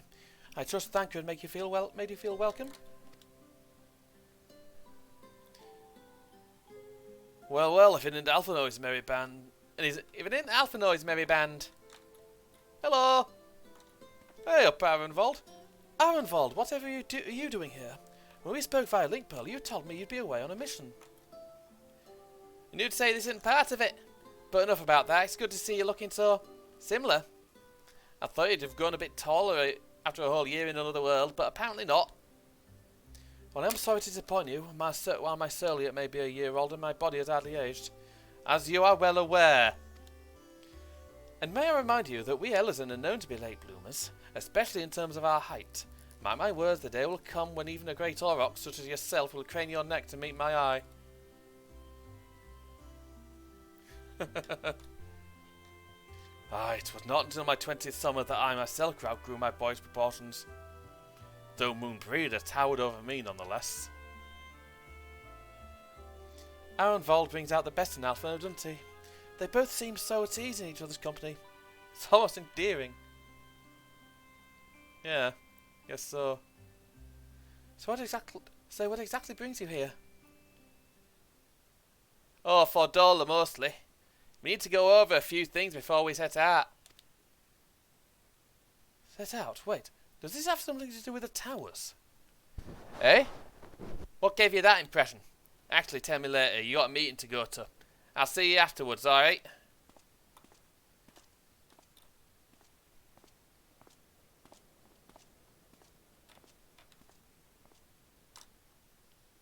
If Fodolo is going with him, that must mean... My apologies. As Arenvold rightly pointed out, we have a meeting to attend. Let's be about it. Of course.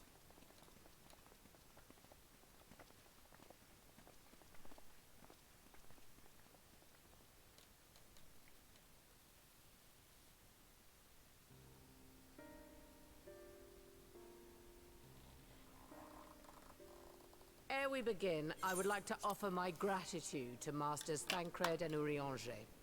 It is no small feat to infiltrate the Imperial capital and live to tell the tale, much less in times of civil war. Thanks to them, we may plot our course in full knowledge of how the winds blow in Garlemald. Full glad are we to have been of service. But verily, such dangers as we did encounter pale into insignificance next to those faced by our comrades. An Ascian, armed with the might of Bahamut, bent on bringing about the final days. Yeah, that ain't brilliant, is it? Theatrics. He sought only to make a show of the power at the Teleforoi's disposal. Pretty much. But since then we have seen no sign of this Fandaniel or his worm. And while we've done what we can to bolster our defenses, there's no telling where he might strike next. Whenever and wherever it may be, we must use the intervening time to learn more of our enemy. Yep. 'Twas with this in mind that we dispatched scouts to investigate the towers.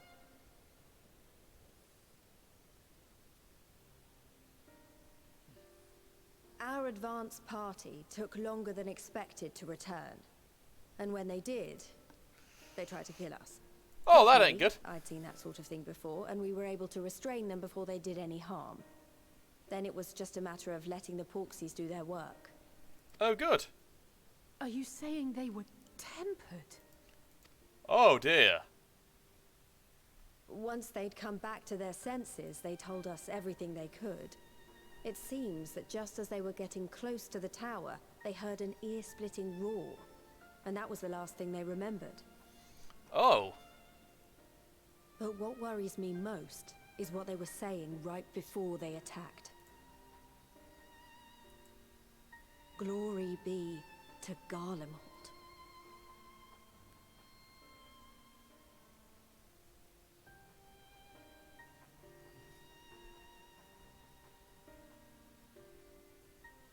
The Tempered have heretofore ever been thralls to primal entities. Yet these hapless souls were compelled to accept a nation as the object of their devotion. This calleth into question all that we know of the condition.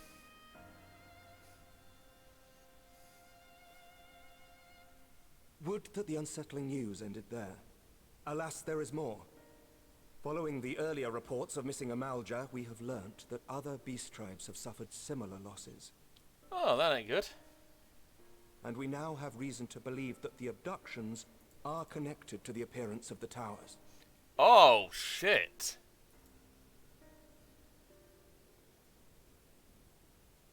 Our scouts sighted black-garbed figures leading shackled Ixal in the direction of the tower in Dravania. The Temple Knights were able to intercept them before they could reach their destination, liberating the Ixal and apprehending their captors, each of whom was found to be equipped with Garlean arms and armor. Oh, wonderful. So the Empire is the common thread. With the support of Xenos, it seems likely that Fandaniel has rallied a faction of the splintered Garlean army to the banner of the Telophoroi. Oh, brilliant. Lord Hien reached the same conclusion when I shared our findings with Doma.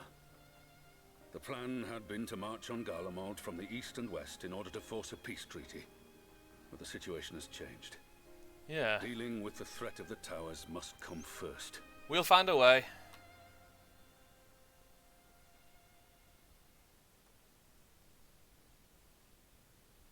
Given the nature of the enemy and the proven risk of tempering, I could think of few suitable candidates to aid in this task.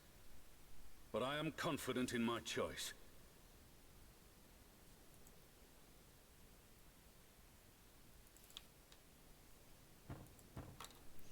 Oh, hello.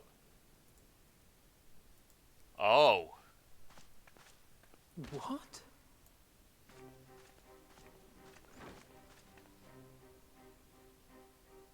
Resistant to primal influence as they are, they can investigate the towers without fear of being turned.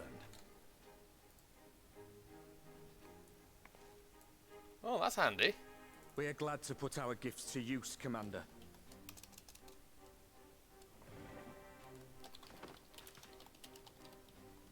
Gifted or not, going behind enemy lines remains a perilous undertaking. But we must know more if we're to strike back at our foe. I'm counting on you. If it would give us the upper hand, I'd do it 100 times over. We won't let you down. Oh, good. That concludes the briefing. You two, make ready and join your escort.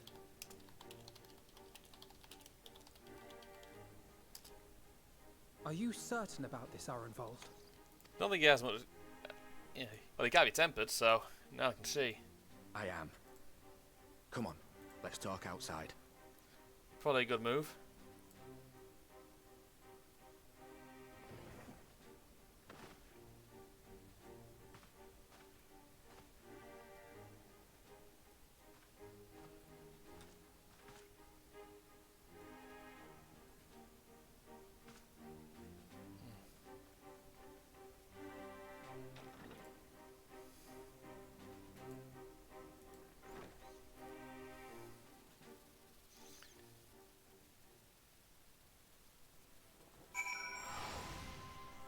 Right then, I'm involved again. Now that's out in the open, I don't have to keep it under my proverbial hat anymore.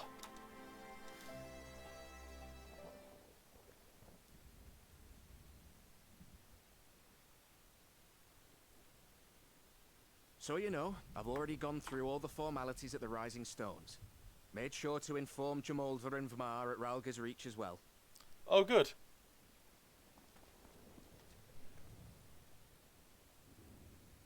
Arenvold, I admire your enthusiasm, but this is far more dangerous than anything you have done before. You'll be fine. I know the risks. And I also know what's in store if we don't stop Fandaniel from carrying out his plan. With this power of mine, I can make a difference.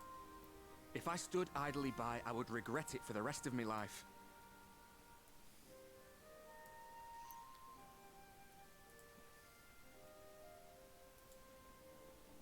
And you, Fudola? Is this what you want? Well, I don't think what she wants matters, to be honest. What are you asking me for? It's not like I have any say in the matter. She's Don't a box pretend. crook. We both know Commander Eldin gave you a chance to refuse. And you didn't.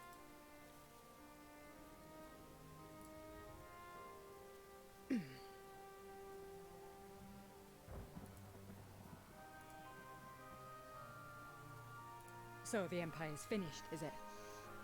But that's what they're all saying. That the great and glorious Garlemald slit its own throat. It is a bit more complex than that, unfortunately. And now, from out of its twitching carcass crawls the Telophoroi with bloody Xenos at its head. Yeah, I don't think she's happy with that. I won't be either. It's Xenos. I fought for Garlemald. Killed for Garlemald. What was I part of? I need to know. Whatever it is, I need to know. That's understandable.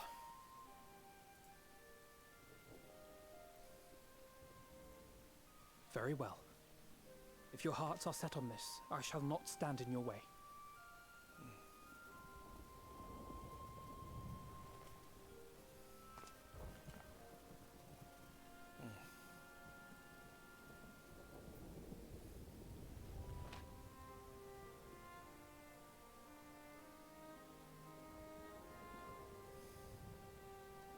If you've finished with your touching display of camaraderie, I have a question.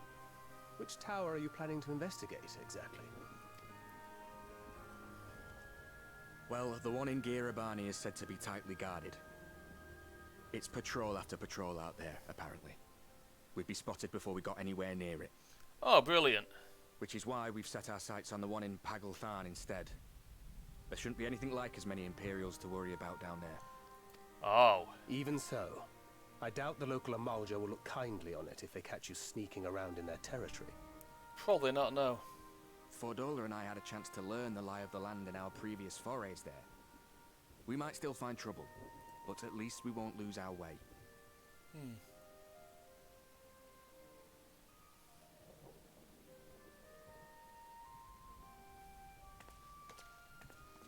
Well, we'd best not keep them waiting any longer. Probably not, no. Mayhap when all of this is over, we could take another trip to Loxeld. I would have you know I've become a rather capable swimmer since our last visit. Ha! I'll believe that when I see it. Though, to be fair, getting into deep water does seem to be a scion's lot in life. Does a bit, doesn't it? Take care, eh?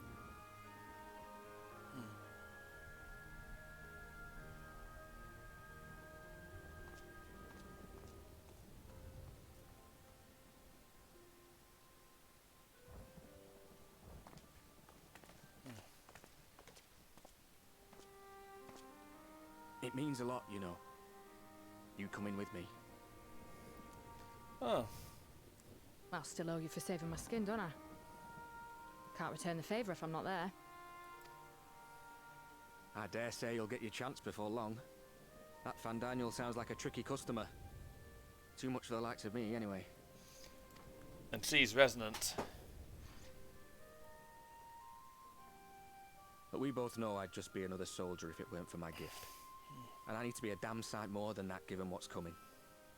I realise I can't hold a candle to a hero like the Warrior of Light or Alphino, for that matter. He might look like he's 12, but he's seen more action than most people see in a lifetime. Yeah, he has, no, but... the fact is, I'm nothing like them, and maybe I never will be. But I'll be damned if I don't try. He's done a good job. They're counting on me. On us. So let's give it our all.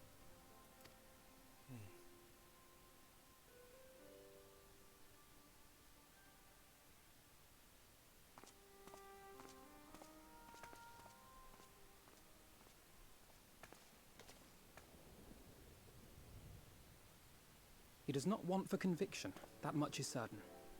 So let us have faith in him. Him and Fordola both. Yeah, well, let's get out of this While they infernal see to the rain. towers, I would attend to another task. Chasing down this lunar Bahamut. Ah, bloody thing. Can you hear me? It's Tataru. I'm happy to say we've managed to find Estinian. What? Right then, where is he? And I'm sorry to say he went running off again the moment we told him about Bahamut. Oh, wonderful. He did mutter something about heading to Ishgard, so if you're quick, you might still be able to catch him. Oh, thank you, Tataru. Right. Guys, we need to go to Ishgard. They've got they've had a stinning. He legged it, and now he's off to Even if we Ishgard. set out this Yeah. instant, He may already have left by the time we arrive. Have her send the bonanza to Ishgard. It may prove useful should we need to give chase. Potentially. I can just warp there and keep him standing, you know. Send Bonanza to Ishgard in case he needs to give chase. I'll see to it as soon as Kryl and I get back to the Rising Stones. Good luck.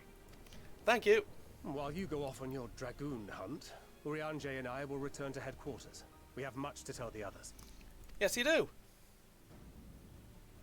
I wish you every success in your search for our elusive friend. May we all meet again ere long. Hopefully we do.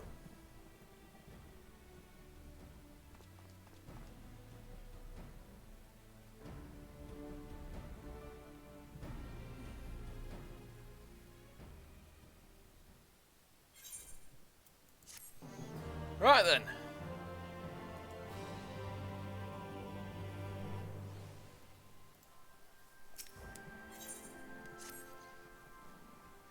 So Estinian was bound for Ishgard.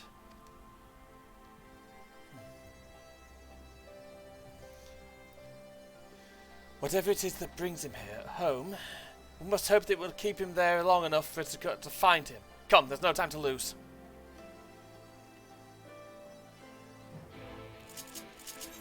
Right then. To Foundation.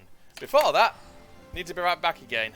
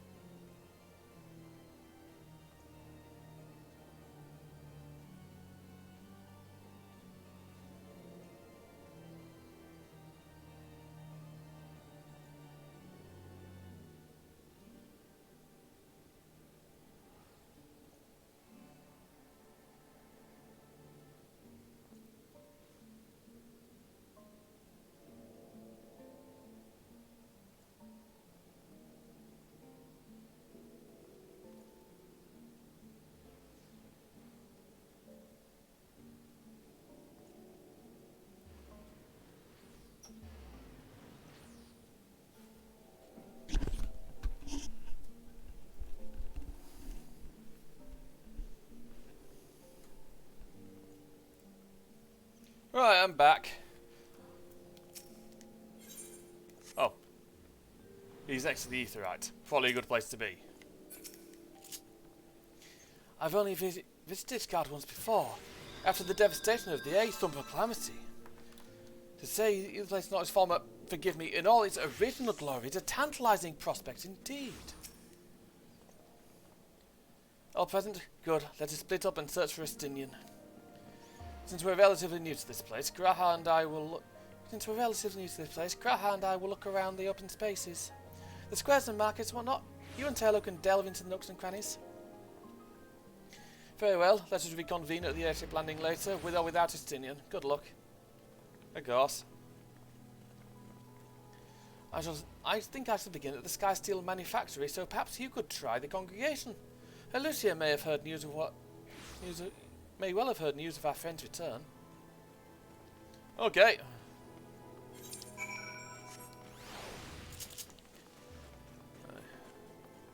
They must be role-playing.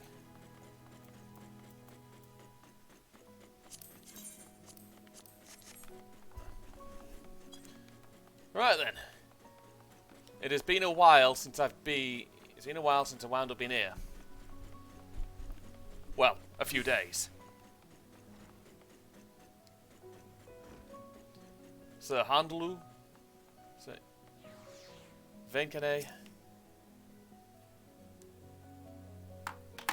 Oh.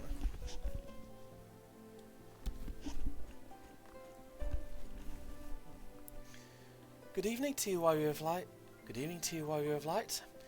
Lord Aymeric sent word that you would be attending the meeting in Alamigo, so I gather you have not come in search of him. To what then do we owe the pleasure of your visit? Looking for Estinian. I see. No, we were not aware Sir Estinian had returned to Ishgard, but I expect you to remember he is wont to come and go as he pleases. Mayhap he came seeking an audience with Lord Aymeric, only to find him absent. In any event, I'm afraid I cannot help you. Perhaps one of your companions has fared better. Alright, let's go. Oh, bun. With Vera Pantalets. Basically, pretty much a song.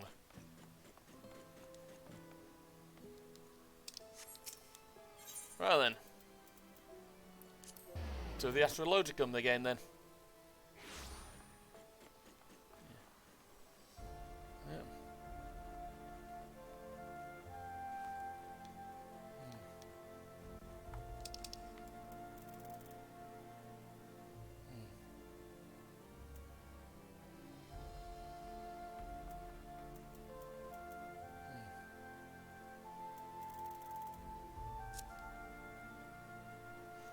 There we go.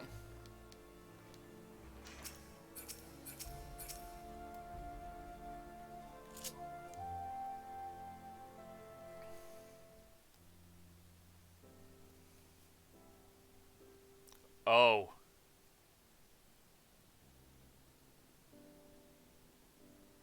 No sign of him. Not that I've ever met him before, but the way Alphino goes on about him, I'm fairly sure I could pick him out in a crowd. Yeah, you could, quite easily. Speaking of which, it does seem awfully quiet. If the erstwhile Azure Dragoon had returned to Ishgard, would it not be a source of general excitement? There is potential we've beaten him here. Oh. Yeah, I think we beat him to it. First the Scion's Coinkeeper, and now you. I'm beginning to think these meetings are more than mere coincidence. Yeah, they are. Not that I'm complaining. It's been too long. Oh, no. Too long? You look an ilm taller and twice as rugged. It suits you, Alphino. Oh, no.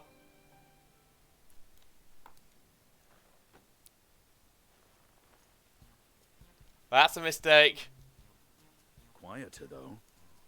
Have you been giving him lessons on how to be the strong, silent type? She's gonna kill you. I am not Alphino! Jesus fuck hell. Like, if the two of you are such firm friends, perhaps you should remember what he looks like. And what do you mean, rugged? Oh, had my brother mentioned what an oaf you are, I'd never have bothered looking for you in the first place.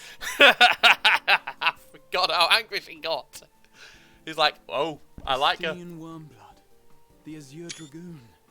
He who fought and felled the dread worm Nidhogg at the Warrior of Light's side. And then you got this dude fanboying. To think the day would come when I should see this living legend with my own eyes. Would someone mind explaining what is going on? Is everything all right? I thought I heard Alize shouting. You did. Estinian! It's been too long.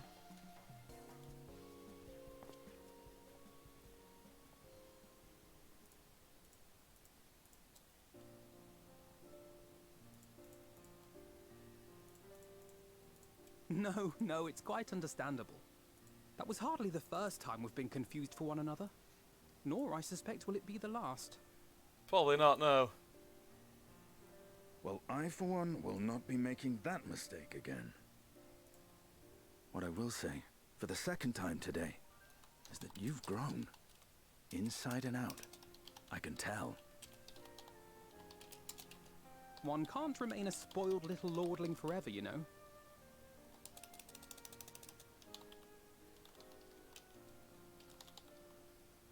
At least someone's having a good time. You know, when we were growing up, Alphino would never befriend other boys because he couldn't stand the thought of not being in charge. Oh! But maybe that's changed.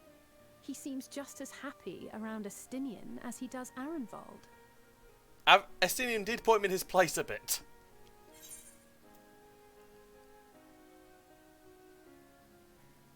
You know, I think he learns how to talk with people rather than at them.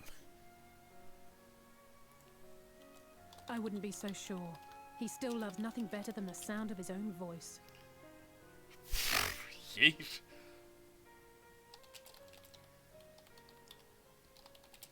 No rest for the righteous, eh? Yeah, pretty much. Speaking of which, I was just on my way to borrow an airship to take me to Azisla. Oh. Azisla? How could I forget? The dragon with whom Bahamut shared the deepest of bonds. Aye, Tiamat, his mate. Even now she remains imprisoned on Azisla, though her remorse binds her faster than any shackle. I see. As the one who first summoned Bahamut, you believe she may be able to shine some light on his latest incarnation? Yes, yeah, she probably could actually. Or at the very least deal with it. The journey to Azisla together. I'm not sure if Tataru mentioned this, but we Scions have an airship of our own now. Oh, yes, I don't think she did. I see no reason why not. Assuming your sister can bear the thought of sharing a deck with me. Hopefully. Be my guest. But confuse me with Alphino again and I'll throw you overboard. Oh, brilliant. Ugh. I don't know who he thinks he is, but he's nothing like Alphino painted him to be. I will admit, he is not exactly as I imagined him either. Based on what I had read of the man, I think I was expecting someone a little less blunt. I like Estinian. I like his sense of humour. He's very dry.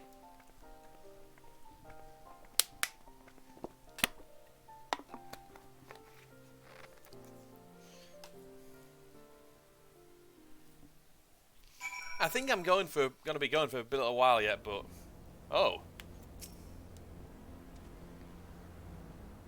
back here again, second time today. It's been quite some time since I last set foot in Azisla, but you understand the three of you were here rather more recently. I don't suppose you had a chance to see Tiamat during our visit. Alas not, we had no cause to set foot here in the Delta Quadrant.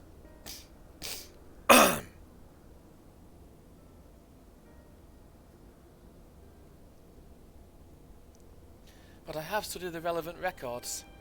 Which is not to say I won't appreciate a first-hand account of your dealings with her. Well then, Taylor is the person to ask. As far as I know, he's the only one of us to have met Tiamat face to face. Let's just say it helped that Midgar Soma was there to introduce me. Ah yes, you were a friend of her father. I too have met with Tiamat.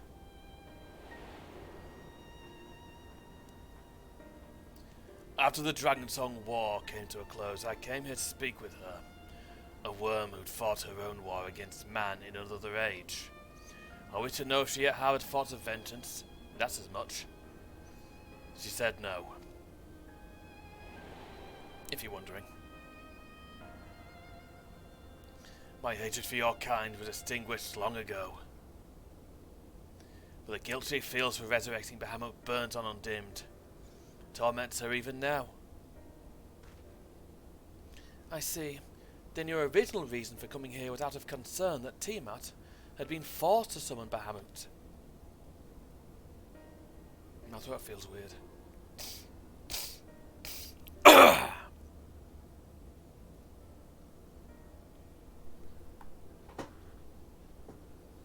Nidhogg is a part of me. I feel his emotions as my own, and I know that he would not allow his sister to be made a tool of evil. In his absence, it falls to me to watch over her.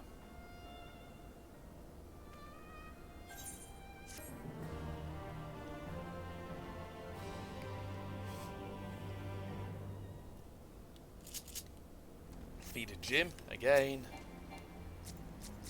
Oh, there, I've seen them before.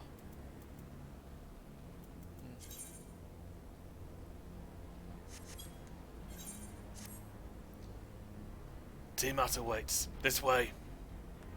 Yep.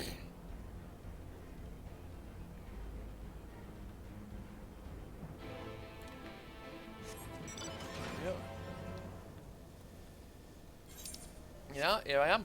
Aboard my mech. Yep.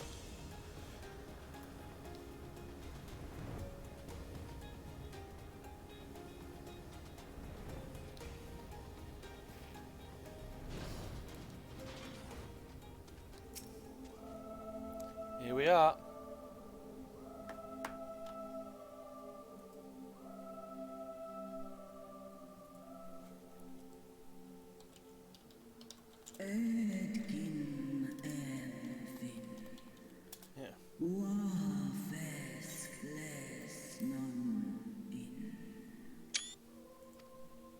Yeah.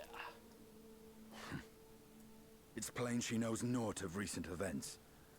Perhaps you should enlighten her.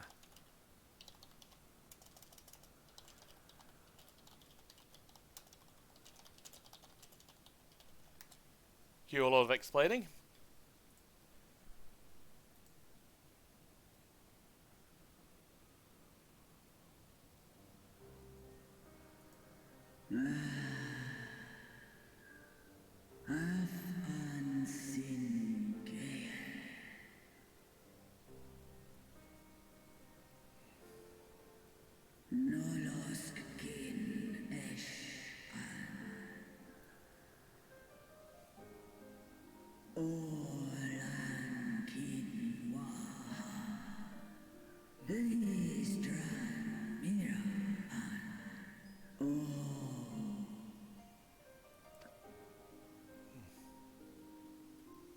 That ain't good.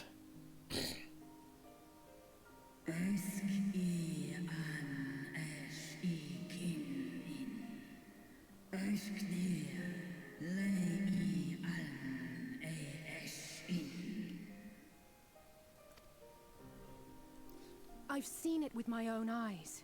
Captives of a lost empire, neither alive nor dead, existing only to preserve Bahamut's corporeal form.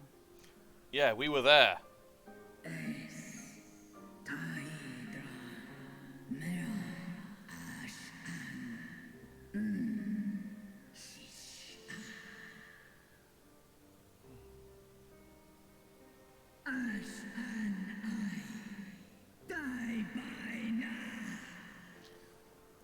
She does not like them.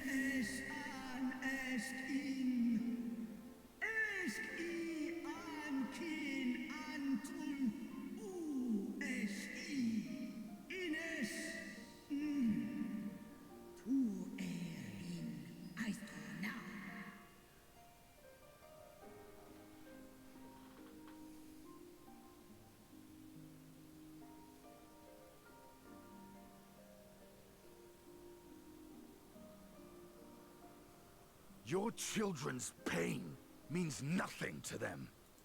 They laugh at your kind suffering. But tears will not right this wrong, nor will lamentation see the perpetrators punished. He's right.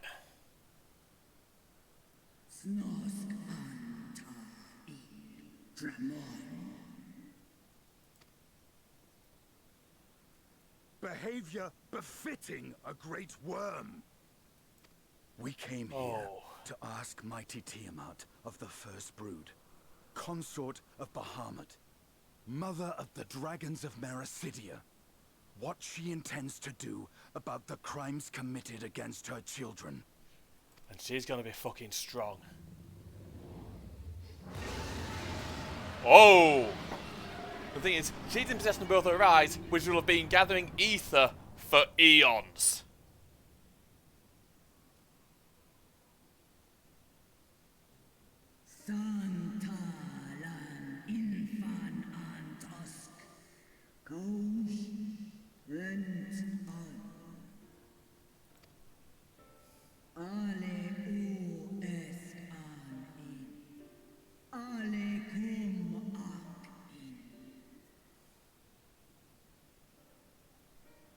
You too were exposed to his influence.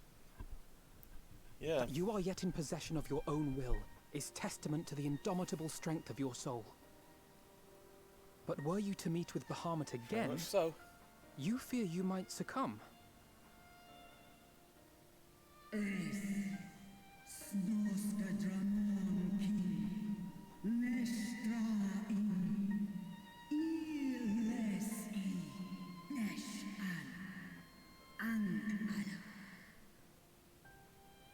Yeah.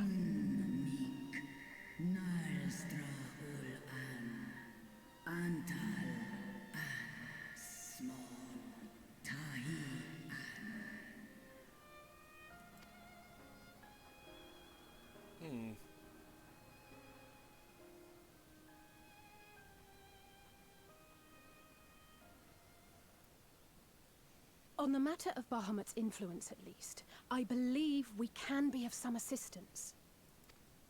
Oh. If you're afraid of being enthralled, don't be. We have a cure.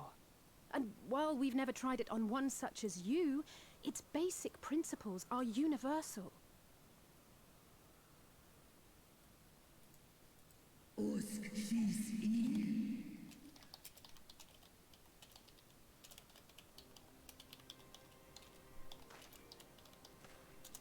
There is no future for those bound to the past. That you committed a terrible sin, I do not dispute. But if you feel remorse, you may yet make amends. We offer you that chance. Take it, or you will forever remain a prisoner, not of these cruel shackles, but of your own guilt.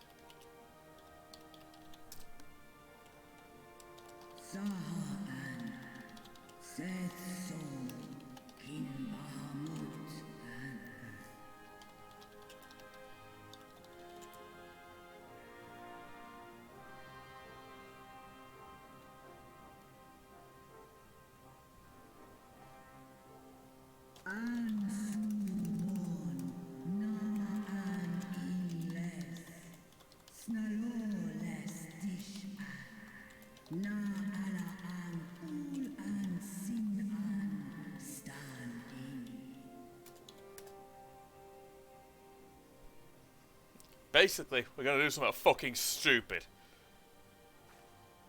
We're going to try and untemper a dragon.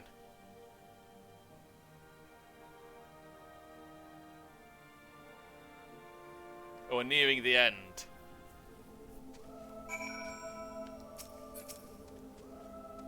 Right then. While poxes have been shown to be effective in curing the temper, Tiamat must be considered a special case. She is far, far larger and immeasurably more powerful than any subject treated thus far. Were we to remove her restraint only to find the process had failed, we would be far pressed to contain her. Then before going ahead, we should learn as much as we can about the exact nature of her condition. Do you suppose we can find that information here? Why yes, we can. We can indeed. The Allegons kept detailed records on all of their notable captives. I know exactly where to look. Oh, we shall leave that to you. In the meantime, the rest of us can turn our thoughts to removal of these shackles. Sounds good to me.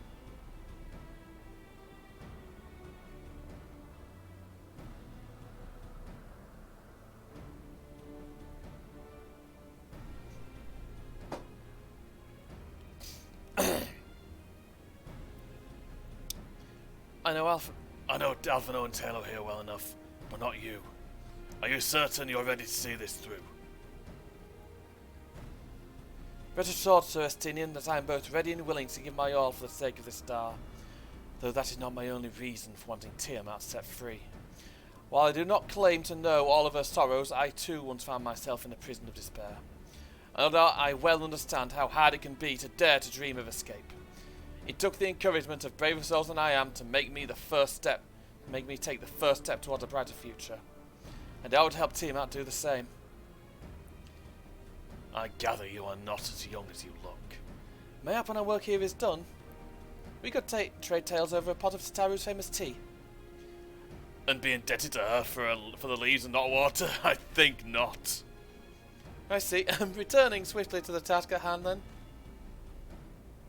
I believe the nodes governing Tiamat's restraint are located in the sector known as the Flagship. Ah yes, we're familiar with it. The Etherochemical Research Facility in particular. Oh, you may wish to take this. A spirit vessel containing a small amount of my blood.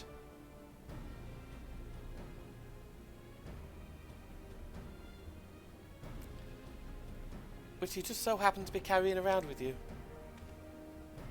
I suppose that could seem rather odd.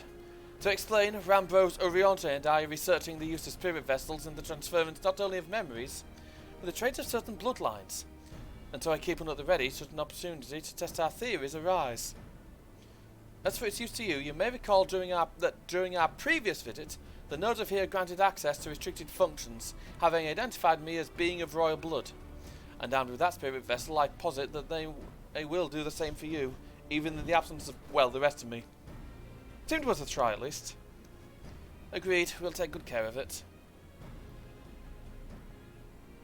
To the flagship, then. Of course.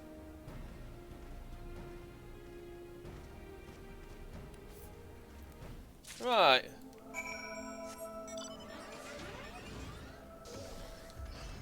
Up to the flagship. This big thing. Oh, it's been a while.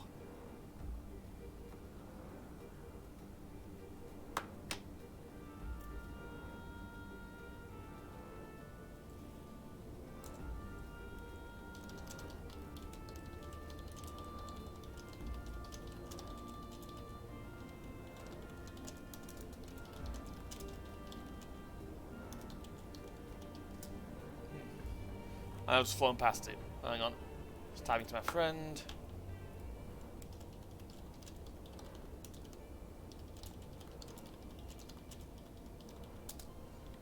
There we go. Orchid Tempest, that's a hell of a name.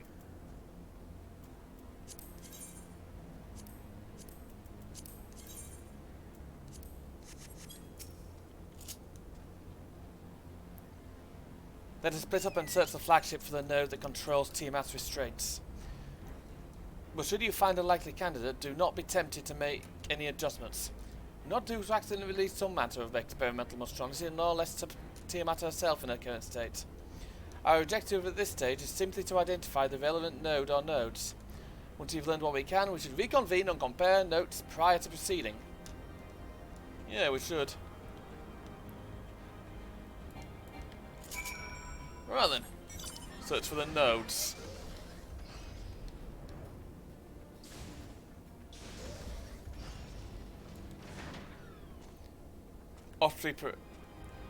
Obstreperous node. Grr. Data link with data quadrant broken. Possible cause, intruder interference. Advised deployment of automated combat units. Proceed. Proceed. No, no, don't. My loaderous nodes are one in a bad mood. Bzz. Friction levels between metallic components detected. Temperature increasing to critical levels. Please replace damaged parts or retreat to a safe distance. Bzz. Basically, retreat to a safe distance. It ain't gonna, i.e., it's gonna go bang. And a clamorous node. Blip bloop. Warning. Scheduled dragon restraint maintenance due in 2020 years minus 2020 years. Failure to verify signal integrity may result in unscheduled specimen release. Right, that ain't brilliant. I think it's the clamorous one.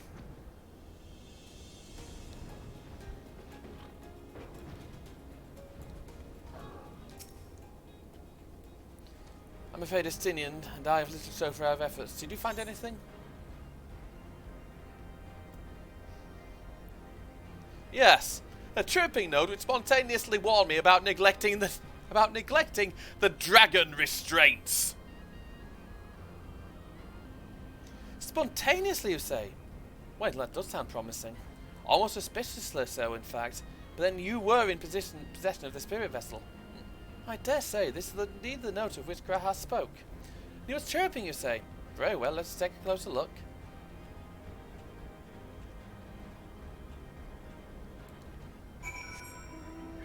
I'm getting close to the end here.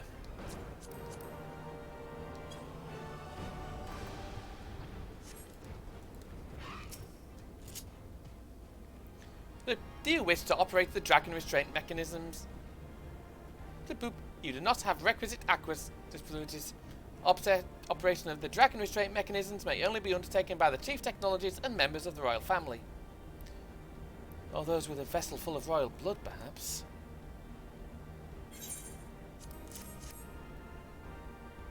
There we go. New user detected. Commencing biometric authentication. Authentication complete. User identified as member of royal family. Please say your name. Taylor Destrina. Welcome, Taylor Destrina. You may operate the dragon restraint mechanisms when ready.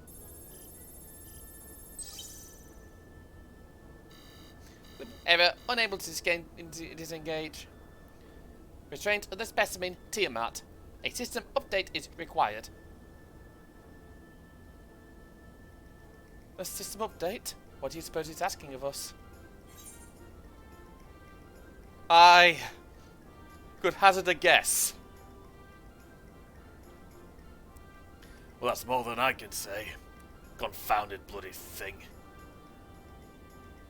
User agitation detected. Initiating guidance program. In order to operate the restraint mechanism, I require access to the central control system. However, I am unable to establish a link to the said system due to the obsolescence of my own software. The issue can be resolved by applying a system update using the corresponding terminal located within the flagship. Can this thing release the restraints or not? It can, but only once it's achieved the requisite system update, as far as I can tell. Until which time it'll float there spewing nonsense. Yeah. User dissatisfaction detected. Initiating placation protocols. I'm here to help. Rest assured that I will be on hand to guide you through every step of the system update process. How gratifying. But I dare say we will fare better with guidance than without it. Yep.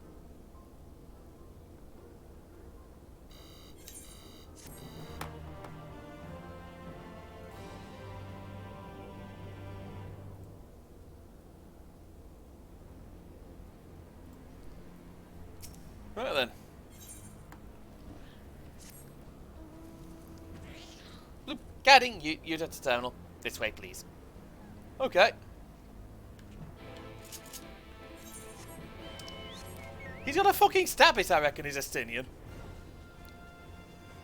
Oh, brilliant. It's right next to Triad Control.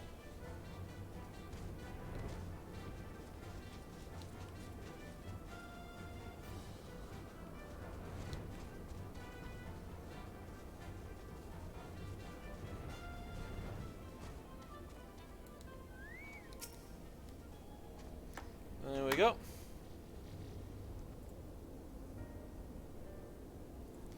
Let's see. According to the terminal, the central control system is presently employing software version 56.135. Dare I ask which version you are employing?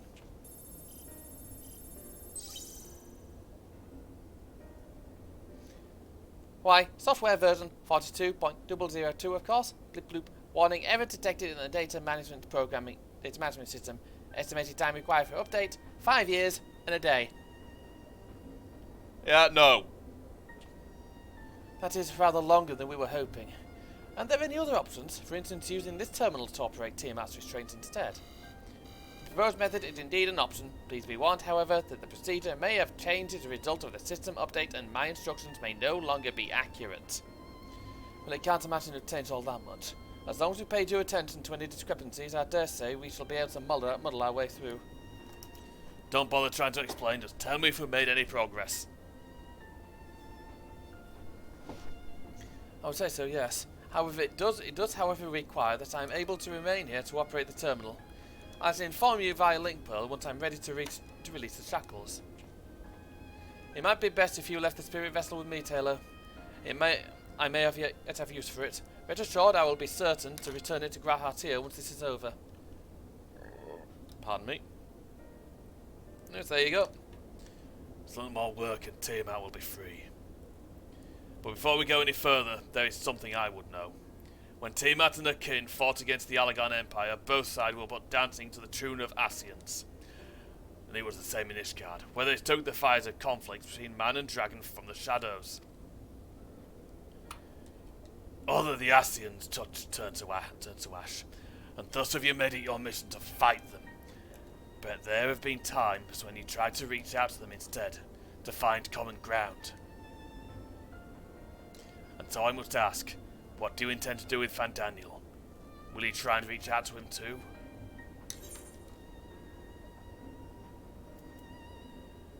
Certainly. After I wipe the smile off his face. I'd rather put my lance to his heart and be done with it. Yeah, we've tried that with Ascians, doesn't work. But perhaps that's the difference between you and me. You see the good in people, even if it be but the faintest glimmer. I only hope you do not come to rue your benevolence. You think us unwise for viewing the world thus? Far from it.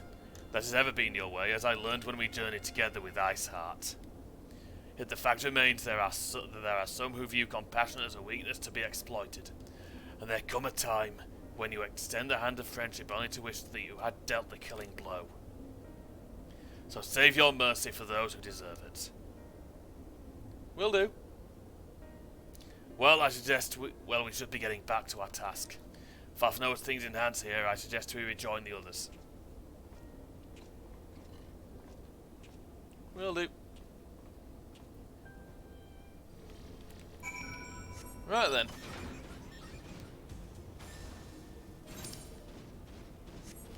Back over to the Delta Quadrant then.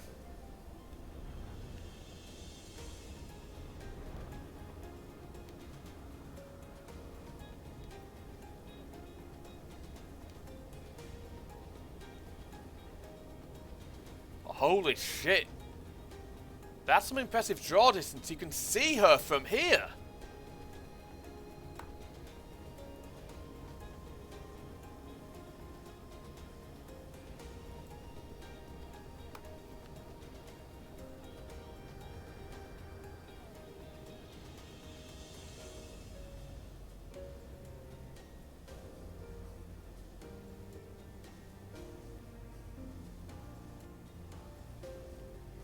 Seriously, she is huge.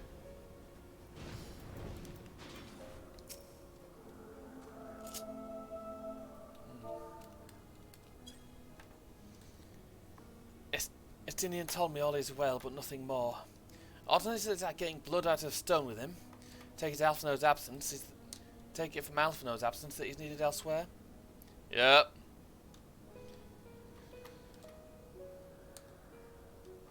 Well, that all sounds rather frustrating, but you got here in the end. While you were off talking to Nodes, Graha and I were learning as much as we could about Tiamat's condition. Our readings confirm that her ethereal balance leads strongly towards the umbral, as was the case with the kobolds. Therefore, all other things being equal, the treatment should work. Difficulty lies with the sheer quantity of ether with which we must contend. Multiple applications of the treatment will inevitably be required if we are to reverse the effects of the tempering completely. Meaning I'll need all the ether I can get. Thank you in advance. Although this never will ask much of us, we do have one reason to be optimistic. Namely that Tiamat shows no signs of fanatical devotion, suggesting a milder course of tempering than suffered by the kobolds. Tiamat saw Bahamut as an equal rather than a god. Might that have made a difference? Now that you mention it, it very well might. She would not have believed it necessary to defer to his will. But enough talk, it's time to put our theories to the proof. Tell Alphino to disengage the restraint ethereal dampers. Counting on you, Angelo. Right then.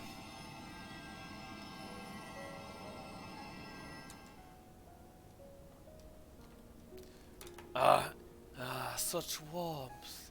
The frost that shrouded my soul that begins to thaw. What are these? Visions of days long forgotten. Of war with men of Alag. Wherefore do such baleful memories return to me now? Could it be that the process of restoring a soul to its pre-tempted state is awakening ancient memories, or might the opposite be true? If so, by helping her recall the past, we might be able to speed her recovery. Talos, she trusts you. Speak to her. Ask her to tell you of times past. Of course.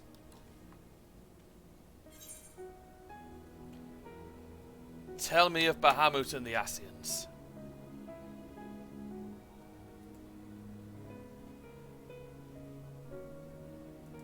Ah, Bahamut, my beloved.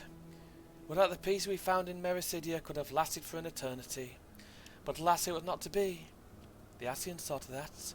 In all creation I know of none more wicked. It was at their behest that the men of Alag first came unto Mericidia, unto our home.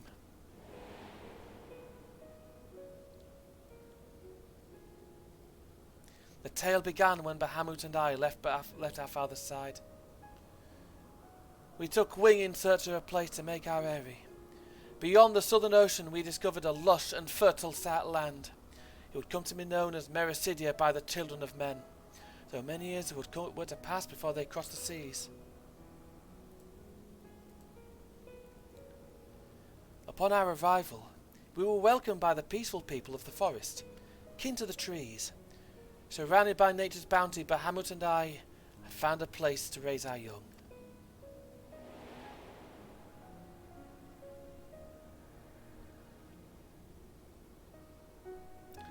Fascinating. This correlates with the writings of the Sharlayan scholar Rurusha. She posits that man settled on the southern continent towards the end of the second Astral Era. Correctly, it would appear. If only she were with us to hear the tale from Tiamat herself. Again, Angelo.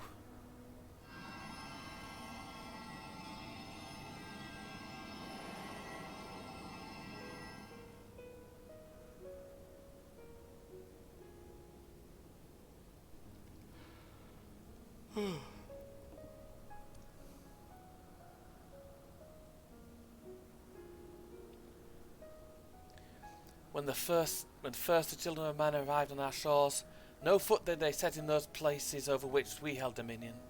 Such was their fear of dragonkind. As they kept their distance, so did we let them be.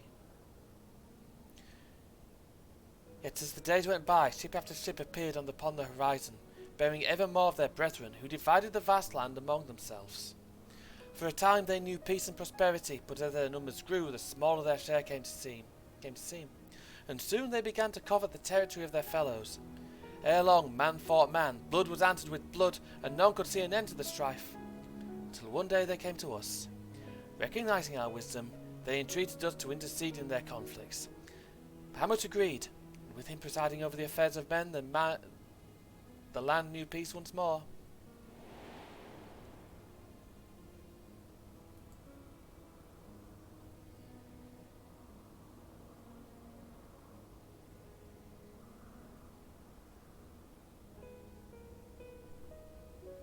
Alas, those golden days of harmony were fated to end.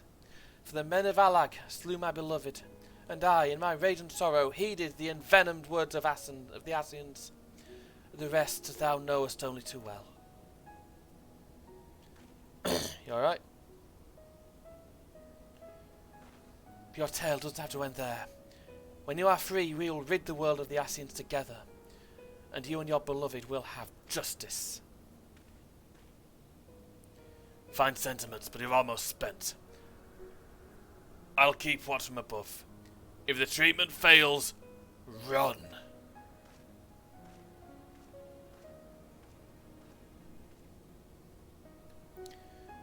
Thanks for the vote of confidence.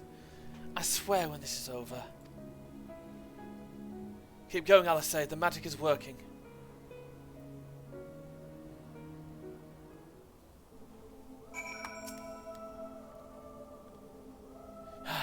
Well, I knew this wasn't going to be easy. No patient could have prepared me for treating a great worm. We're close. I can feel it. While I've only got a few more drops of ether left to give, with yours and Graha's, this will work. And I believe I speak for both of us when I say you may take as much as you require. Careful, I may hold you to that. Right, here we go. There we go.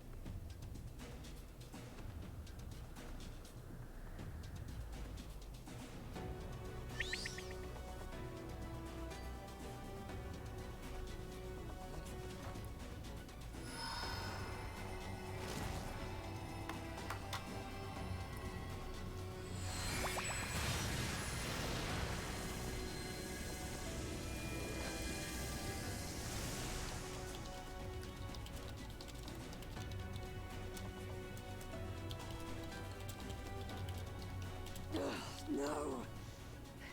I'm almost there!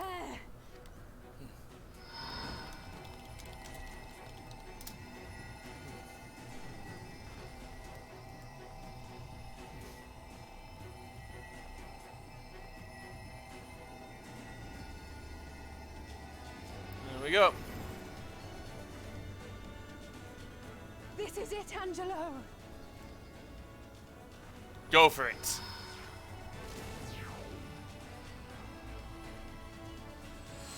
I think we got it.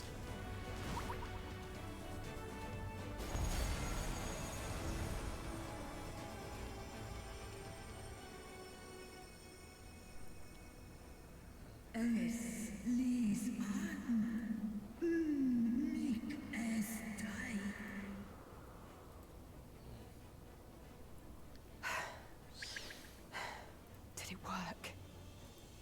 Let's find out. We won't know for certain until the shackles are removed. Let's keep going.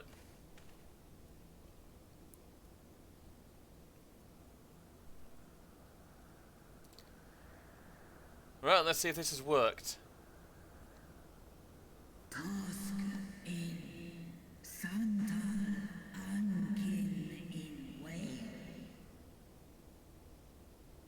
Hopefully. Many have been subjected to the Allagan's dark arts, their flesh irrevocably altered. For such tortured souls, I fear there can be no salvation.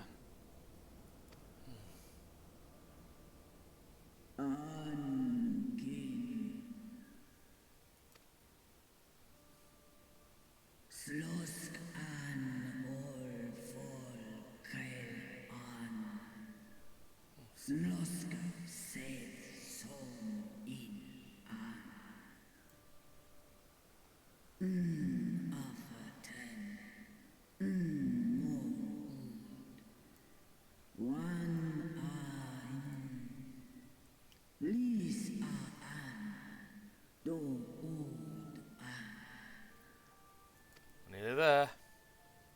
When that time comes, you won't be alone. We'll stand by you.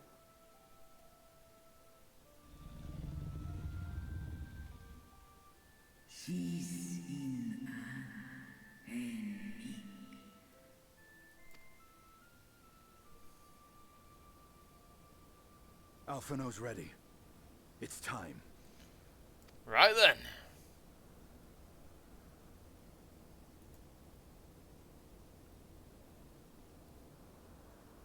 Do it. And let's hope the treatment worked as it should. One way to find out.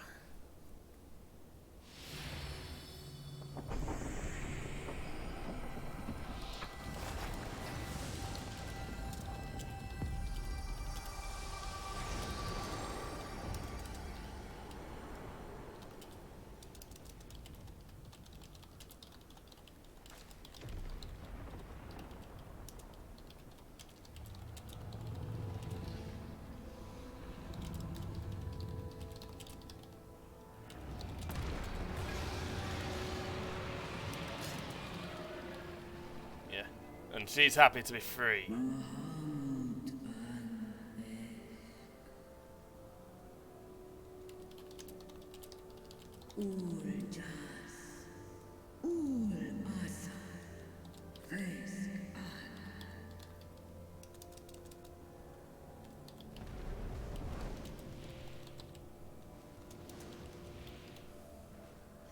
We've done it. By the gods!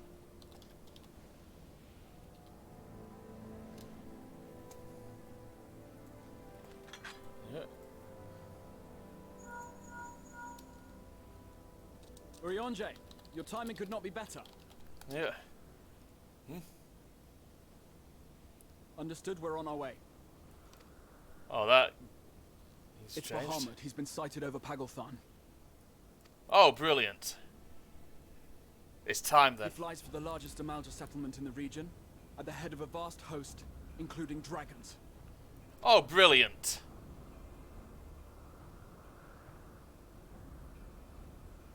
Did you hear all that, Alphino? You'd best rejoin your comrades. I'll make my own way.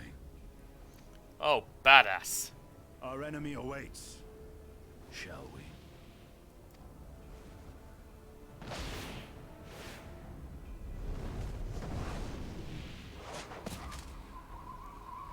Oh, nice.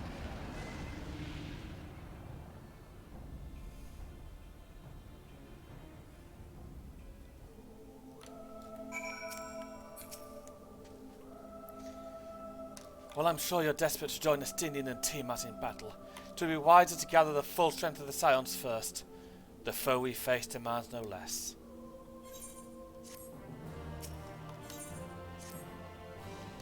It's time.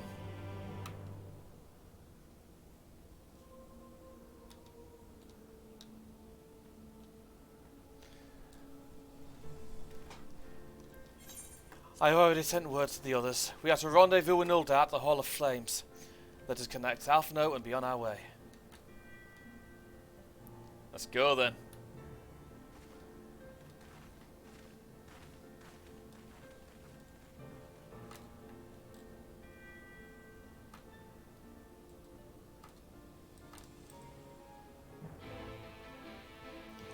Right. To the Hall of Flames.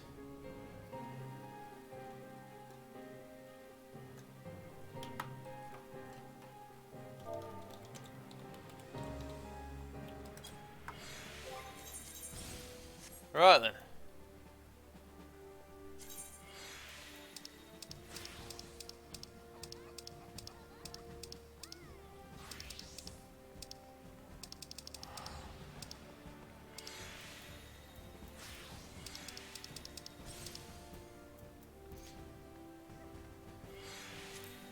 Let's get my cape on then.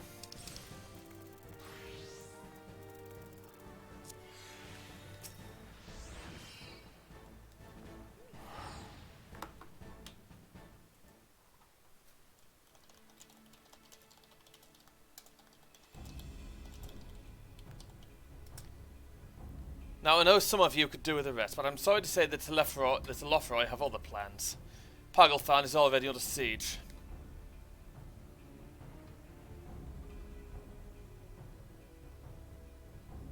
Happily, the Immortal Flames arrived just in time to join the defensive effort, with Marshal Tarupin at their head. Well now, given the failure of the peace negotiations, I was uncertain how the Sultanate would respond. It is good to hear that the Tuldar has not abandoned the Amalja.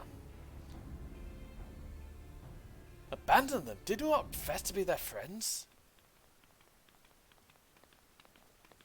Oh, he's serious. That's Papashan. Your Grace. Marshal Tarupin has made provisions for such an exigency. He was ready to depart at the moment's notice. All that was required was the agreement of the syndicate, each of whom voted in favour of intervention. Not Rizuldar alone in its resolve. The other alliance nations have likewise dispatched their troops to Pagalthan. Yet even with our combined strength we shall be sorely tested. For we face not only the might of an Imperial Legion, but Luna Bahamut and the Draconic Horde besides. Tiamat's children. Fight as we may, victory is by no means assured. But not all of the omens are grim. Our forces report that despite their proximity to Luna Bahamut, none of the Armada show any signs of tempering. Strange. What primal would turn down a chance to claim new thralls?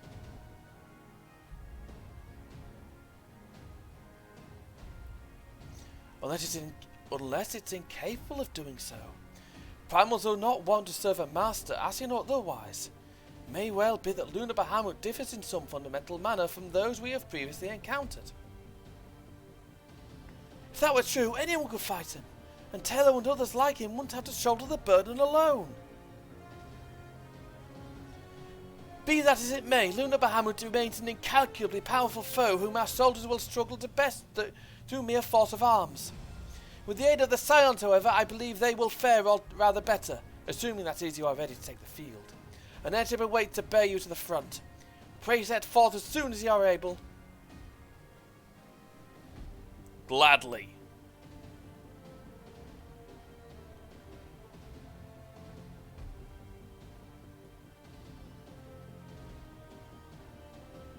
I, meanwhile, shall continue to coordinate our forces till next we meet. May the 12th bless and keep you.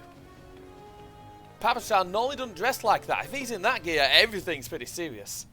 It was kind of her to speak with us personally. You may be certain she has no shortage of other responsibilities. Well, I, for one, am inclined to do so. It's her grace requests. Lest we forget, Aaron Volden for Dola are in Pageltharn on reconnaissance.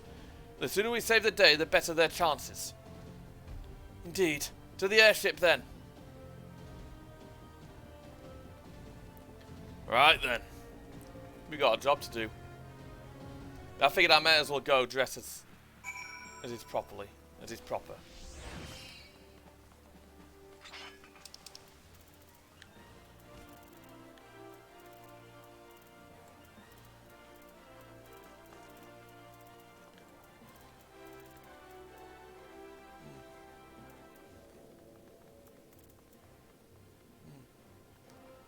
Ah.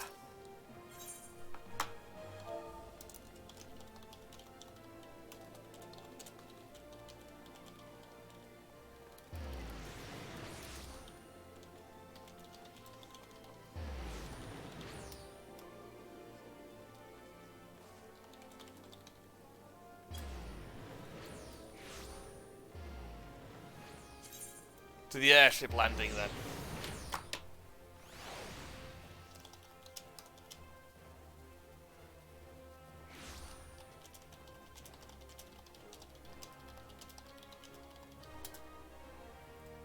Right then.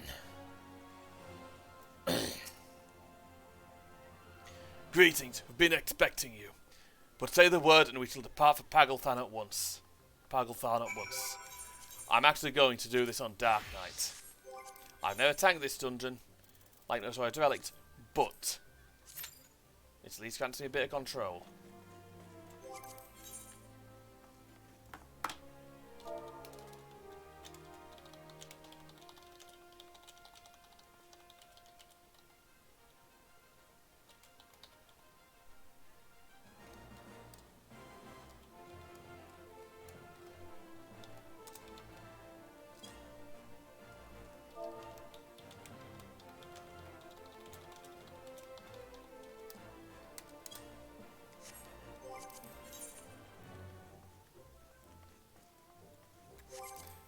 I get the feeling no one's going to say yes.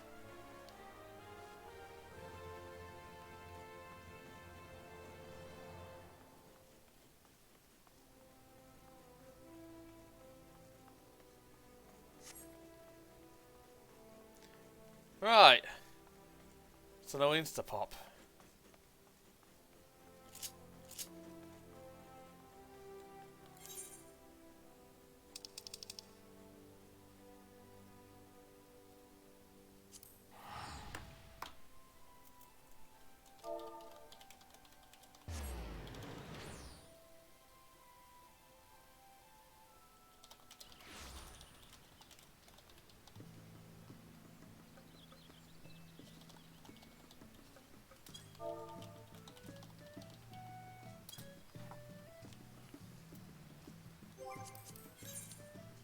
It's a busy night tonight.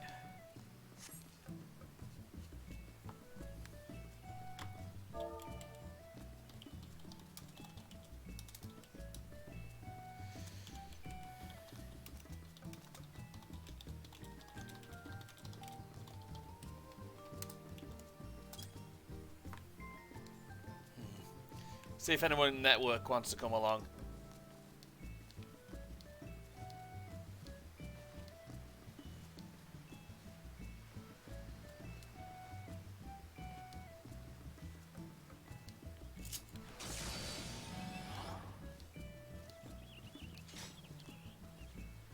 Got my tank buff up.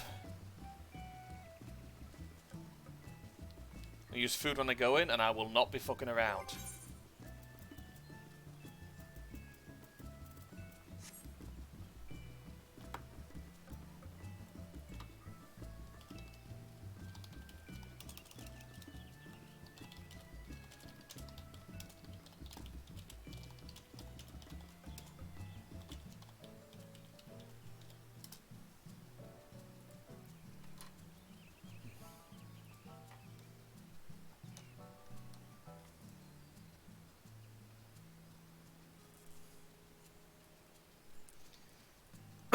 Sorry. Throat.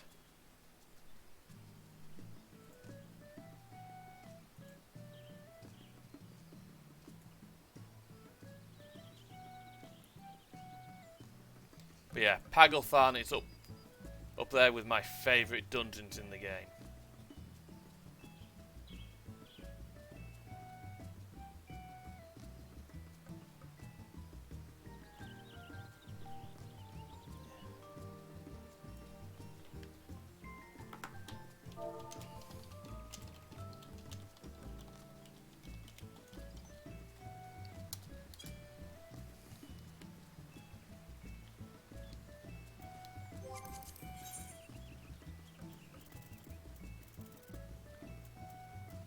Let's see if there's anything interesting going on. See if I can join anything before I go.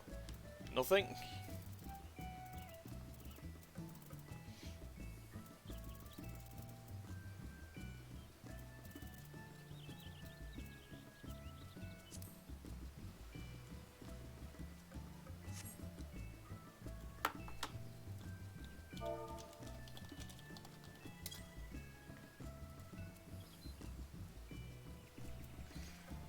That's known for Pagelthan, unfortunately.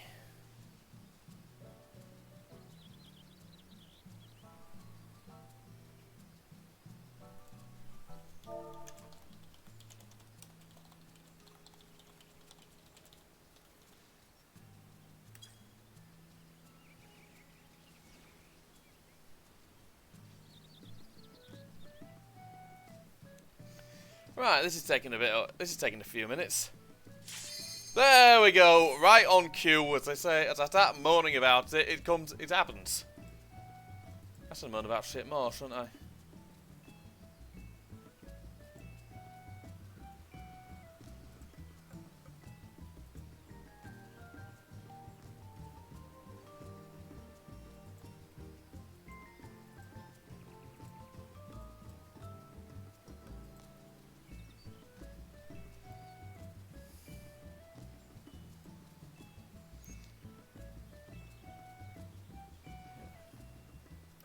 There we go.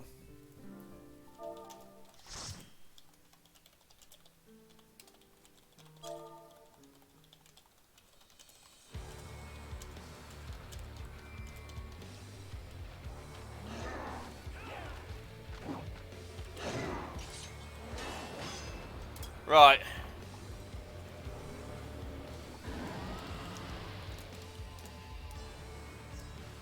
Give me a sec.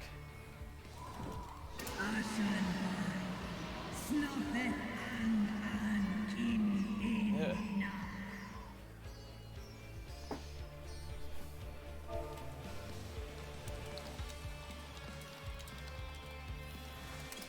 Right then. Looks like I've got some heavy hitters here. Well then.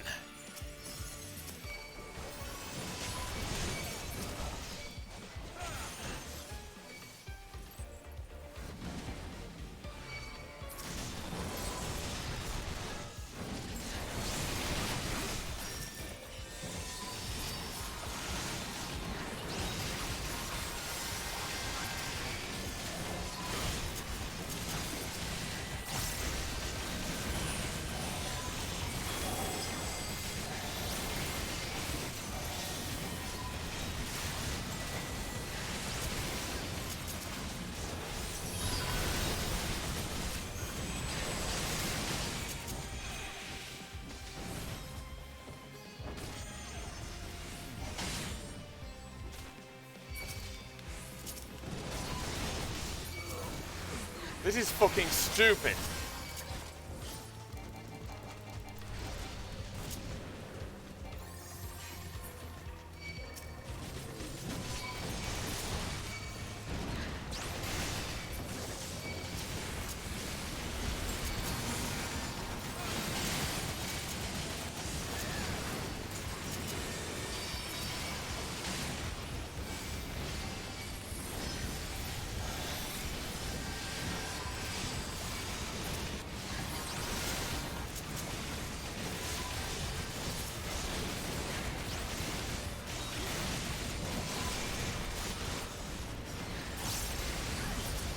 Oh, I'm enjoying this one.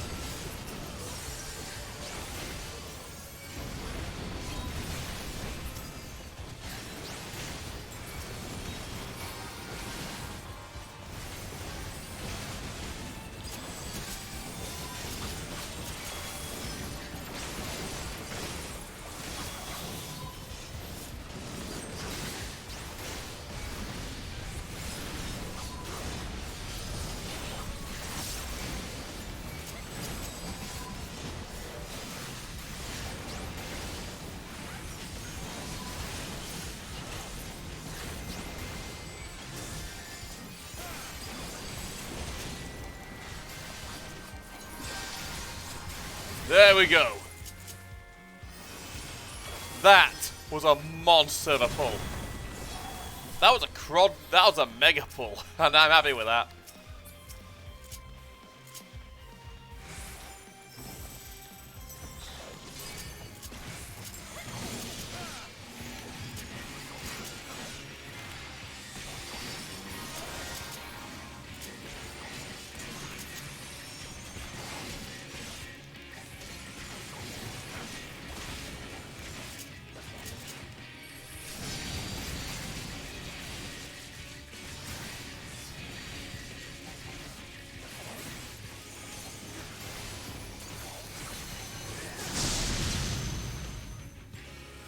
Electric burst.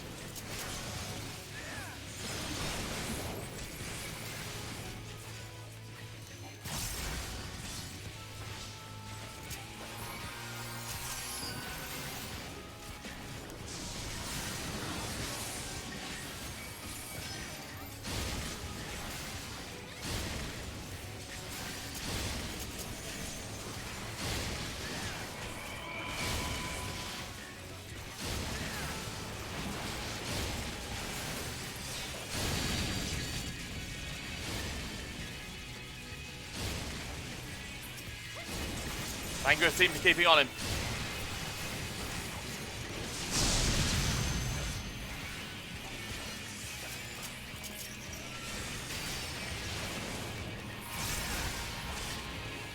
Yep.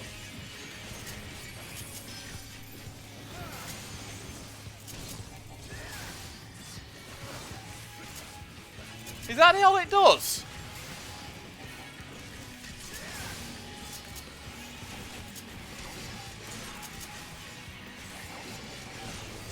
Yeah.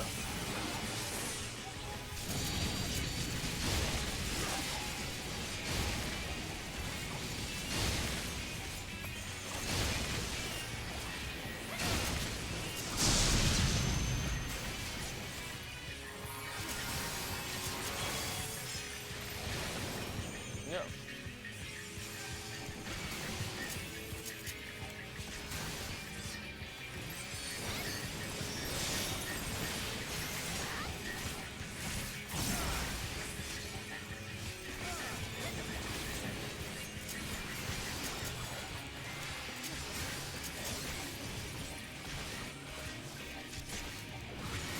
There you go.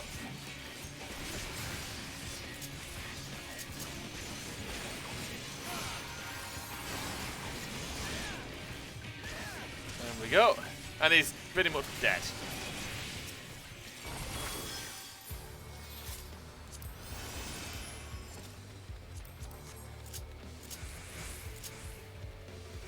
Oh, they're here. Just imagine being one of the Telethra and seeing this lot.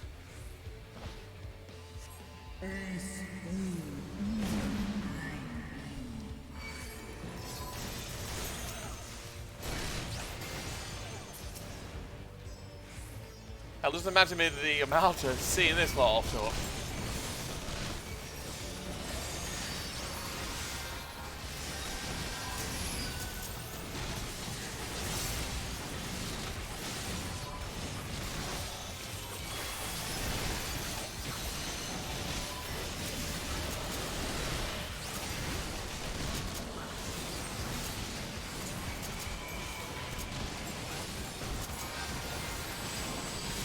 There we go.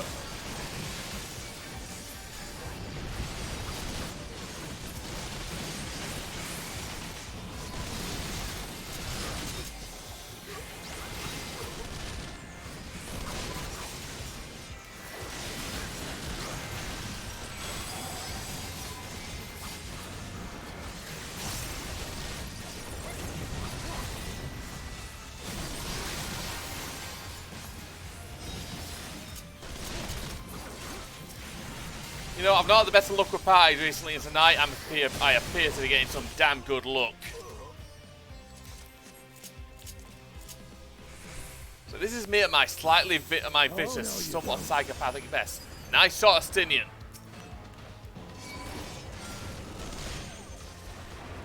Oh.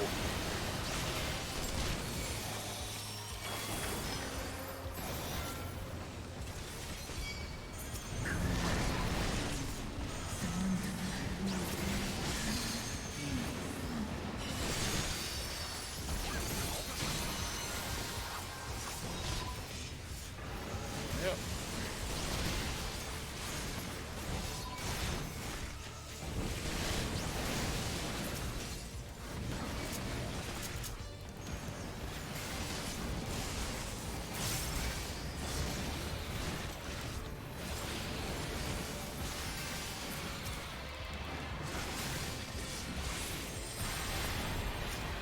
There we go.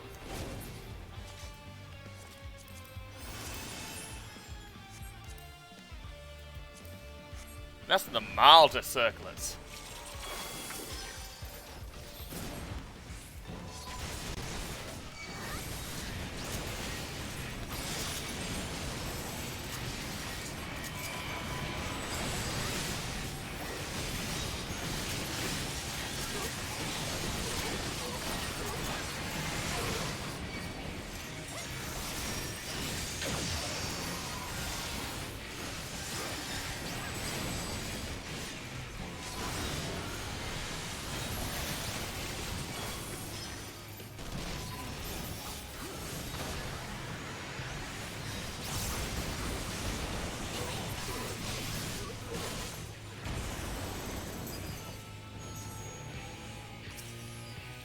Here we go.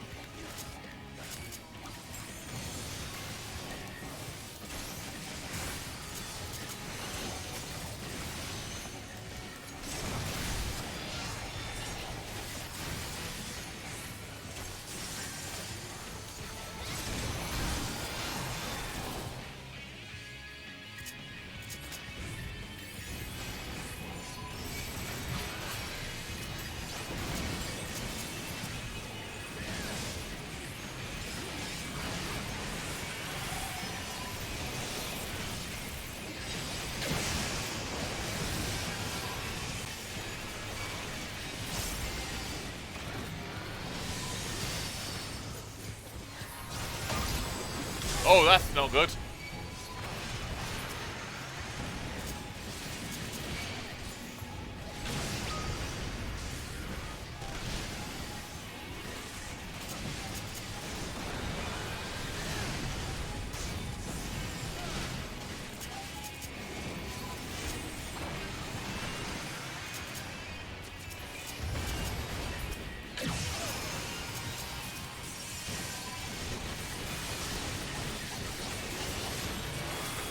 Taking a bit of time. Oh dear.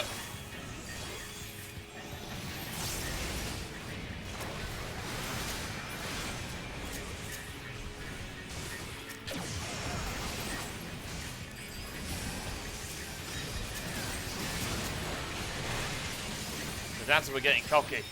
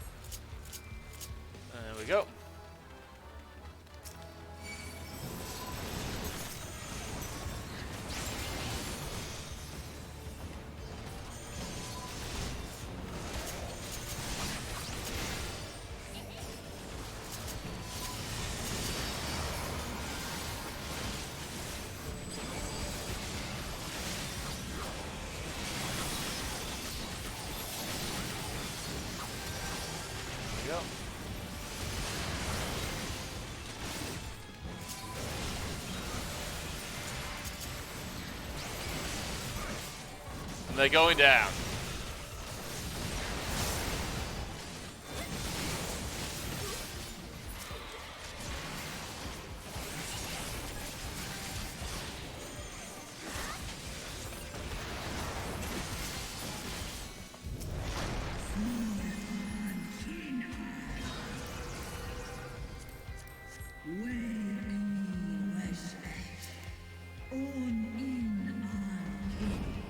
Here we go. And there's the tower. From this angle, it makes you realize just how big those fucking things are. Holy shit.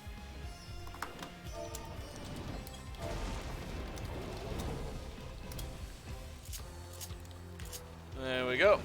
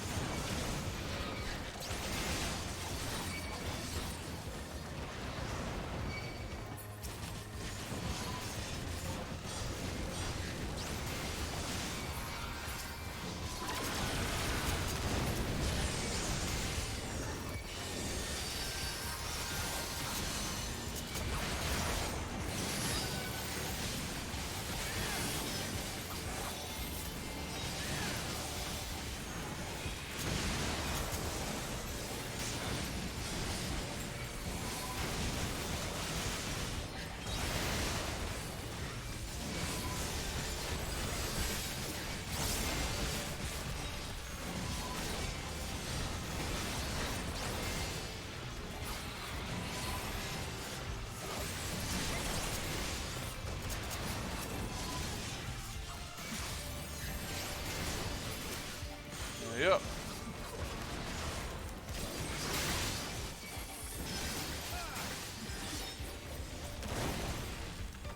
All right then. Oh, been a while since I heard this music.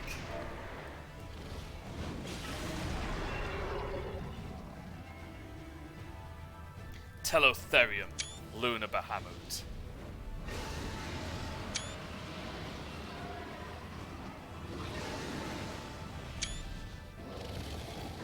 Here we go.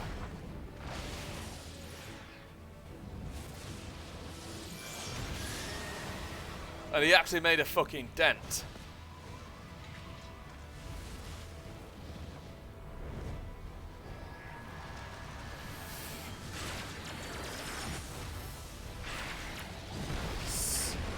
So a Telo flare or a lunar flare.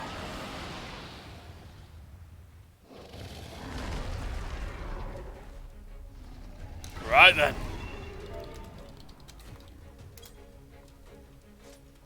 It has been a while since I saw that cutscene.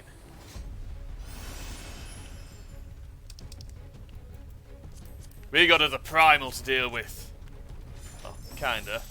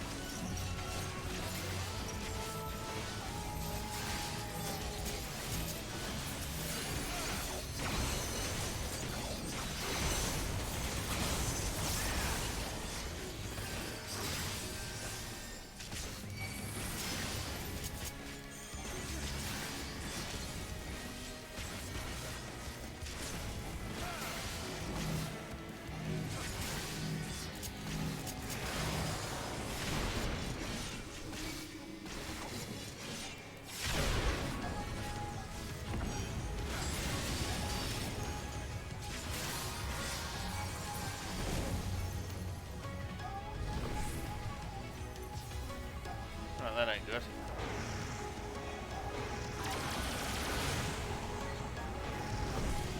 Oh shit.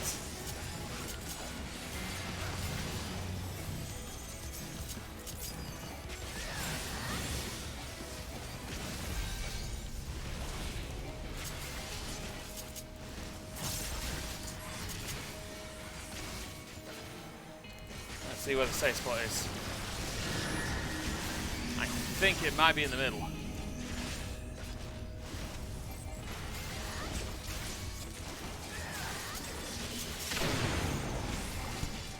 There we go.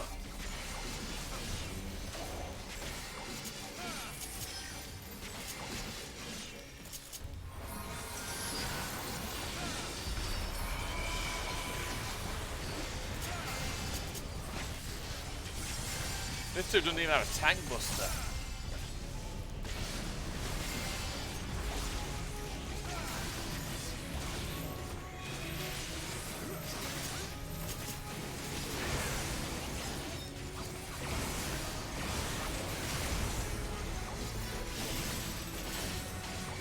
Almost there.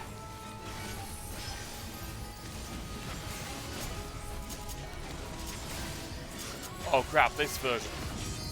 Usually he's dead. Usually when I fight him, he's dead by this point.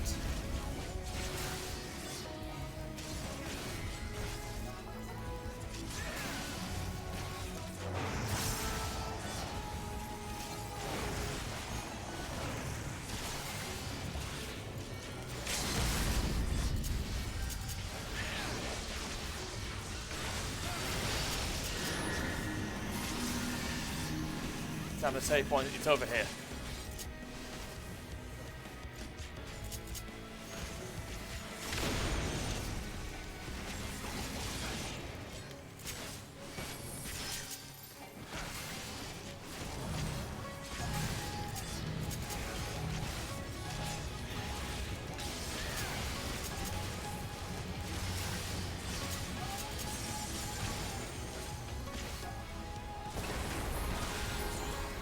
There we go.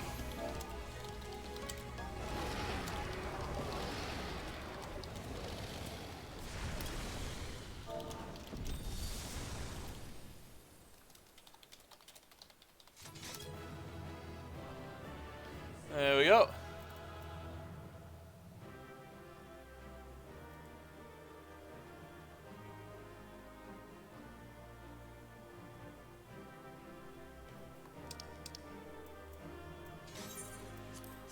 That healer were good. They can have the comp. I don't like the jackets. They can have that. Hope they enjoy.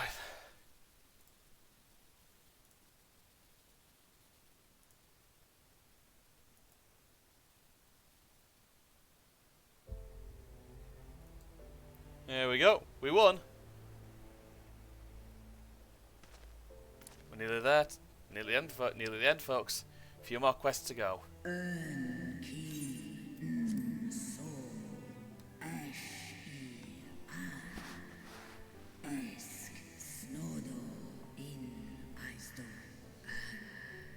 You are welcome.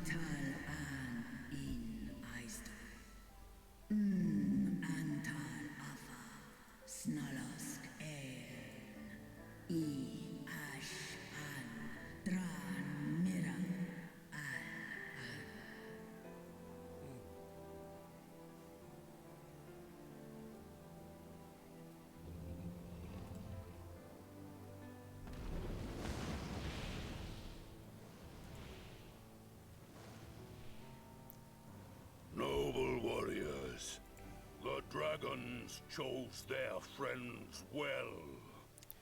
I suppose they did. That's their chieftain. Long have our peoples waged war, but no more.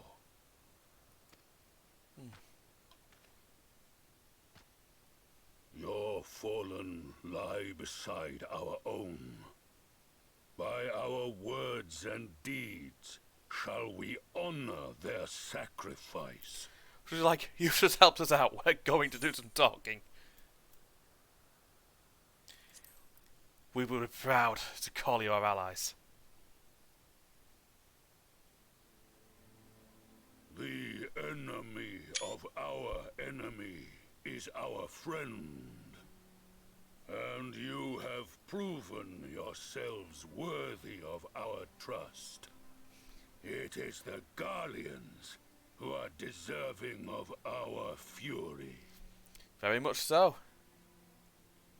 I shall see that my brethren learn the truth of this day, and rally as many as possible to the cause, till we meet again.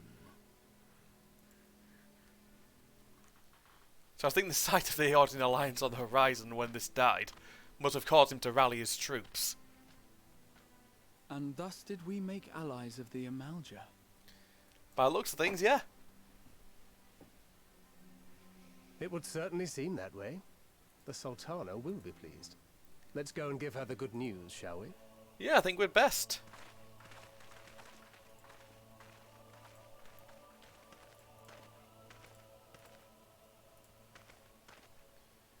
Yeah. And forget what it is about the tower.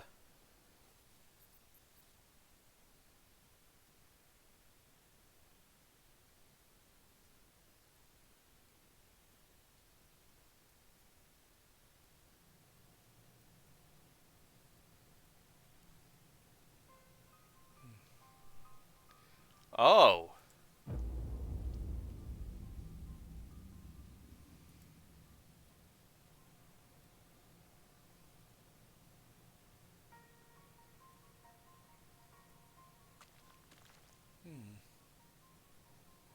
What in Ralga's name happened here? Nothing good. The gods only know. But you can bet these poor sods aren't here by choice. No, they're not. Quickly! We've got to get them free! No, that's a dump. No, no, no, no, no. That's...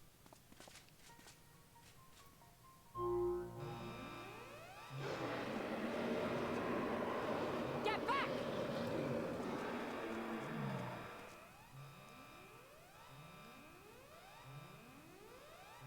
No! What have I done? It's too late for them! We're leaving, now! Oh, shit.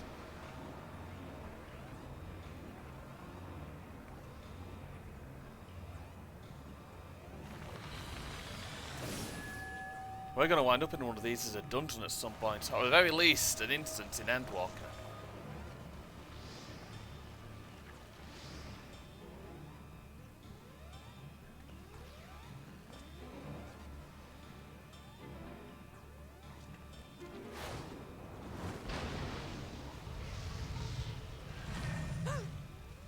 No! No! Don't you dare! We came together and we're leaving together! That ain't good.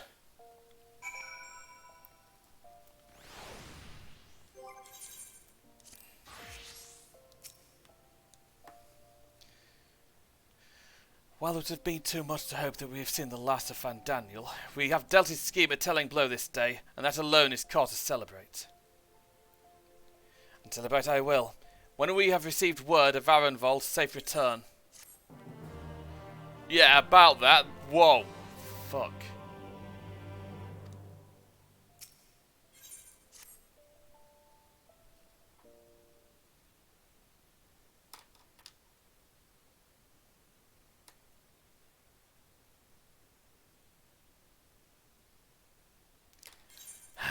Standing around here worrying is not going to help matters. Come, we must discuss the day's events with Pippin and her grace. Brave scions!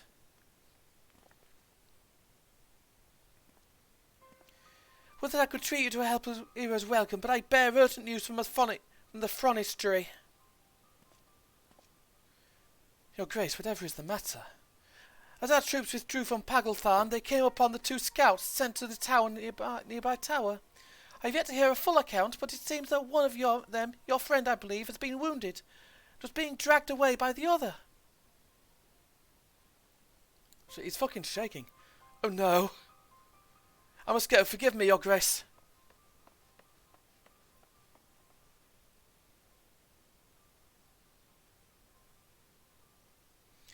Can you tell us aught of Arenvold's condition? Your grace, the wounded scout. Not save that his grave. The Kyrudans tend to him even as we speak. The infirmary must be must be inundated with the wounded. If all of us go, we'll only get underfoot. Taylor, Estinian, would you mind going after Alphino? He may need some support from someone other than me. Of course.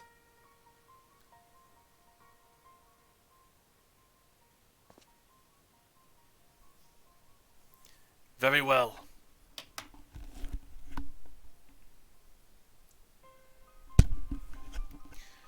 Thank you.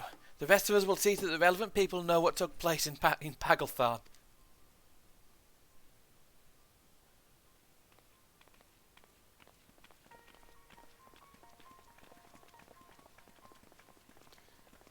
Yeah. Come on then. Alright.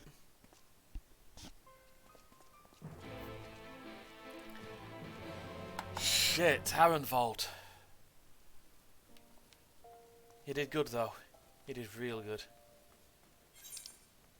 Fuck. At least the Fronistry is nearby.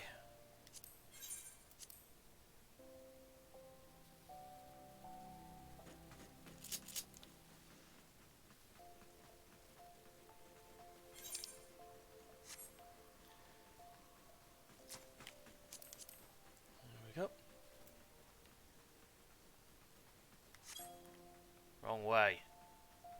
Well, this one.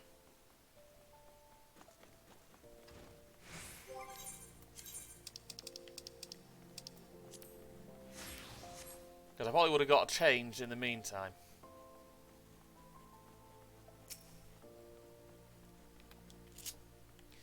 I take it Harrenvold. Alphino is fond of Harrenvold. I know how he feels, but hand-wringing isn't going to help anyone. You'd better have a word. Will do. Instead of standing there gawping, why don't you tell your friend to stop whining like an underfed dog? People are fighting for their lives in there. Please tell me something, anything. Another one come to see the lad in silver armour. Master D'Amelio is attending him as we speak. If you'd be so kind as to wait. What did Master tell me or say? Tell me his exact words. Enough, Alphino, this isn't helping. You're right, forgive me. When we said our farewell to Harrenvold, I was afraid that something like this might happen, but now that it has, all we can do is wait.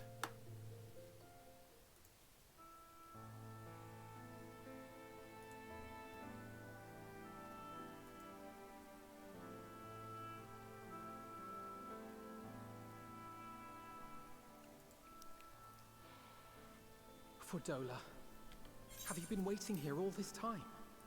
It's not even been that long.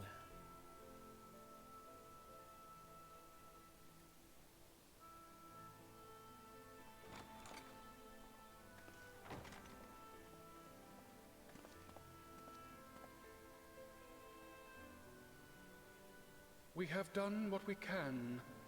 The rest is up to him. Oh, good. He's done well then. May we see him? I do not think that wise. You must let him sleep. Fair enough. He's like...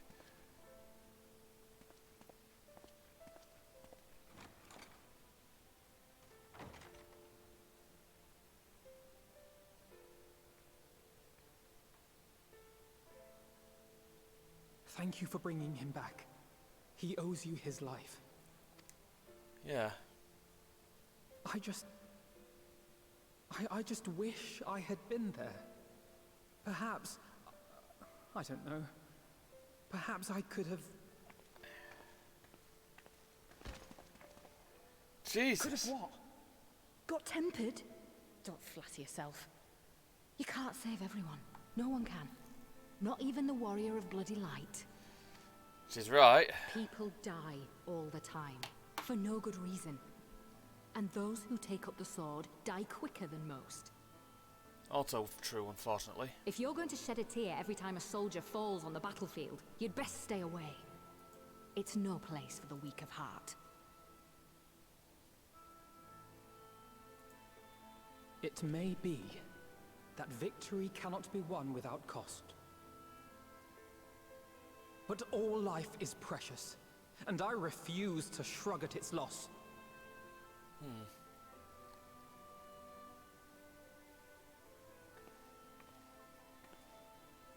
life is precious. Oh, you need to grow up, little man. Before your sparkling ideals get everyone killed. She's trying her hardest not to break down.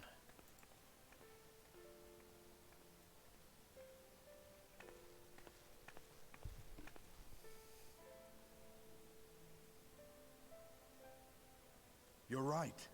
He is idealistic. But the world has more than its fair share of realists, like you and me.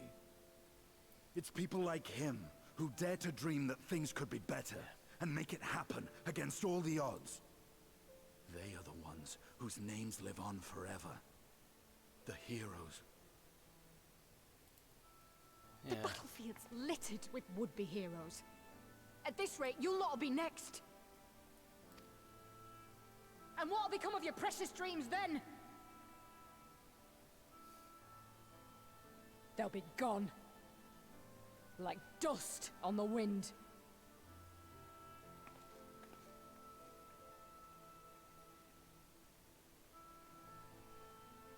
Dreams worth fighting for don't die so easily. No, they don't.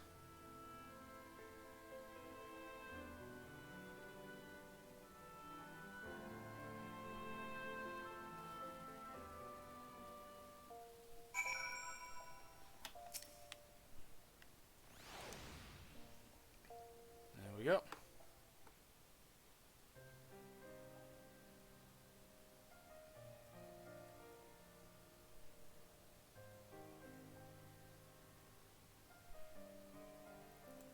Alright, man.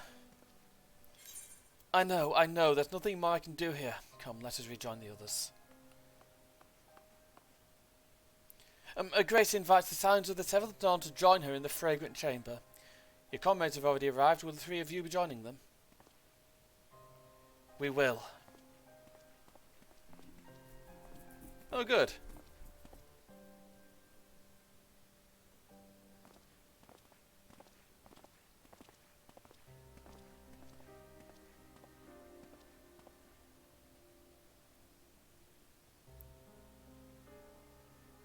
Off we go then.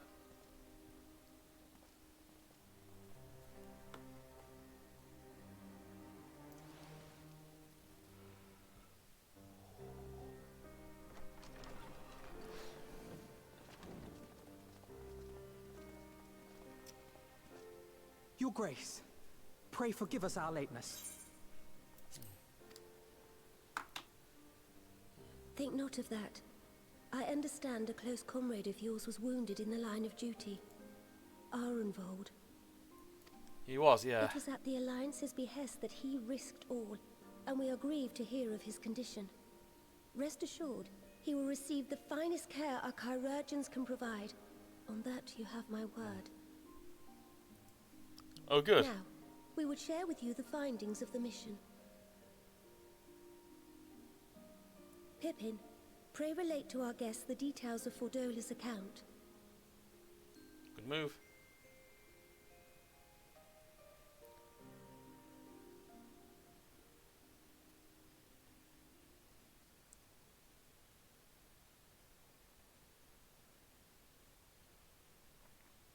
First Bahamut, now Ifrit. Or Lunar Ifrit, as Fan Daniel would doubtless have it. Yeah. 'Tis now all but certain that the towers were conceived to facilitate the summoning of primals by those imprisoned within. Less certain is the means by which the Telophoroi constrain the wills of said entities to enact their designs in defiance of the pleas of their victims. Mayhap they do not. If mere proximity to the towers is enough to make loyal servants of the Empire's mortal enemies, it stands to reason that the same is true for those held captive. It is, yeah. They invoke their gods for the good of Garlemald, and in their disturbed state of mind, summon a primal whose form reflects their own alteration.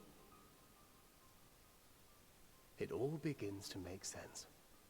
Upon closer inspection, I realized that the towers bear a striking resemblance to a much larger structure which Urianger and I observed from afar during our visit to the Imperial capital. Go on. Assuming it too is capable of tempering those in its immediate vicinity, it would go some way to explain the swiftness with which the Telophoroi managed to rally so many Imperials to their cause. Yeah. While the situation in Garlemald is indeed troubling, I fear we have more immediate concerns. Go on. Ifrit was not the only primal summoned. At approximately the same time, observers at several other towers bore witness to the emergence of further such entities. Go on. For a blessing, none appear to wield aught approaching the destructive power of Bahamut, and the Grand Companies are moving to deal with the threat even as we speak.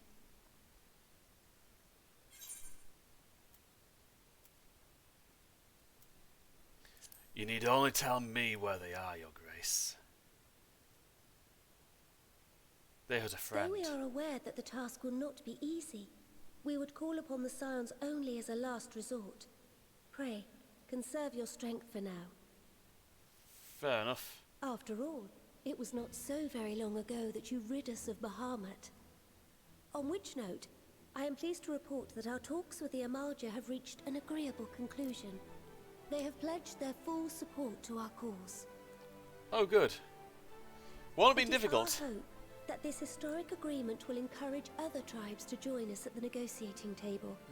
And I know that I speak for all of the Allied leaders when I say that we will welcome them with open arms at such time as they do. Oh, good. Of course, this was only made possible by the feats of heroism performed at Paglfan. Moreover, we shall not allow the sacrifices of those fallen in battle to have been made in vain.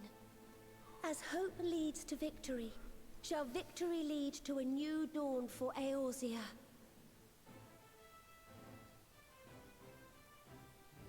May these words ever be our guide, Your Grace.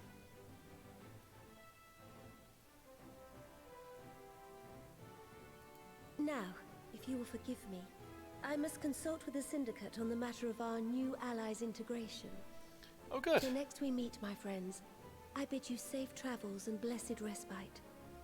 Thank you.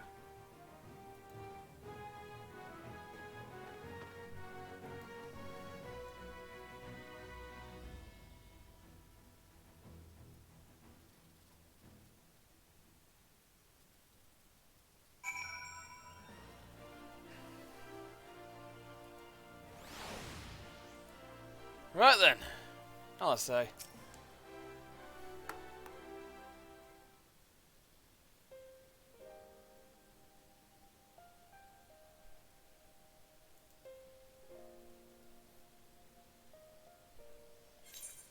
Right then, unless anyone has any objections, I think it's about time we return to the Rising Stones.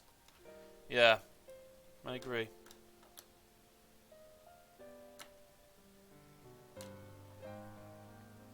That includes you, Alphino. Ironvold is in good hands here.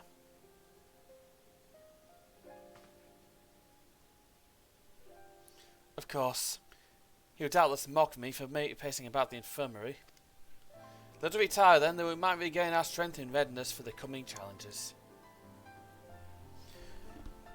If following agreement, then I shall let Kryl know to expect us. A hot bath and a hearty meal shouldn't be beyond arranging with the time available.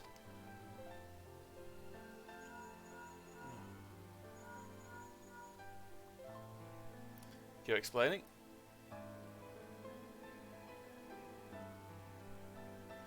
Be good to be home. I have some thinking to do.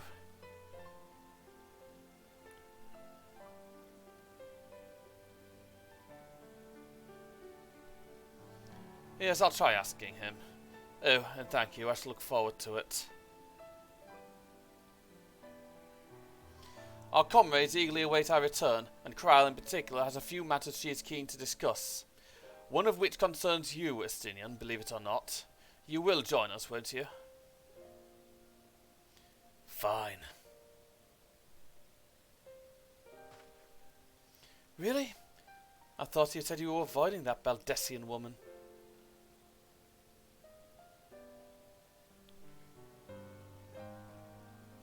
He's like, don't.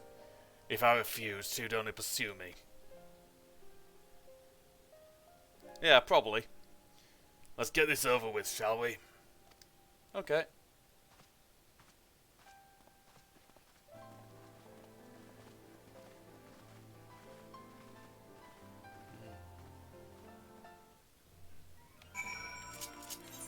Right then.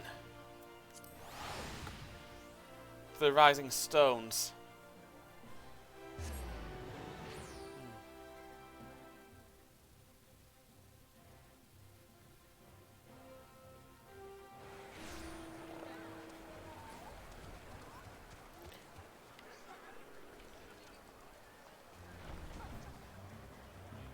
What the pray tell fucking fuck is that?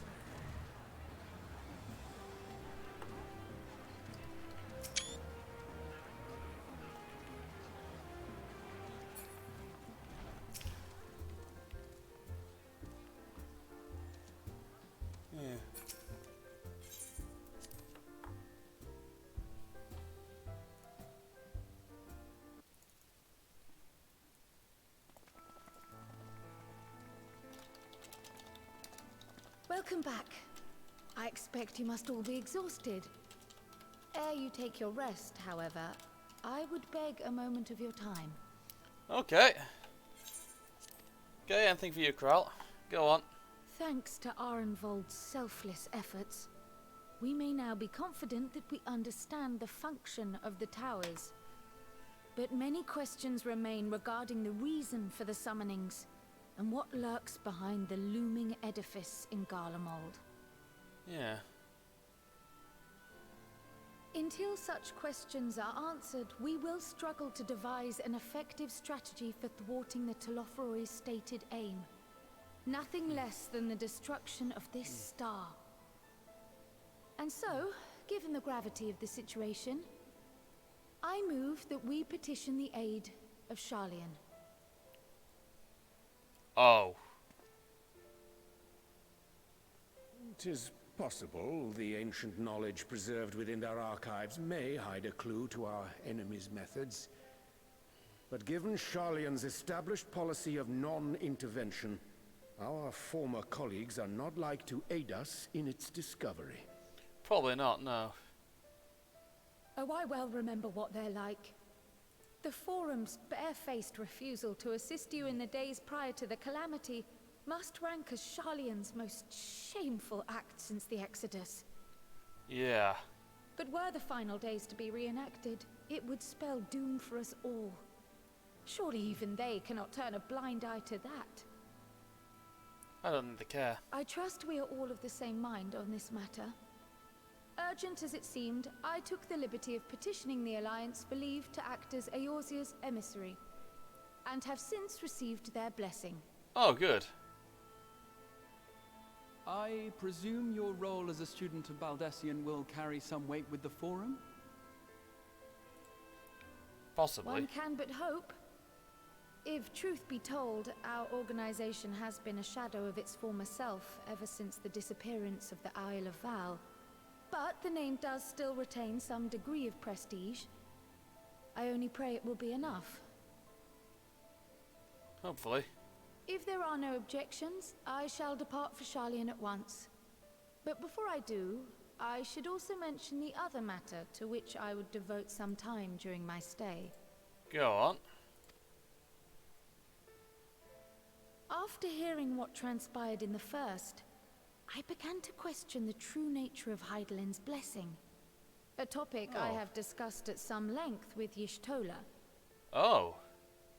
We were wondering, when was the last time Hydaelyn spoke to you directly? Oh.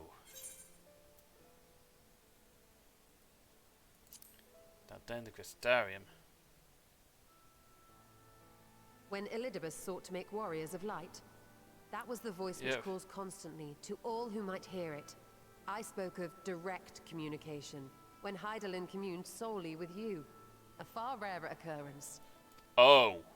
History shows us that Hydaelyn is able to awaken the echo in her chosen, convey her will directly, and grant the blessing of light.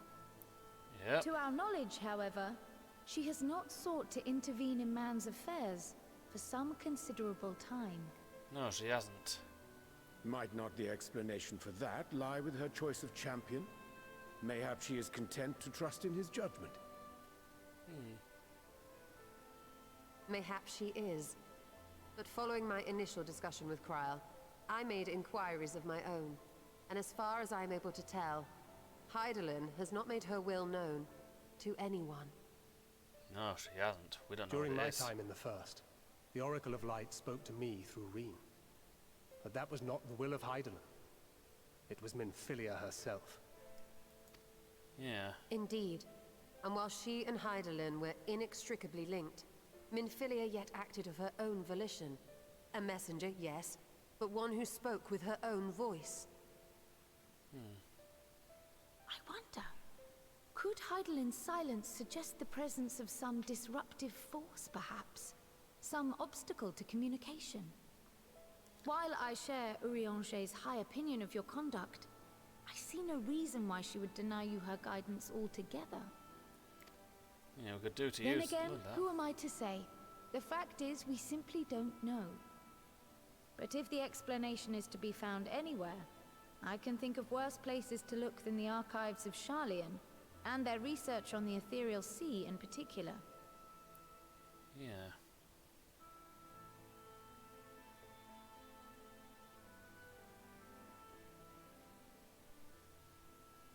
Resolved though I am to go, believe me when I say that I take no pleasure in the thought of leaving you a member short. Now, of all times. I'm sure you do. Yeah, I know. Estinian, we stand on the eve of a struggle that will decide the fate of this star. One in which we Scions may play a telling part, yet we are but few in number. And so I must ask you again, will you join us?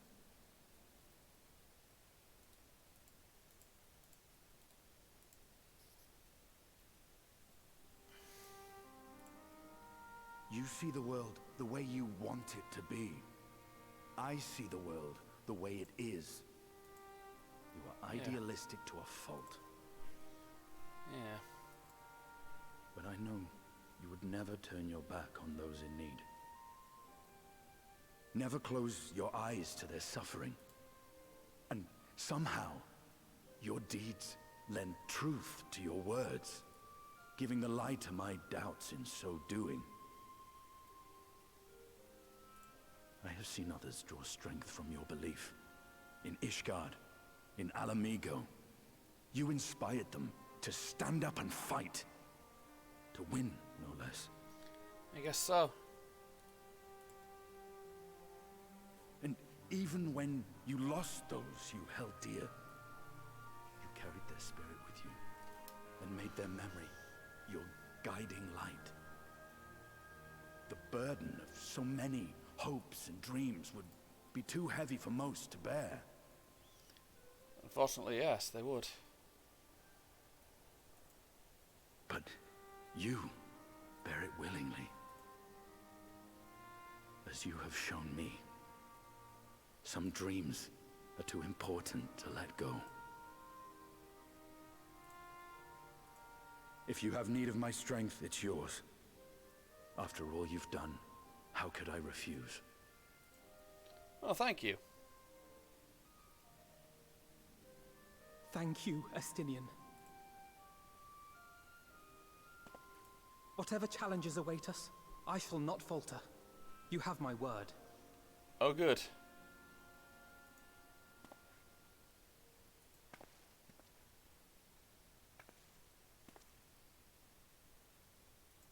And now, I may bid you farewell. Safe in the knowledge that all is as it should be. In this little corner of the world, at least.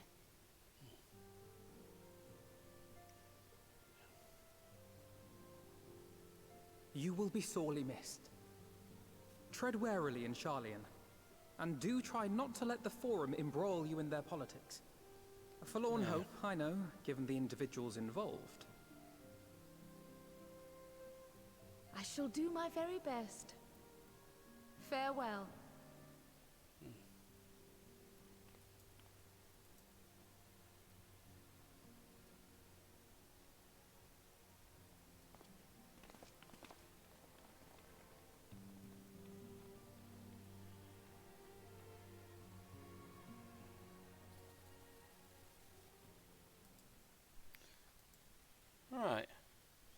Meanwhile, in the Imperial Palace.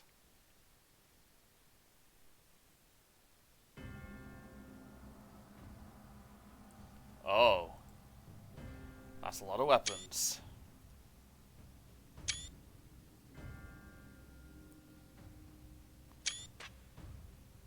Including some we've got.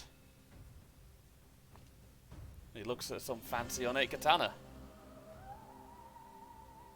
Well, does this one meet with your approval? I don't think he's happy to see you. Apparently not. Or could it be that you're still upset about the dragons? You are unwise to remind me of so costly a failure.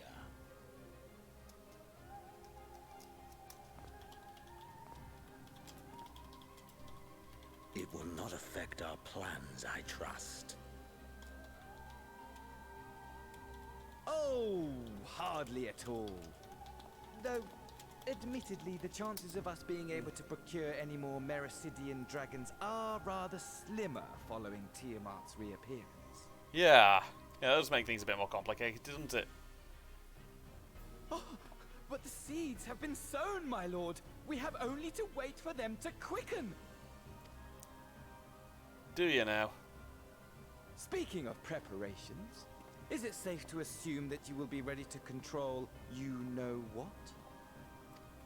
The hour draws nigh. This nation, forged for Ascian ends, will finally prove its worth. A mighty empire, now no more than an instrument of this star's destruction. What a pleasure it will be to put it to use. Yeah. Which brings me back to our earlier topic. My lord, while I appreciate that it is not an easy decision, it really is past time you chose your weapon. Yeah. There is one that I have been meaning to test. Oh. The size difference between the two. Well, not quite what I was expecting. Though I will say, it does seem rather apt. Yep.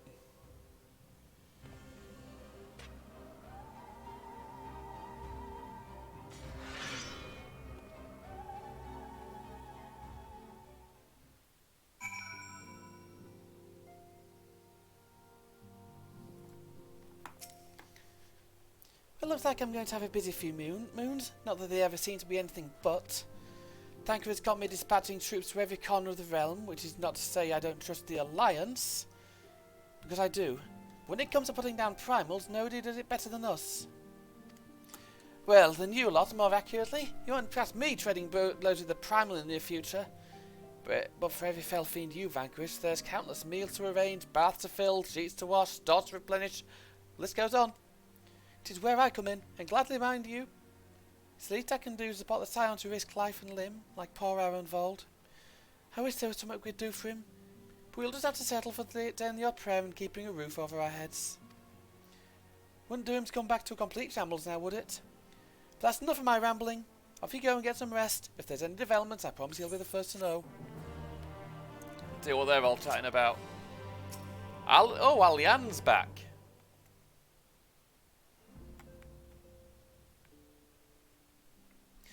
When the tower rose up in Yansha, my first thought was stay in Doma to keep my grandfather safe. When we heard the news of Bahamut's return, he bid me return to the Rising Stones to aid my fellow Scions. Send you regards, by the way. Horrid certainly got a fine figure he set off in his latest mission. I was sad to see him leave, and my nights will be lonely with just the one brother to keep me company. Although Arenvold and I both served as Scions, I'm afraid that I've had few opportunities to speak with the lad. I do hope he's fit to return to active duty soon. See how they're all doing. Been keeping me good eye on towers and telling the others to do the same. Of course, doesn't mean other Scions. I've got a whole network of scouts to keep me informed. Oh, so he's a spy master now. Alice has been teaching me how to cure tempering using epoxy. I say, the thought of being in such close proximity to one of the afflicted is rather daunting. We sent Coultonay and the others to be our eyes and ears in the field. Wherever the Telorphoroi appear next, we'll be among the first to know. Not going to talk to the rest, going to get on with it. Let's get going. Ah, Taylor, you're looking well. I take it you managed to squeeze in some rest. If you came home with tidings from Kryl, I'm afraid we're still waiting, but we do have some odd scraps to share. Scraps, he says. Lunar primals have been popping up all over the place, but the Alliance has the situation well in hand. Thanks in no small part to Holy Boulder and the others. Meanwhile, the talks with the beast tribes are going even better than expected. Encouraged by Yuldar's progress with the Amaldrag, Gridania has opened negotiations with the Exal, believe it or not. All of which is obviously very encouraging, but with the Telorphoroi still out there, it's not as if we can afford to lower our guard.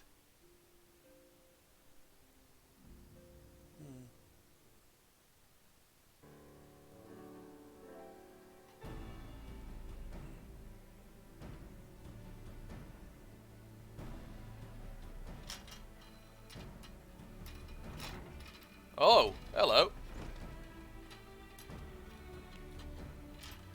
Begging your pardon, but I come bearing an invitation from the Alliance. A council meeting is due to be held in Alamigo, and your attendance is humbly requested. Ah, well, we were just talking about the Alliance. May I ask what's on the agenda? I believe the intent is to share news of recent developments and discuss what measures may be taken to combat the Telorphoroi, in concert with our new allies. The beast tribes have also been invited. It's hoped they'll join us to fight against the common foe. So the Alliance would bring all the beast tribes into the fold at a single stroke. An ambitious plan, given the delicacy of the negotiations, but mayhap an expedient one, considering the threat we face. Indeed, milady. For their part, I'm told the beast tribes have agreed to attend. If the towns too are present, all of Eorzea will be represented. Okay. To arrange such a meeting must have been quite an undertaking, not only diplomatically, but practically. Pray inform the Alliance that we would be honoured to participate. We shall make for Alamigo without delay. Then I'll bear your answer thither with all haste. Look forward to receiving you at Royal Palace. Oh, good.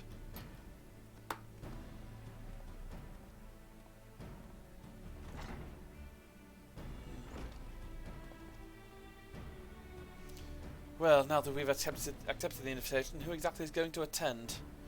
I move that you and Stola lead our contingent. Given how long you have worked to enter summoning, it's only right that you be present for what promises to be a historic moment. I think we've all played our parts in that little endeavour, don't you, Taylor? Suppose so. All present may rightly claim a seat, I do agree. Do quite agree. By your leave, I believe I shall remain here and lend what assistance I can to the coordination of our defensive efforts. I'm not coming either. Aymeric will be there, and I'd rather not be interrogated. Oh, very well. While those with a mind to hold the force get on with holding it, I suggest the rest of us make for Alamigo, shall we? Sounds good to me.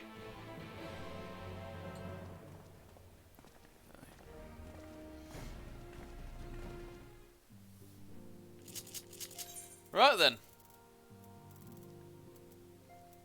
Back to the locks.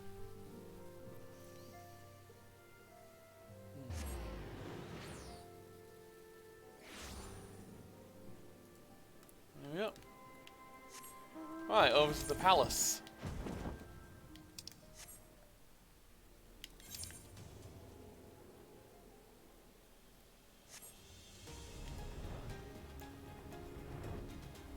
Yep.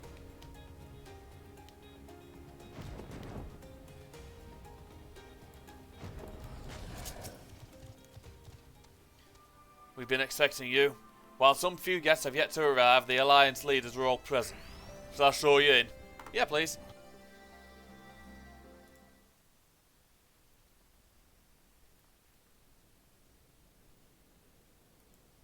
Right then, here we are. She's bricking it. They're all chatting.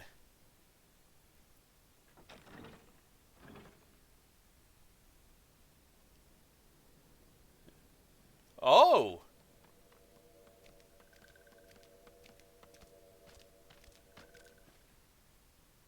And they sent the chiefs.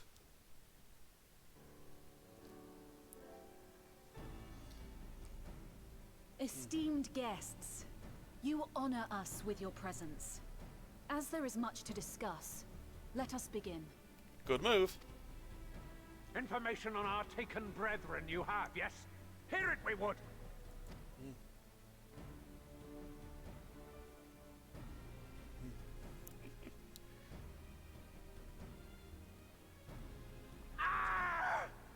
Beyond forgiveness these featherless ones are!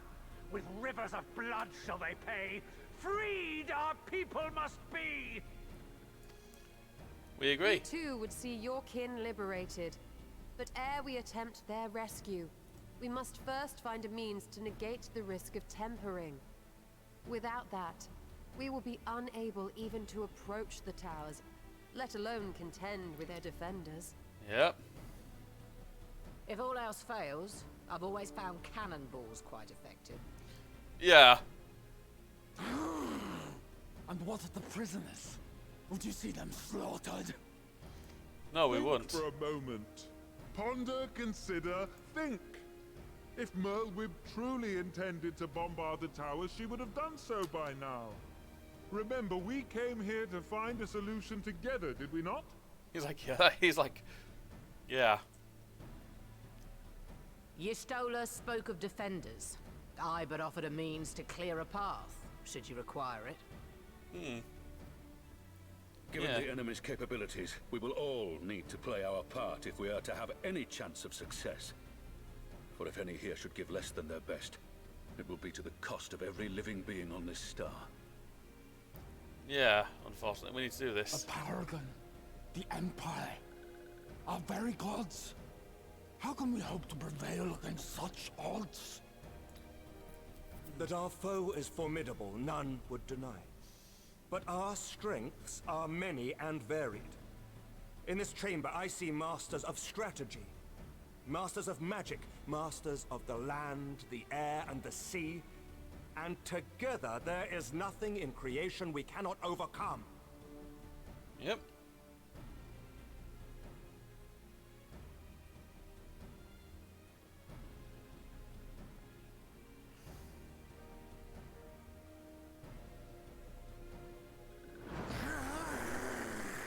Oh. I beg your pardon? His reaction is perfect. What is it, Sir Walker? Do you not express your passion thus? No. No, I don't. A little tricky without gills, perhaps? Suffice it to say, I am proud to be counted amongst Eorzea's finest. We, Sahagin, will play our part. He's like, yeah, we're in. We kobolds have not forgotten the crimes the Overdwellers committed against us in the past. But today we look to the future as allies united in purpose. Oh, good.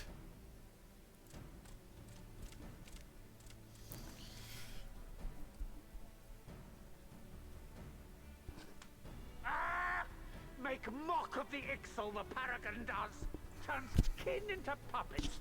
Pits brother against brother. Free them from his grasp, we shall. He definitely wants in. As Patriarch Zadar will attest, the Scions have granted us a means to free your brethren from their thraldom. This boon we will gladly share, that your people might never be enslaved again. We accept! We accept! Praise me! They're all in.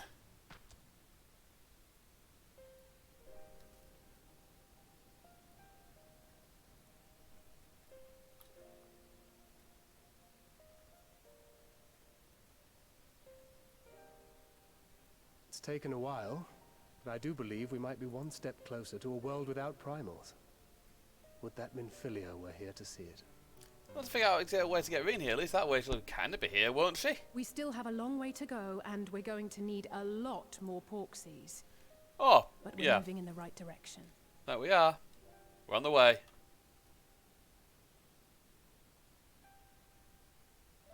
If I may have your attention, there is one other point I would like to raise. As we can all agree, freeing those held captive must take precedence over every other concern. But experience has taught us that none save those with the capacity to resist tempering can hope to enter the towers unscathed. And even once inside, a still greater threat may yet await them, that which we call a primal. Unfortunately, yes. Needless to say, if we are to succeed, engaging with such foes can only ever be considered a last resort. And so I move that we seek to prevent them from being summoned in the first place. Yep. Yes! Both prayer and ether are needed for the ritual. Should either one be denied, the summoning would fail. Yeah, it would. Indeed. And so we must endeavor to discover the source of the ether on which the process depends. Do so, and it may present a way to halt the summonings, or perhaps even neutralize the towers entirely. A promising proposal. While you are conducting your investigations, however, we will need to remain vigilant, lest the Telophoroi commit further abductions and summon primals ere we have the means to prevent them. To stand a better chance of keeping our enemy at bay, we would do well to coordinate our defensive efforts, sending reinforcements to assist our neighbors when needed. We, Amalja, would have been overwhelmed were it not for our newfound allies. But say the word, and we shall come. Yeah. He was basically, he was like, you have saved our hides. We're in. I see we are all in accord. But what are we to call this proud fellowship of ours? I submit that the honor of naming it should go to the scion whose brave efforts have done so much to unite Eorzea. What say you, my friend? Oh.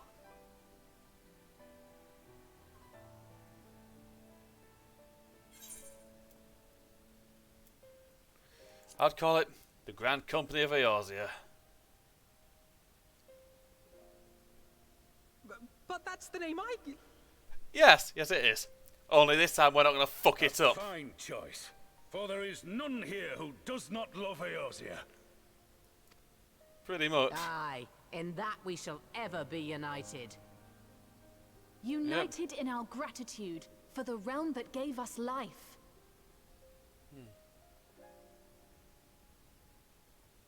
Then let it be recorded that on this day, the Grand Company of Eorzea was born.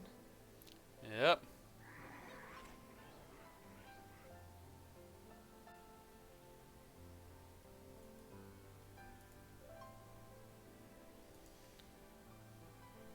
I think he's about to start crying again.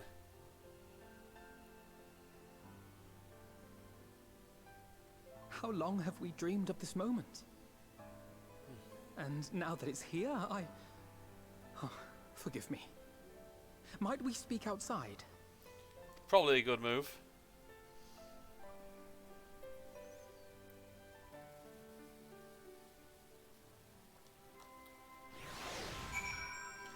Yeah.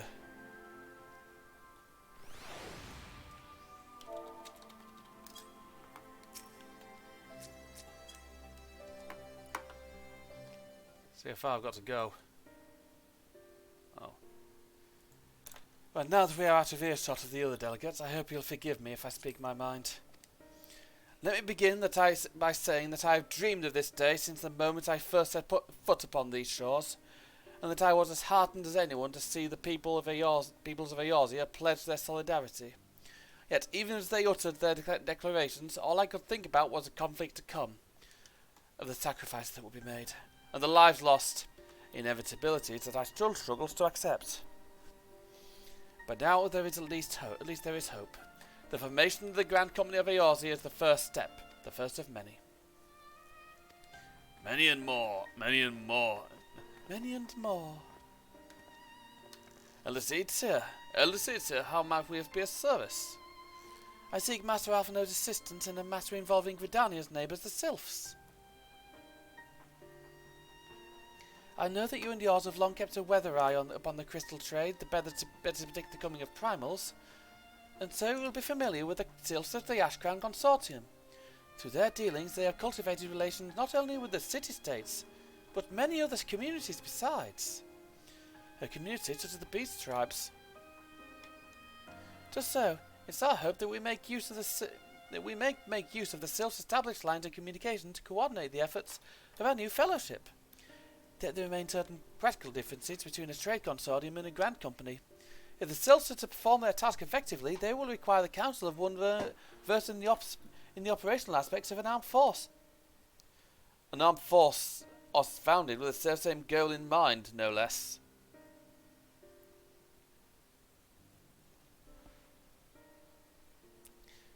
Crystal Braves, yes. Forgive me, Master Alphino, I know that it was a painful chapter in your life, but the experience may yet be made to serve the realm. In my hubris, I plotted a course for the Crystal Braves which stretched far beyond the orders and mythical conception, when intended to pave the way for the founding of what I intended to call the Grand Company of Eorzea. My plans all came to naught. Built upon a frail foundation of lofty ideals, the Order was doomed from the first to collapse under the weight of more worldly interests. I have no wish to see this new endeavour suffer the same fate. May I ask too much of you? Not at all. You may count upon my assistance for what it's worth. By your leave, I shall prepare a report, including a list of recommendations drawing on the lessons I learned from the failures of the Crystal Braves. You have my gratitude, Master Alphino, and my trust. When your report is ready, pray share it directly with the Sylphs. With your guidance and the earnest efforts of every goodly soul gathered here this day, I have no doubt that our fellowship shall emerge from the shadow of this Lothroi and flourish. Till next we meet, my friends.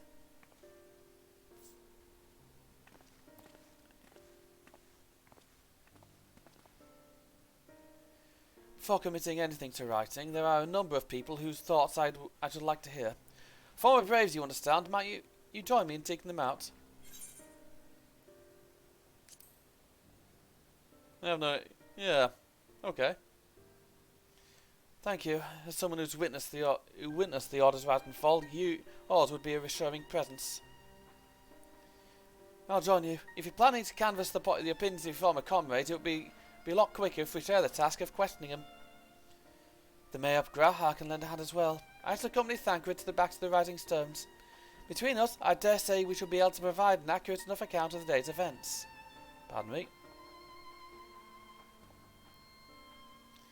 We shall be glad of your company, Graha. I shall explain the details on the way.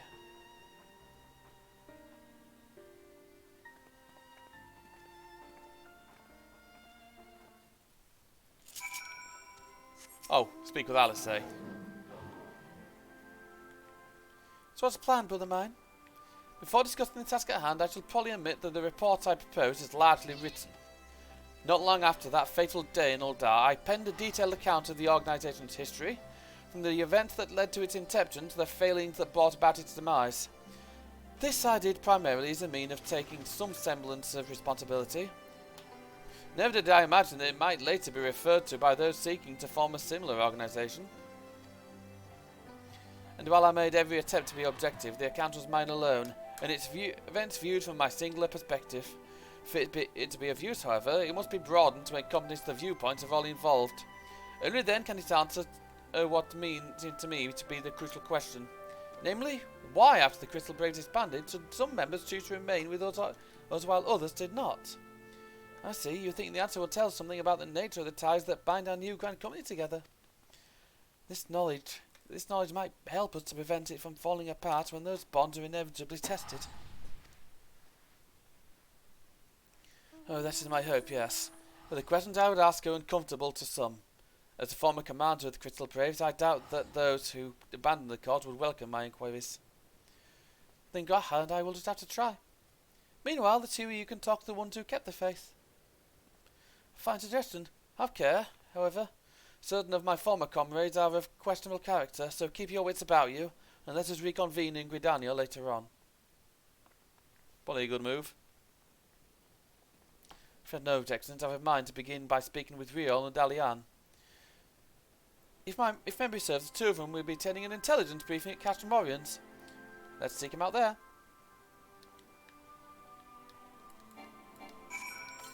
Feed Jim.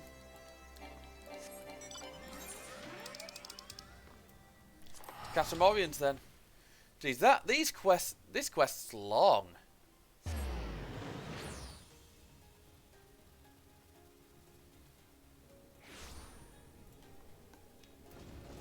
There we go. Real. Well, the briefing's over then. Well, look who it is. Well, look who it is. What brings you to here? Wouldn't have anything to do with a big meeting, would it? Oh, in a manner of speaking. I've been assigned a task, you see, for which I require the assistance of former members of the Crystal Braves.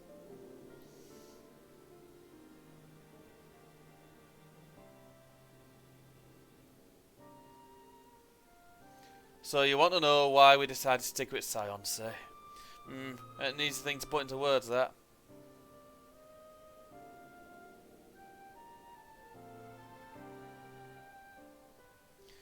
As I once explained to Taylor, I spent a long time agonizing over my failure to alert you to the traitors in our midst. For my negligence, I was captured along with many others, and we were powerless to prevent the tragedies that ensued. Not a day goes by that I do not think back to those fateful events. By joining the Scions, I hope to redeem myself, and I will continue to serve the cause for as long as I'm able. But that wasn't my only reason. When we were finally reunited at the Rising Stone, you refused to blame anyone but yourself for the fall of the Crystal Braves. In spite of everything that happened, everything you suffered, you took us back without a moment's hesitation. We would not have blamed you when you turned us away, but when you gave us your trust instead, what else could we do but try and repay it? Nothing, that's what. As for my own tale, well, I've always felt the Scions have something in common with my old crew. The duty at strong is to protect the weak. That was our creed, and I still live by it to this day. But as time's gone on, I've learned that strength comes in many shapes and sizes. From Mori Balder to Mistress Tataru, we've all of us got something to offer. And not one of us is doing it for personal gain, because we believe there's more important things than that, things worth protecting. It's what being a Scion's all about. I'm at a loss for words. Thank you, my friend. To hear this from you means more than you know. Forgive me, Taylor, could you?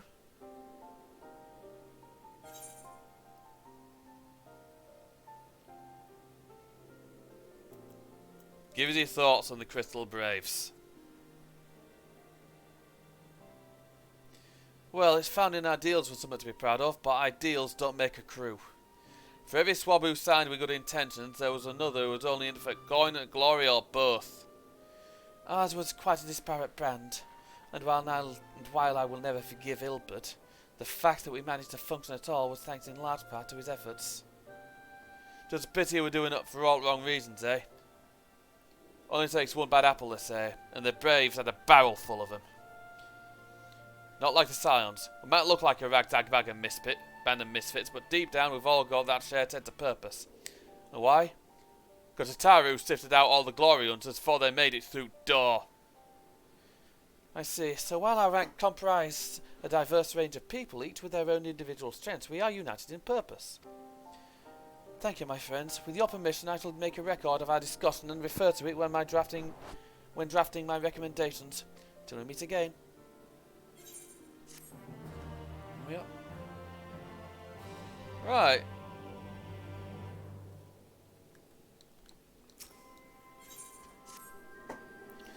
Well, I think we've taken up enough of our colleagues' time, and I'm conscious that less life-affirming testimonies await. Let us make our way to Gidani and hear what the others have learned. Sounds good to me. You two take care and see you later. See you on the other side.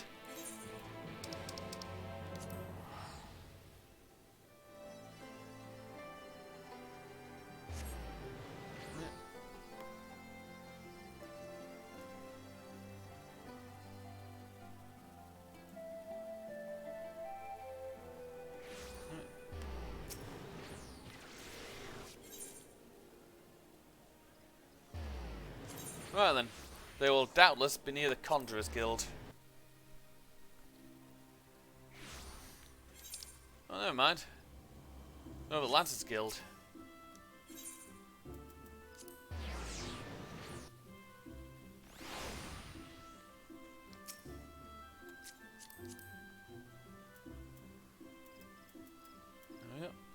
Oh, he's gonna be fucking lethal. Thanks to Taru's ever dependable intelligence, we managed to track down a handful of former braves without any great difficulty. Some are forthright, others less so, but we heard enough to form a picture. I must warn you, Alphino, some of their comments were harsh.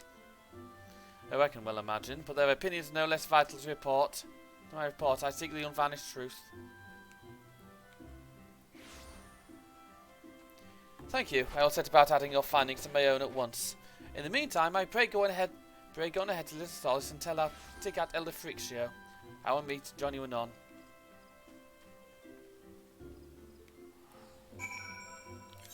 Oh, it has been a while since I've had to speak to him. Holy shit.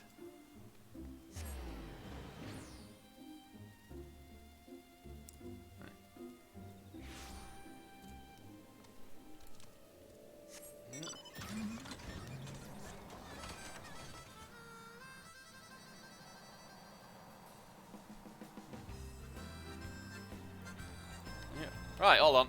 Over here.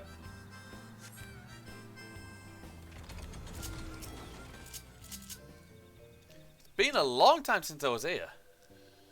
Ah, welcome, brave one and friend of brave one. How good it is to see walking ones again so soon after the meeting. Does this one perform the customary dance of greeting? No, be at ease. True that these ones once delighted in making walking ones dance, but no more.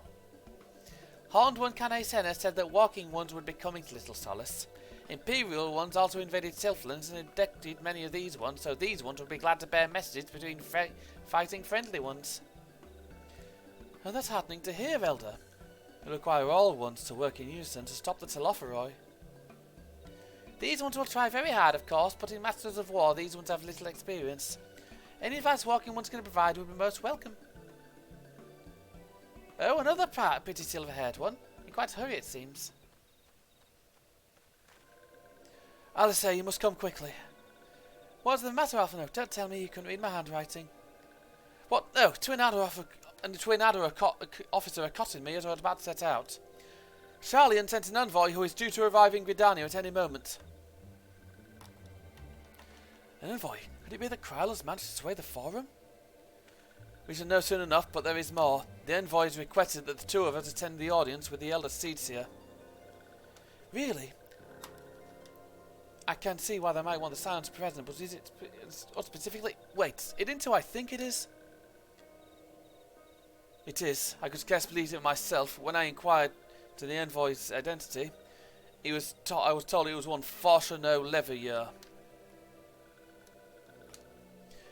Your father.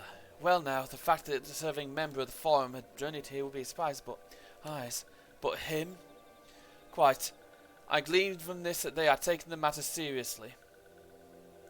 That may be, but why him and not one of the other 98 Forum members? Unless he volunteered for it. It has been the same since you last saw your father, is it not? Could it be that he is concerned for your well-being? Perhaps, but he's always been reluctant to discuss his work with us. Indeed, and whatever we write to our parents, it is invariably our mother who replies. Nevertheless, I welcome the opportunity to meet with him after so long, even if it is secondary to his true purpose here. Elder Frixio, loath though I am to cut our visit short, we must return to Gridania. Pray accept my apologies along with my report.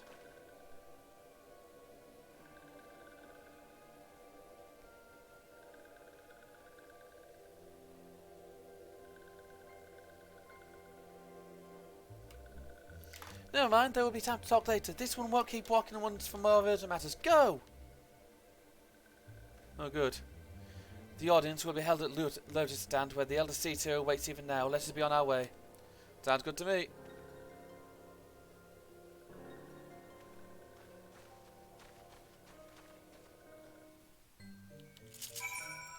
Right then, back to New Gdannia here we go. Yeesh.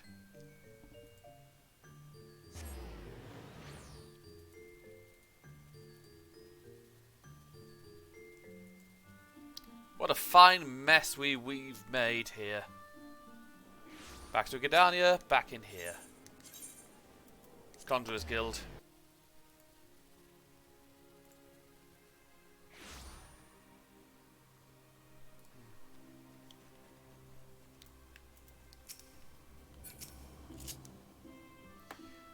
Welcome, Warrior of Light. The Elder Seed's here and your friends are waiting.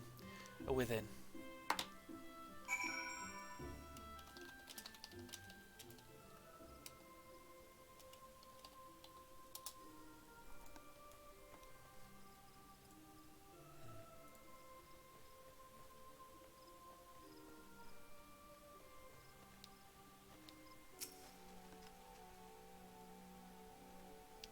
My friend, I thank you all for coming so swiftly. Words of Master Fortuno's visit took us quite by surprise. When the Alliance granted Mistress Kryle's permission to request Sharlayan's aid, we did not anticipate so prompt a reply. Much less it would be delivered by a received member of the forum. What the nature of that reply may be, we shall soon discover. Right then.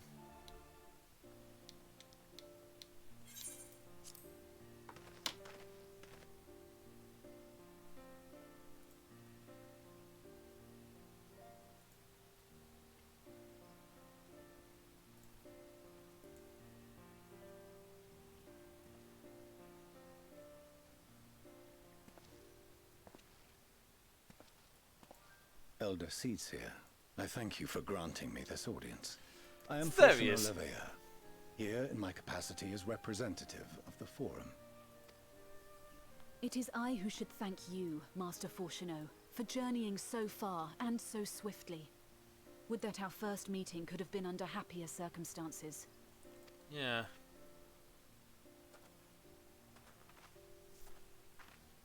It has been too long, Father. You look well. As do you both. Ameliance will be glad to hear that you are taking care of yourselves. How is Mother?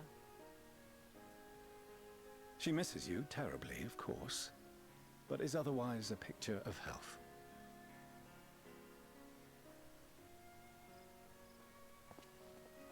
Circumstances apart, I'm grateful that our meeting has afforded me the chance to be reunited with my children at long last. Oh. And I believe I also owe you thanks for the hospitality you showed my father, Louisois, during his sojourn in Eorzea.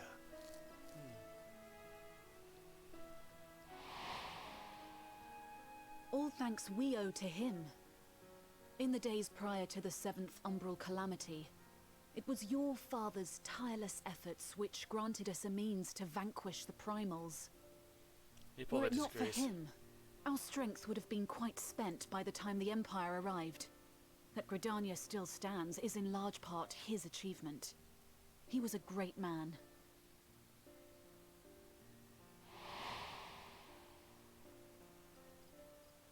He would doubtless have been moved to hear you say so. I must confess, however, that I opposed his decision to intervene. Yeah.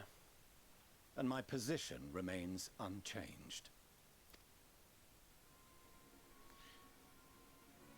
Yeah, that ain't good.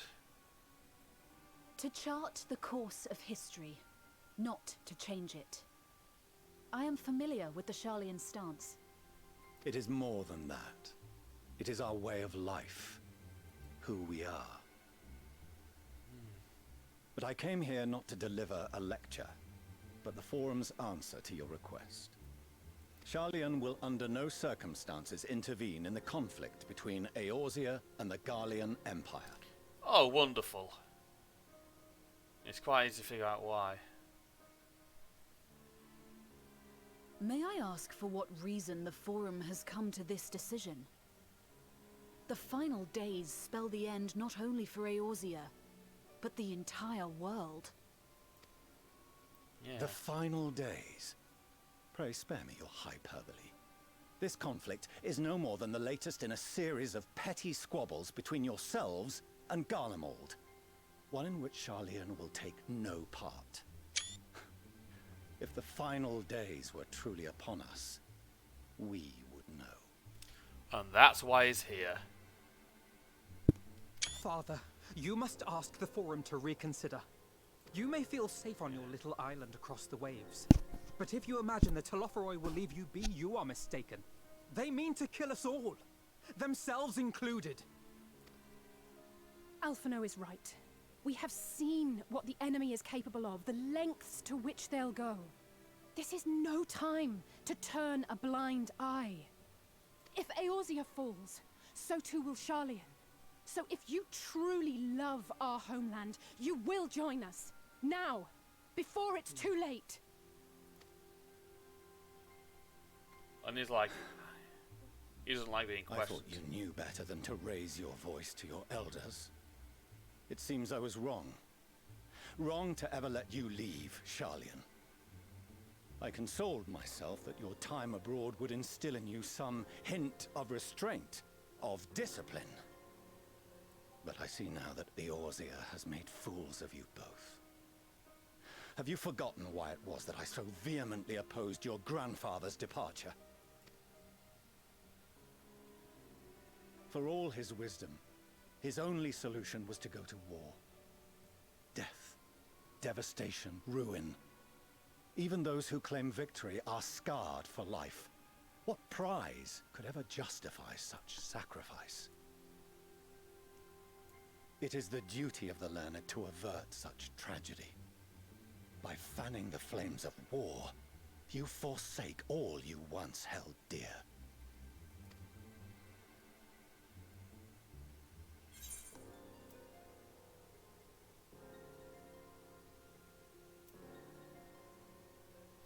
To ignore the plight of what those one might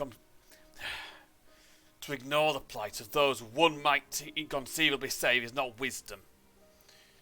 It is indolence.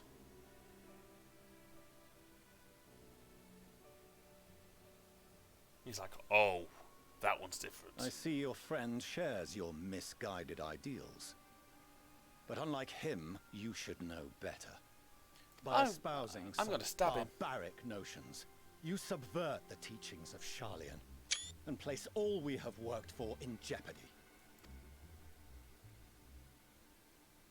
Alphino, Alizé, as of this moment, you shall no longer bear the name of Leveilleur. What? Father. How you choose to live your lives is no longer my concern. If you wish to walk the path of ruin, I will not stand in your way. Master Fourcheneau, while Charlian may have no intention of intervening in this conflict, we can still part as friends. Will you not stay and speak with us, that we might learn of Charlian's hopes for the morrow? He doesn't care. I have said what I came here to say. Any further discussion would be meaningless.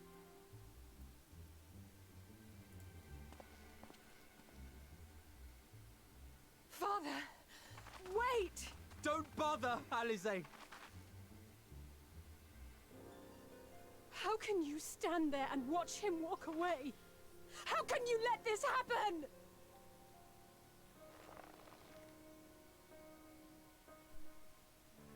There's not much he can do. Their father's he's a dickhead.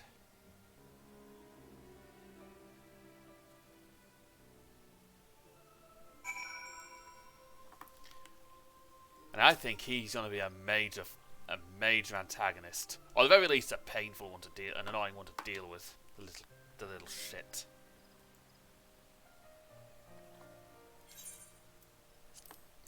So that's what he came here to say. That we're all fools for having temerity to defend ourselves against the Telophoroi. And that's the rest. Like it or not, this was the Forum's decision. To watch them afar while Eorzea burns. Father was but the messenger, and he handed down their judgment. I could think... And that he had down judgment. I could think of nothing to say that could possibly sway him. I still can't.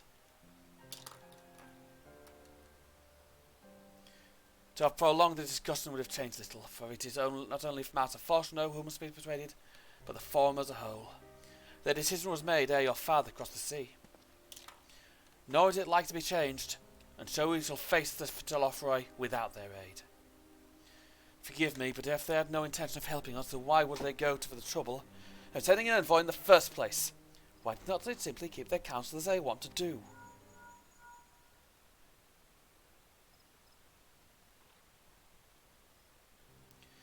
Taylor, has Master Fortuno arrived yet? Yeah, he didn't take long. Then it's as I feared, my efforts were in vain. I pleaded our case to as many Forum members as I could, but they flatly refused to discuss the matter. No, that's not exactly true. I would rather say that they ignored every word I said on the subject. Without exception. It was almost unnerving. Could it be that they're hiding something from us? That might go some way to explain Master Fortuno's performance. When he said that they would know if the final days were truly upon us, I dismissed it as pride. But what if they genuinely believed that they know how the world will end, and simply disagree with us about the circumstances? That I don't know, but something tells me they are not as unconcerned about the Telothroi as they claim. If the threat weren't real, why would they be so standoffish and secretive? I would very much like to delve deeper into this, but I'm afraid I've exhausted every avenue of inquiry. Nor have I fared any better with my other mission, researching Highland in the Ethereal Sea. I tried enlisting the help of experts in the field, but it appears the Forum has forbidden anyone from cooperating with us. Obstructed at every turn. So it would seem, but don't lose heart just yet. With the knowledge and acquaintances we have behind us, we can still find a way forward. To that end, I would like you to join me here, when the time is right, of course. I'm aware that matters in Eorzea stand on a knife edge, but with your permission I can at least start making the necessary arrangements.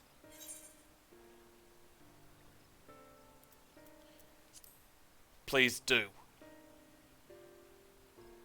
Excellent. Obviously keeping the Telothroi at bay must take precedence, but with luck you'll be able to make the journey to Sharlayan ere long. It may take a while to secure entry for you, but in the meantime, I'll let you know when everything is in order.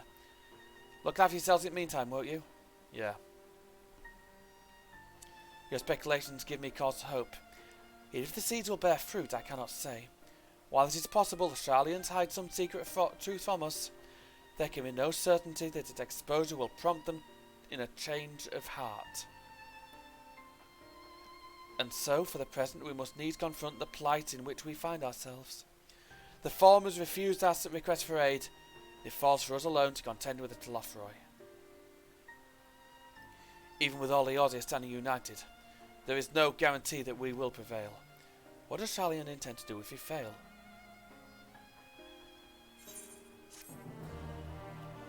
Right.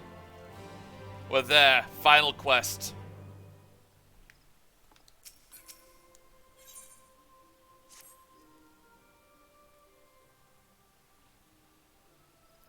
While Sharlayan's stance is indeed disappointing, we cannot allow ourselves to be distracted from the challenge before us.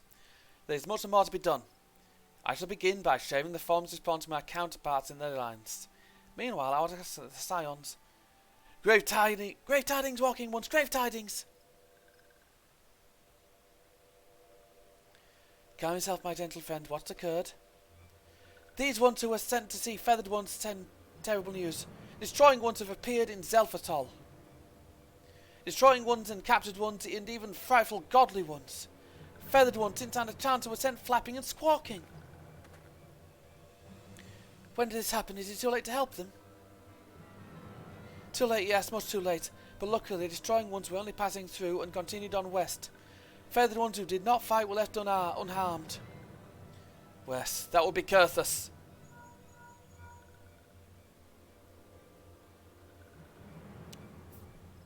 My lady, the Ishgardians report that the Telothroi have emerged from the eastern highlands of Kurthus and are marching at speed. Though their purpose is yet to be determined, the Cartano Flats would seem their most likely destination. Lord Aymeric has already dispatched his forces and requests our immediate support. Tell him he shall have it. The time has come for the Grand Company of Eorzea to prove its worth.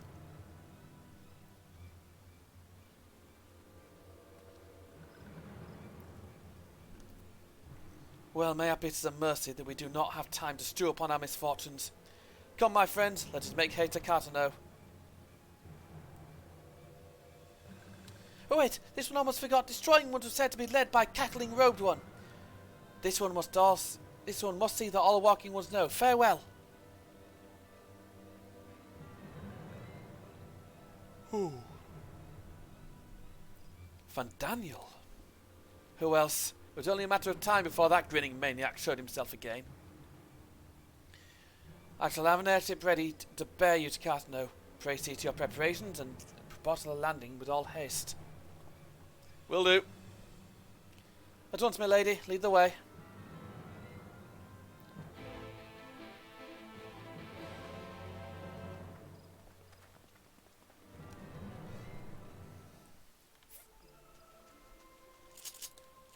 Right.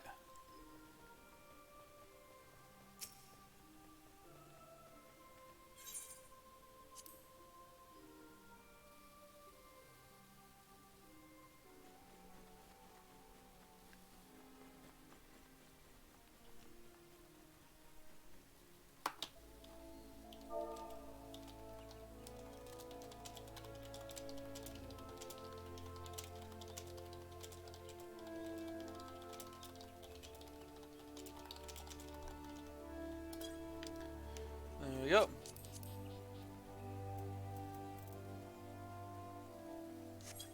Once I'm done with this, it's time to get rid of all my belts. Well, apart from a few.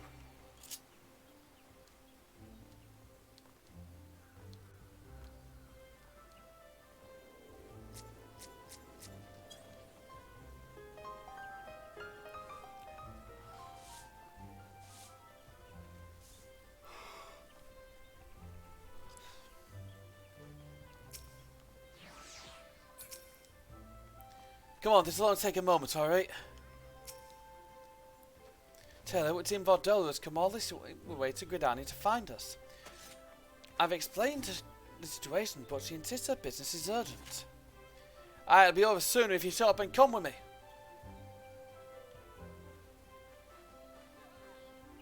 Right.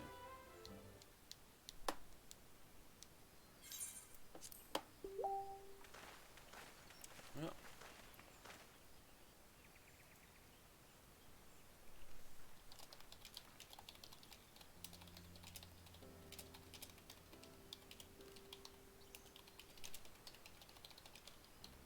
Arenvold! I can't tell you how good it is to see you.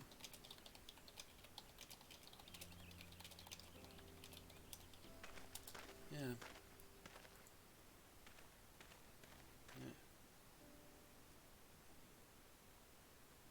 It's like, oh. It arrived a lot sooner than expected, eh? The day I craned my neck up at you. Yeah, it did. Only because you're sitting down. Unless...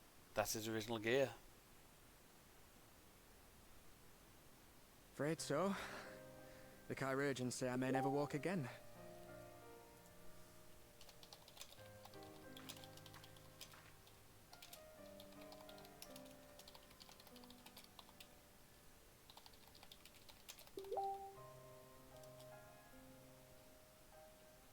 Come on, Alfino, it could be worse. Besides, I didn't come here to dampen the mood. Quite the opposite. All I've ever wanted was to fight for a cause I believe in. But my fighting days are over.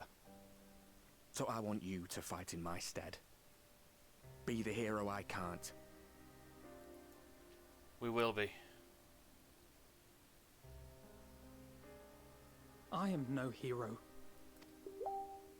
That's what they all say, though. No one ever calls themselves a hero. Even the ones who eat primals for breakfast. It's for others to decide.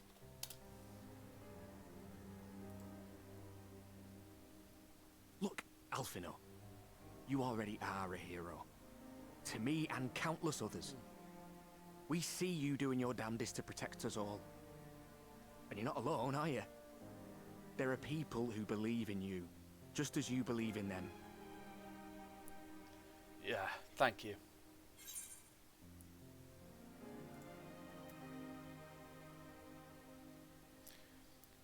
be sure to give your regards to Lothroy.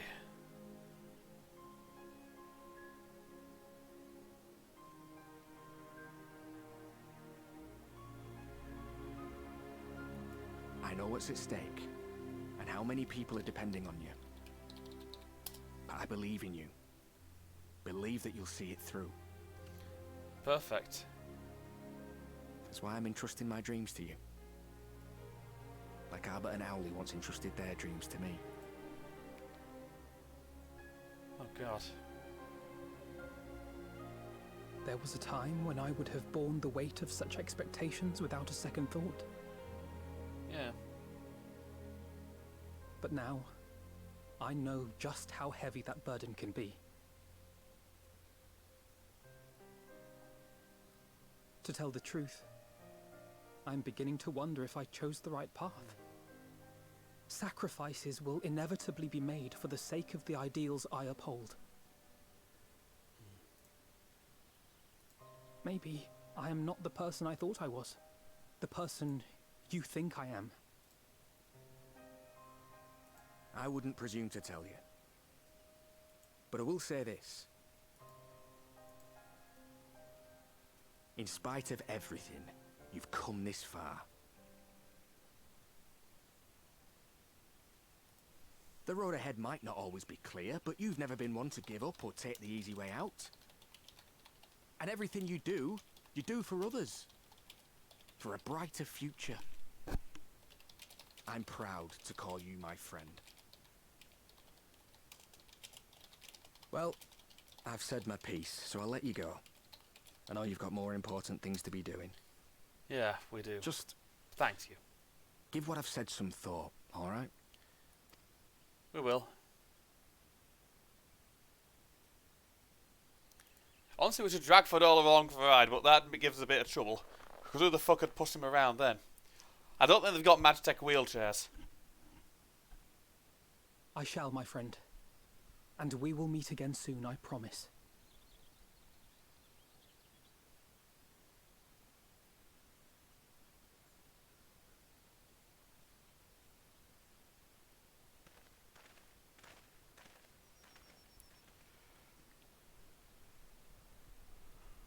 Nothing left for me to do but wave and smile.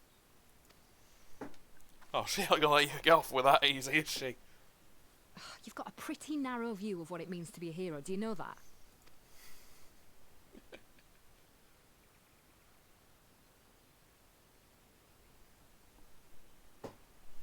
You think they're all forged in the fires of battle? That it's all about being brave and killing villains? It's a bit more than that. Alphino and the others will carry on their fight. But theirs isn't the only one. There are other ways you can make a difference. If you stop feeling sorry for yourself and put your bloody mind to it. Yeah, there are.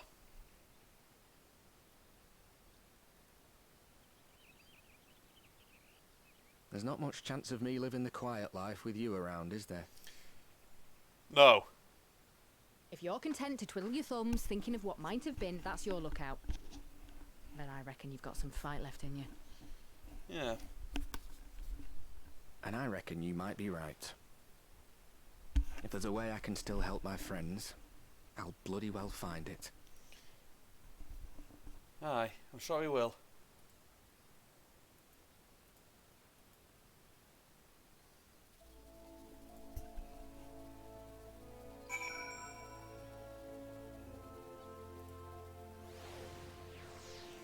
Right then.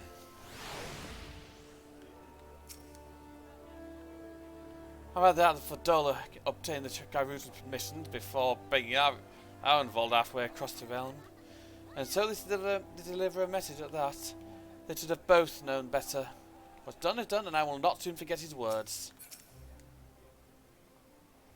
Tell me what that was about. Judging by the edge of Alphino's jaw, appears to have done some good. Tancred and the others have already left the Rising Stones, and according to the communications officer, Amaldur and Kobold forces are also bound for Carsteno as we speak. They mean to keep the promise they made in Alamigo, and we must do the same by saving as many of their tempered kin as possible. Anyway, the airship is ready to depart. We should get going. It's time. This is the biggest instance in the game thus far.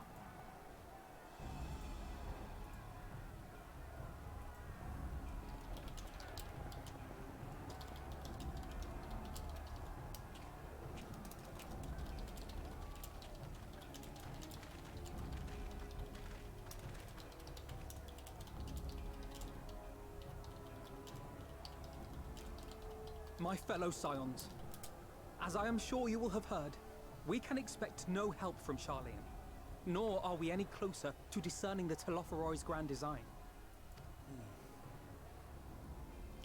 They ain't too happy with that. And now, our adversary moves against us in unprecedented numbers, compelling us to answer in kind. The outlook, in short, is bleak. Yet though our foes are many, and we but few, we may still tip the balance in Eorzea's favor. Let's do it. Of course. We will do what we always do. Deal with the ones our allies can't. Sounds good. A less than daunting prospect, judging by your expression. Could it be that you've dispelled your lingering doubts, Alphino?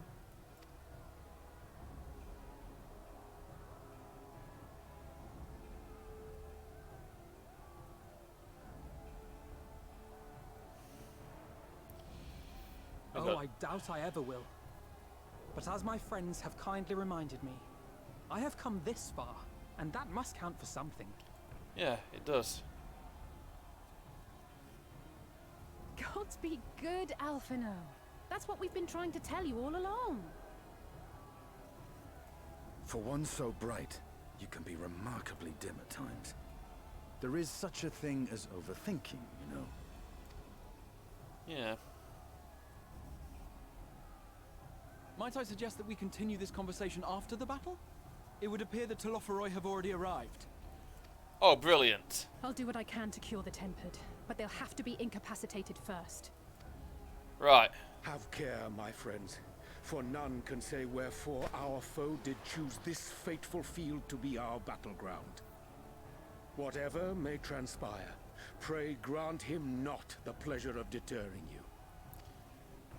We'll just grant him death.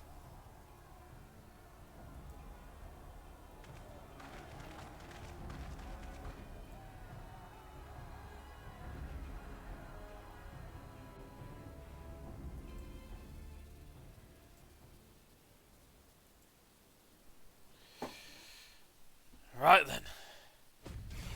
Not even a queue. Oh. Listen well, friends. The Telophoroi are sweeping across Cartano. As for the Ascian, he was briefly sighted above the battlefield but has since vanished.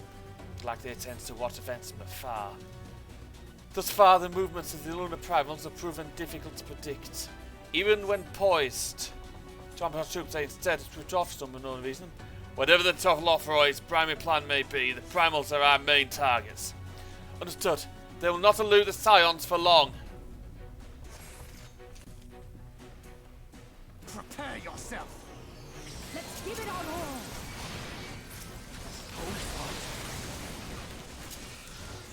There we go.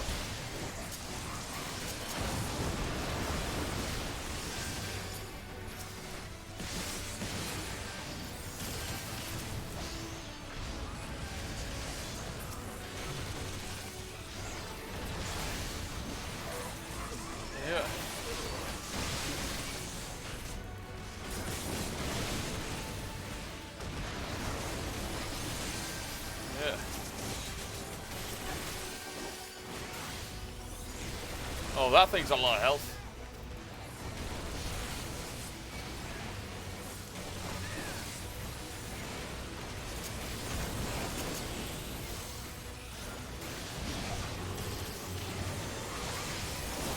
There we are.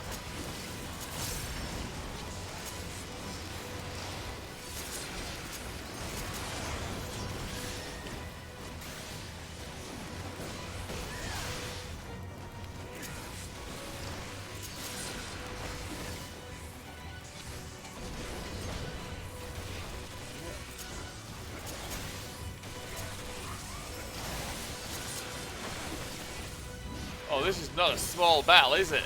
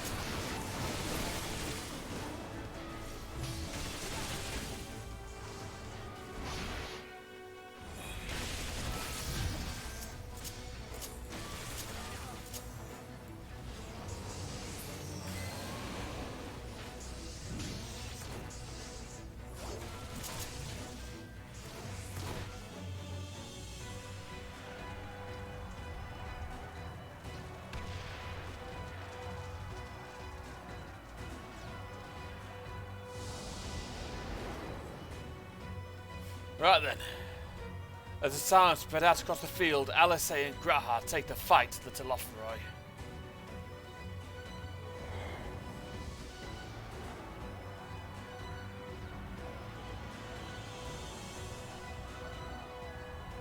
Oh, and they took out the 3 big uns.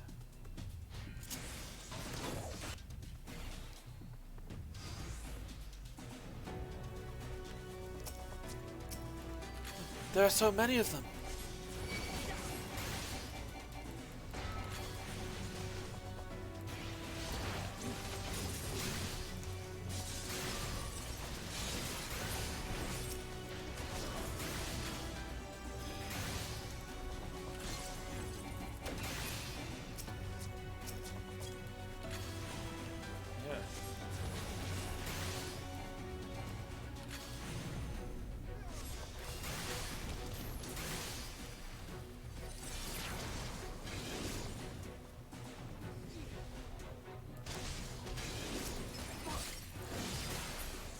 Allow me. Yeah.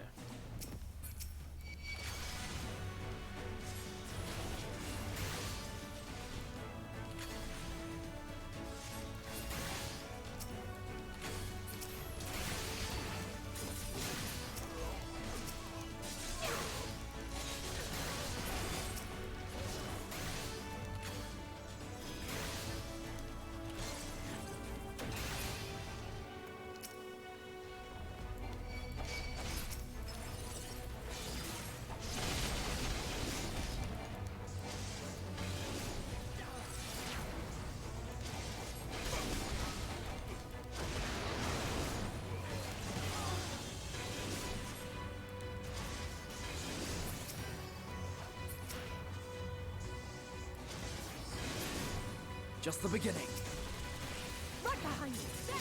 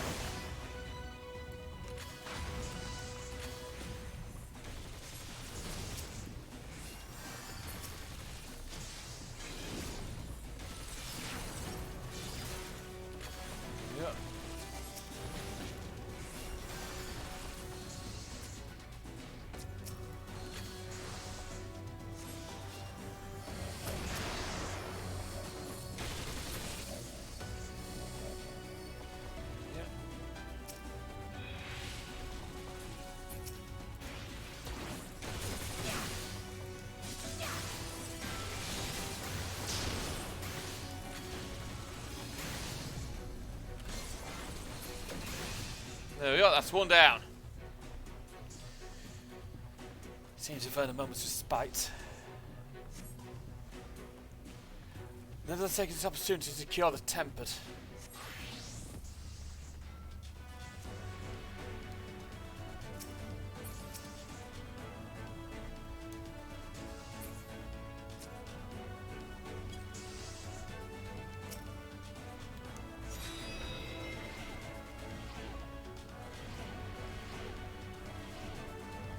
There we go.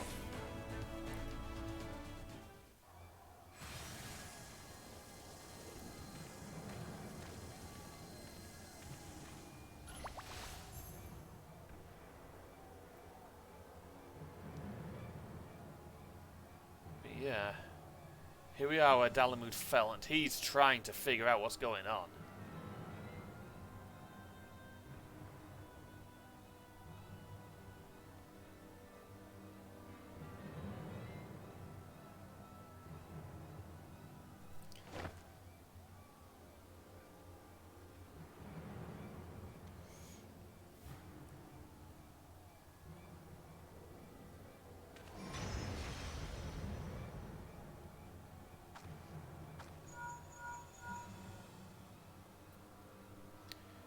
Do you see that? The glyph. Yes, how worried should we be?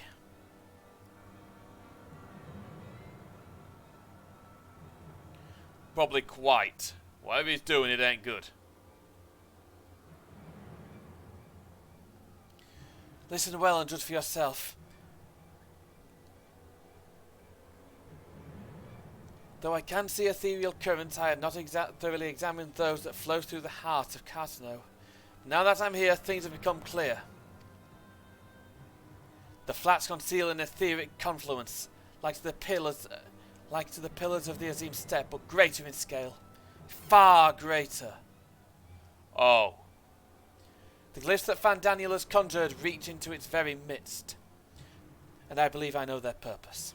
Should the Lunar Primal destroy them, it would spark a chain reaction with the potential to obliterate the confluence entirely. The resultant disruption to the flow of ether would sow chaos among the elements, prompting earthquakes, floods, and tempests large enough to lay waste to the realm.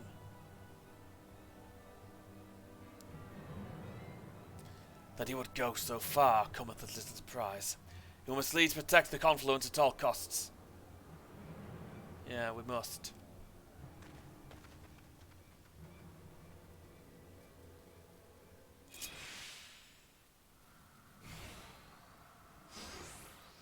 Right then. Is that Odin? So the time has come for me to pit my blade against his. Follow my lead.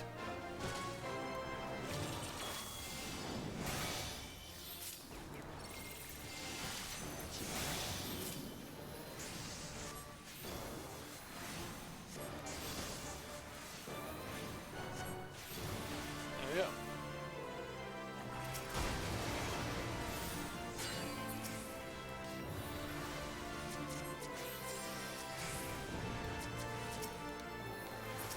Yeah.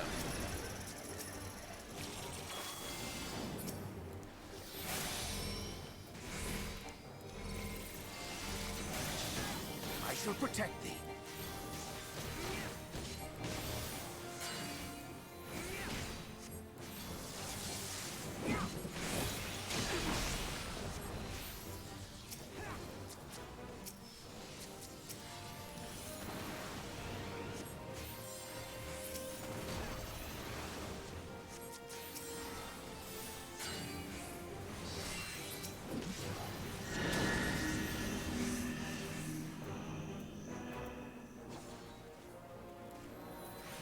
My turn!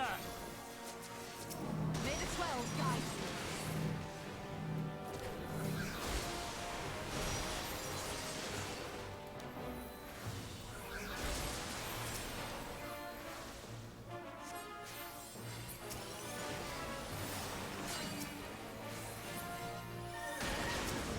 That ain't good.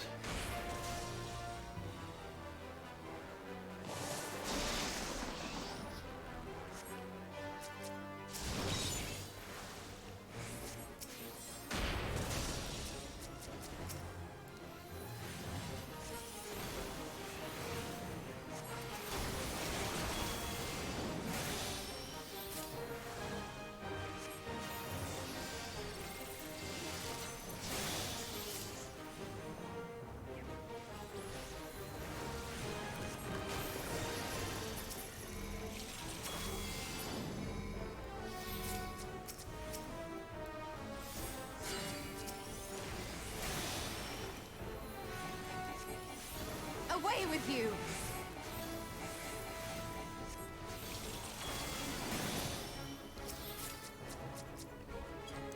The best defense is a good defense.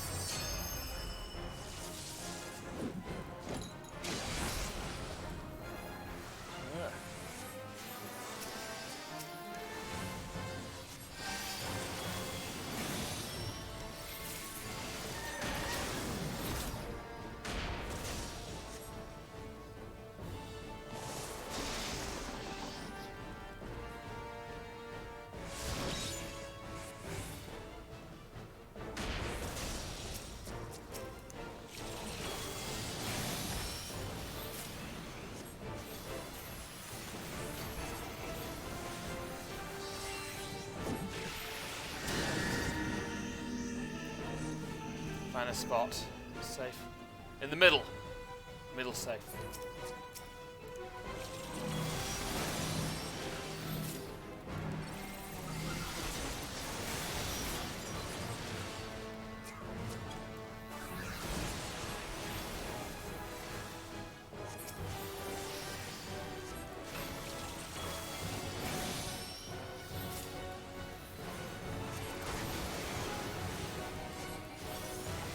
There we go.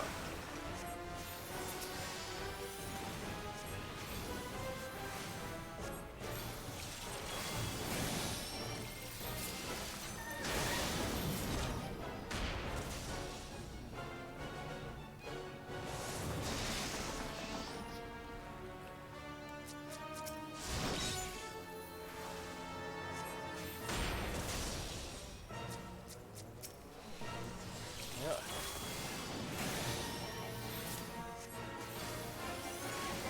Oh, brilliant.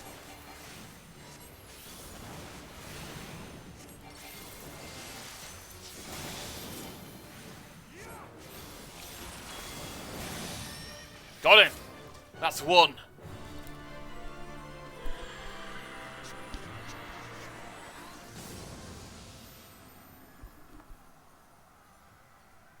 We played the 3 tiles we've not really got to play yet, I think. Meanwhile, Gahatia and Alisei prepare to lock horns with Luna Ravana. There we go. There we go. When I fought this one, it gave me a bit of trouble, I think.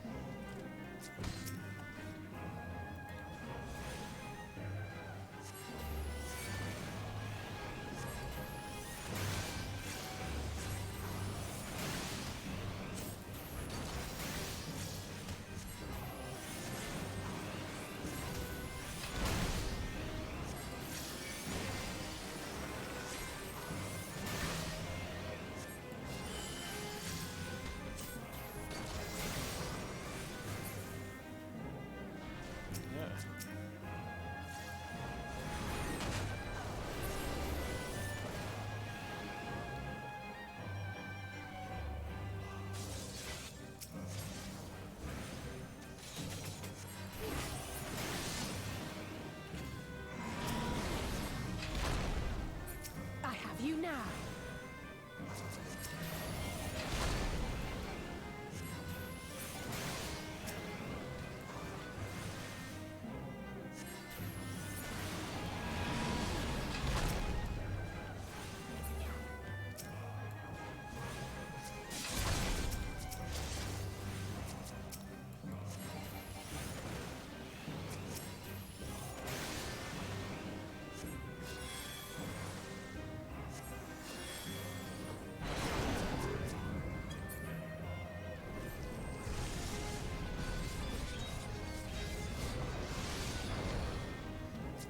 Oh, gee, that hurt.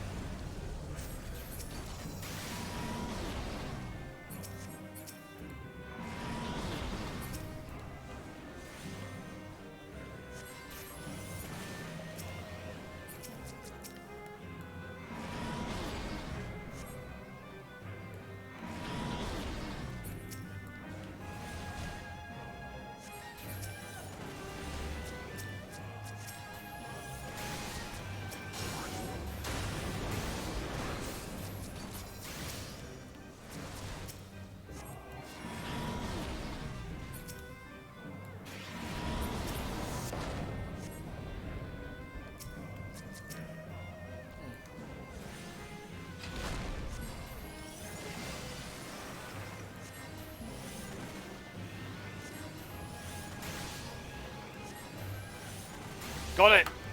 That one actually gave me trouble first time I did it. And one more. We got one more to go.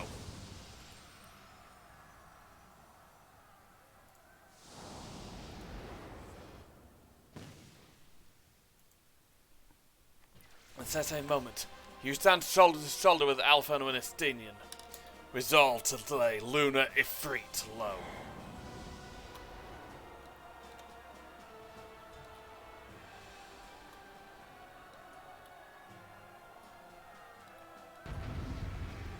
This one must be his pride and joy. A powerful one.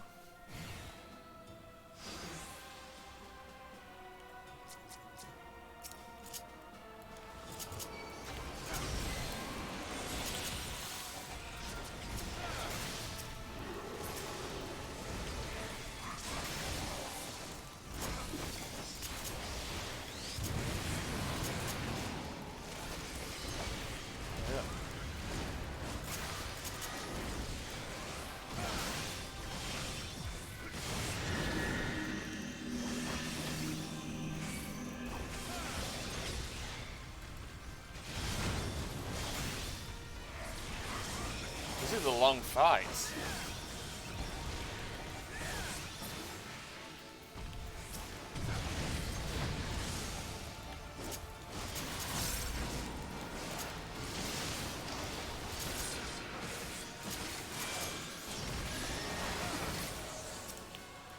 You're finished!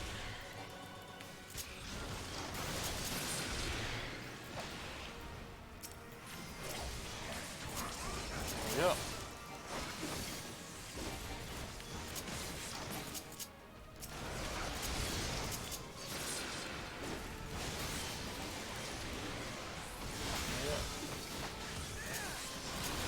It helps that I am geared to fuck now.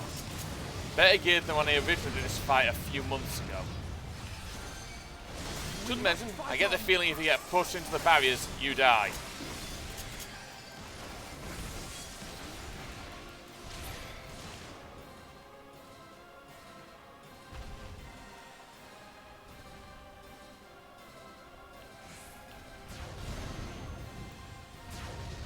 Oh, that's a fucking big cycle, and I wasn't expecting it to be that big. Holy shit.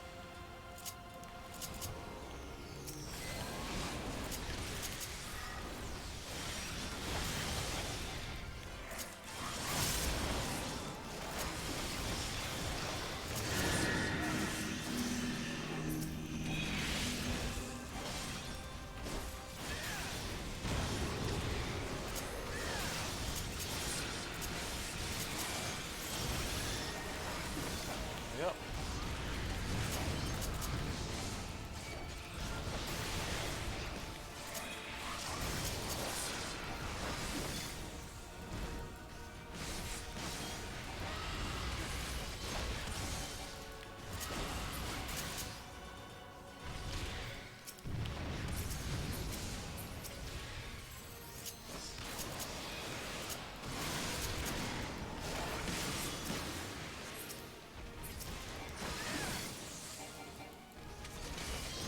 Nidhogg! Roar! I have you now!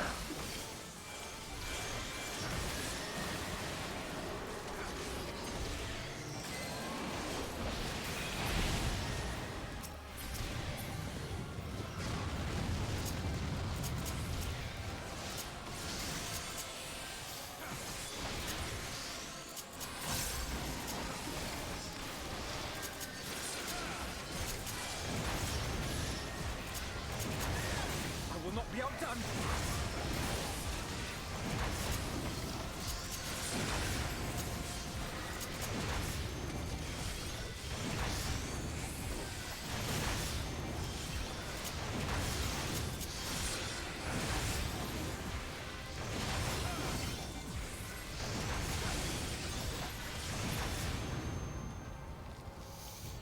And it's done. We've done it, folks. I've made it.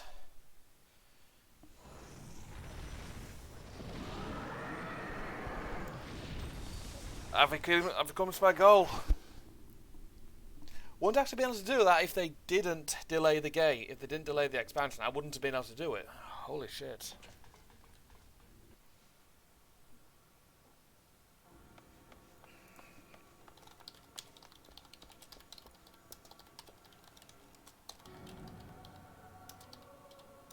And thus another plan went up in smoke.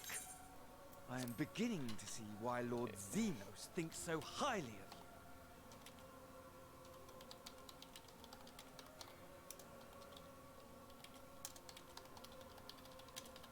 Not that this changes anything, you understand. You have merely earned yourself a stay of execution. As of you, mate. If we had some white auracite, we'd have dealt with him there and then.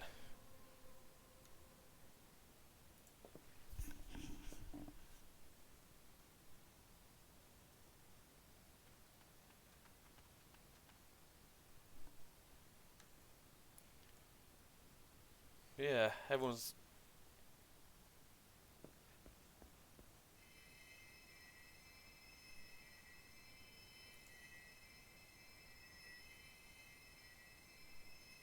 Good luck healing them up. They're about to die.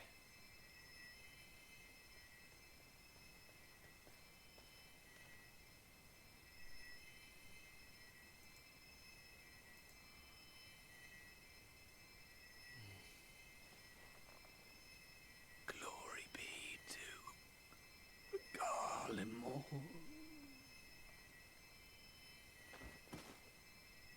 Yeah, they've gone.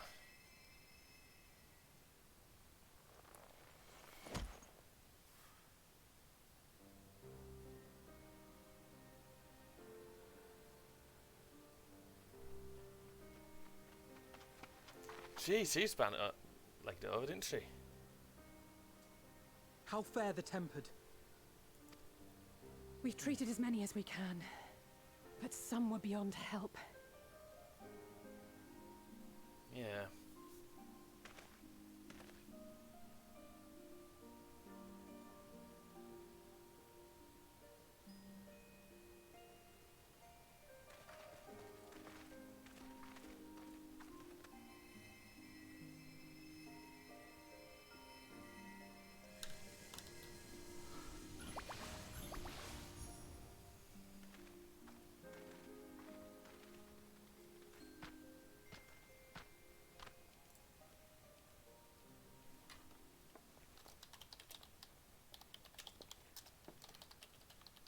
Do not hang your head so, brave scions.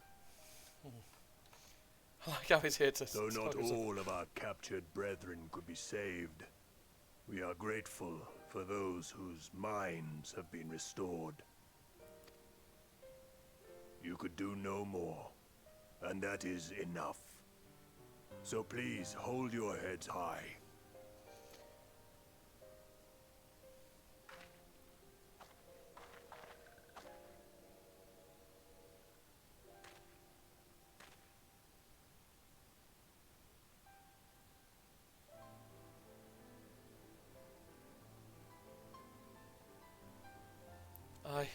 Fuck. Should have been quicker. But I'll do better next time. I've fucking done it. Goal achieved. Thank you for your kind words. They mean a lot.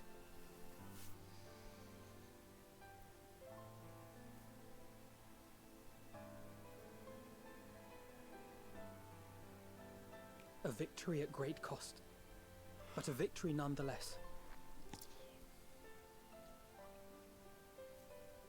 We must stay strong and press on. Isn't that right? Yes, yes it is.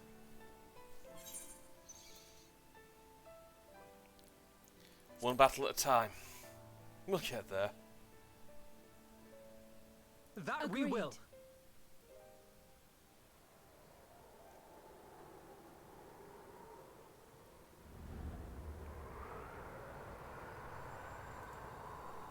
And there it is. That's the moon.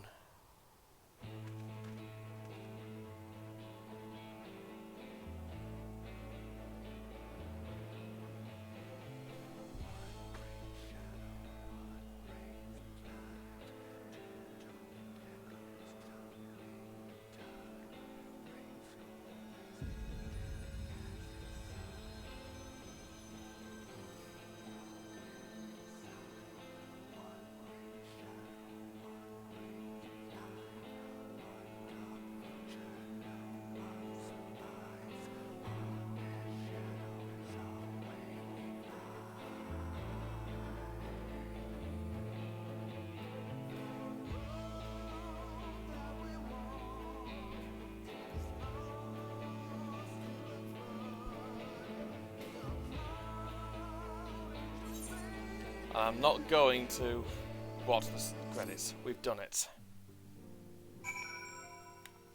I might as well talk to them all. I would recommend that the Alliance keep a closer watch over Cadno. The Telophoroi may have failed in their attempt to destroy the Confluence this time, but it has not stopped them from trying again. Through the battle, I could not shake the feeling that all present were performing for the amusement of Fandaniel. Nor did his blithe reaction to this latest defeat cause me to think otherwise. I can only conclude that such failures had little consequence to his broader scheme, whatever that may be.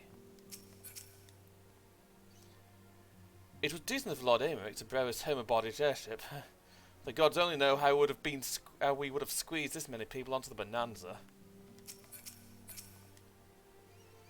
The Gatineau Flats seem fated to play a prominent role in the history of the realm, do they not? I wonder, might the abundance of ether that floweth through the region have led the Eleganza into Omega there? Maybe. Many though the enemies were, their numbers consisted largely of tempered beastmen, with a few lunar primals keep things interesting. The galleon cells ventured little and lost less. It has ever been the Empire's way to have their others fight their battles, but even they would blush at the Telophoroi's use of tempered slaves. The tempered that we were able to treat will be taken to the city-states for observation. As soon as the Alliance is satisfied that they're fully recovered, they will be free to return home. At the close of the battle, when the clouds parted and the moon shone down on us all, I cannot well express how I felt. Somehow it seemed more a beginning than an ending. You should have seen my face when Lord Aymeric turned up on our doorstep. Is it not your thing to send word he was bringing you home? Lately, the Rising Stone's been a hub of activity. Between combating lunar primals and forging good relations with our new allies, even our newer members have had barely a moment's peace.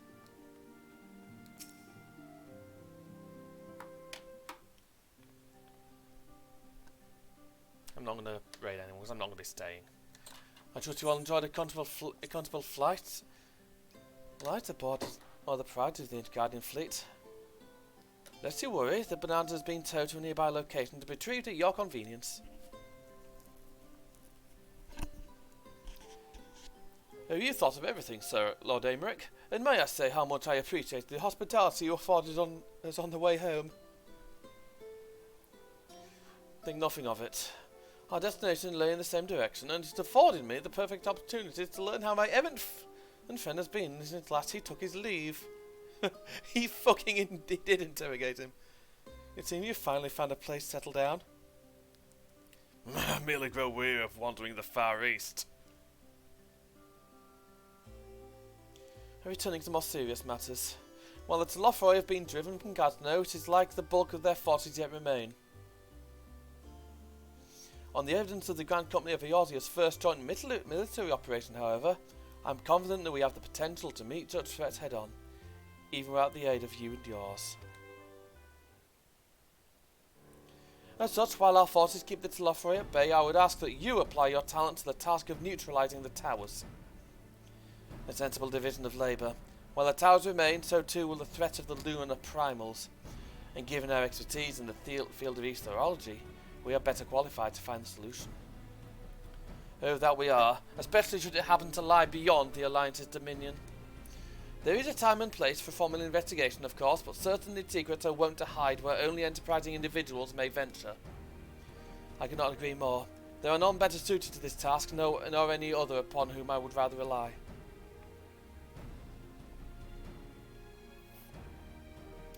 On behalf of the Alliance, I thank you. We look forward to receiving any information you are able to uncover. And with that, I must take my leave.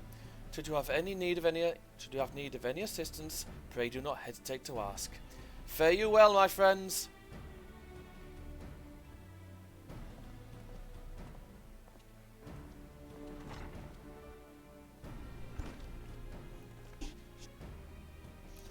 I confess I had hoped to be able to study the towers more closely, vital as they plainly are to the Telophoroid's plans. If we can discern their ultimate function, we will be one step closer to understanding our enemy's grand scheme.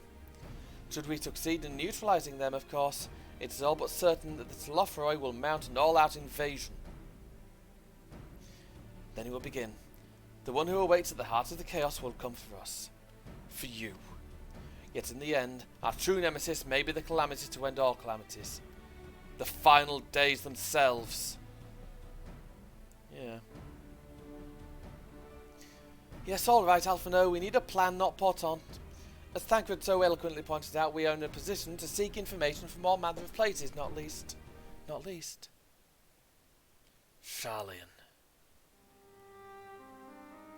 According to Kryl, the Form have been more secretive than ever of late. While this may be related to the appearance of the Tlofroi, that remains a matter of speculation. But one thing is clear, the Form is determined to keep us from discovering the truth. Master Fortuno's performance at the Lotus Stand was enough to convince me of that. The matter beareth further investigation, I do heartily concur. Nor can I think of a more promising place to look for the answers we seek on the matter of the towers. Sharlayan hath ever been the wellspring of ethereal knowledge, of etheriological knowledge. I care not where we go. Here or there, my lance will be ready. And what of you, Taylor? Might you be persuaded to join us? If it means I can have words with Fortuno. Only after I do. If he and his friends in the Form, we think we'll leave them alone if they ignore us, they're in for a shock. It appears we're in agreement. We have but to wait for Kryl to secure the necessary permissions. In the meantime, there is a matter I would investigate. It doesn't involve tall structures. By strange coincidence, it does. At present, I have only a creeping suspicion, but with your help, I will soon find out whether my fears are warranted.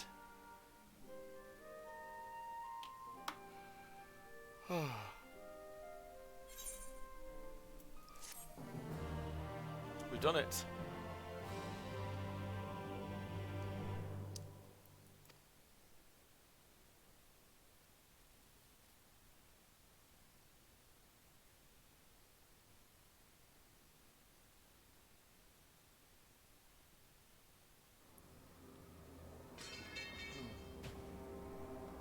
And there he is, using his new weapon. That. A scythe.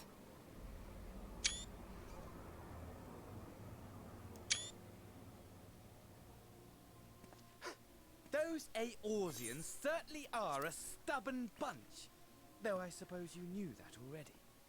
More than probably, yeah. My plan to redirect the ether from Cartano came to a rather less than satisfactory conclusion. It was, in many respects, an abject failure. Yeah, I think you noticed. Which does, of course, raise the question of where we are going to procure the requisite amount. The obvious solution would be to draw on resources a little closer to home, though that would require our dreamer to dream a trifle more deeply. So be it. The dreamer will not complain. Then let us begin the preparations at once. With the gateway of the gods complete, all that remains is to gather the necessary ether, and our prize shall be within reach.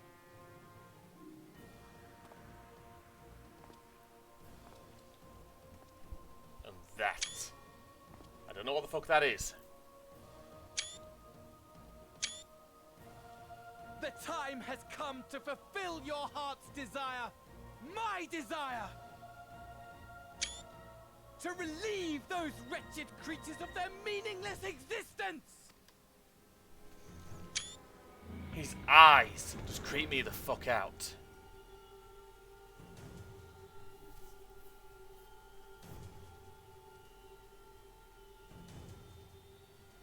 While I await you, I shall drink a sea of souls and gorge myself upon the darkened moon.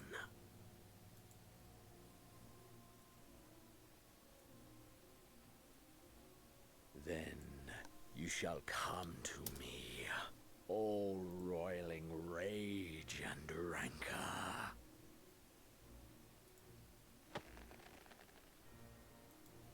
And the stars shall bear witness to our final contest. And I don't know what the fuck that roar is, but it ain't good. I don't think it's him. In any case, I'm done for the evening, pretty much, once this cutscene's over.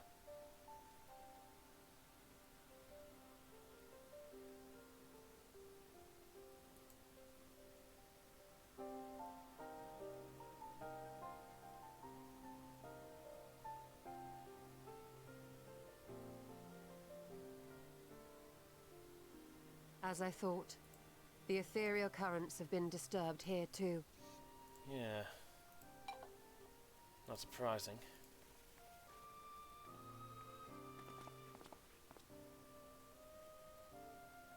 It was the same in Thanalan. Make that every location we surveyed. Oh, wonderful. And the strength of each current has diminished dramatically, far more than could be attributed to a natural occurrence.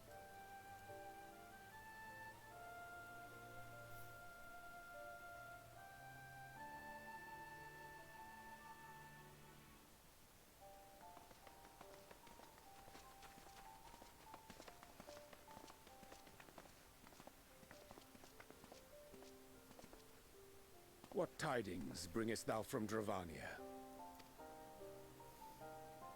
We took a number of readings, and noticed that the closer we were to the tower, the lower the etheric density became.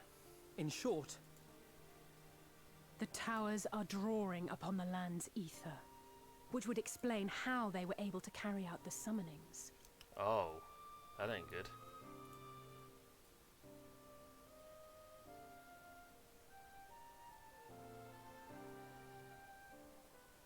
Our allies must be informed of this. We should return to the Rising Stones and have Tataru relay our findings to them. Good move.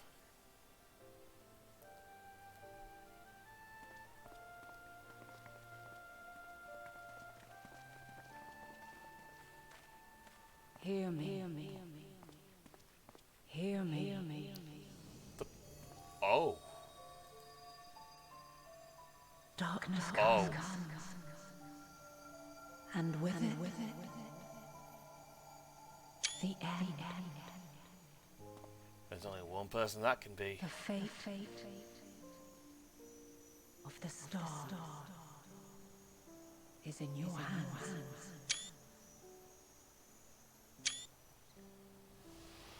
There's only two people that can be. Either Hydaelyn or possibly Venar.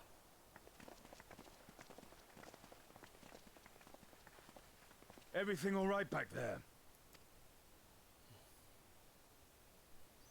I don't know.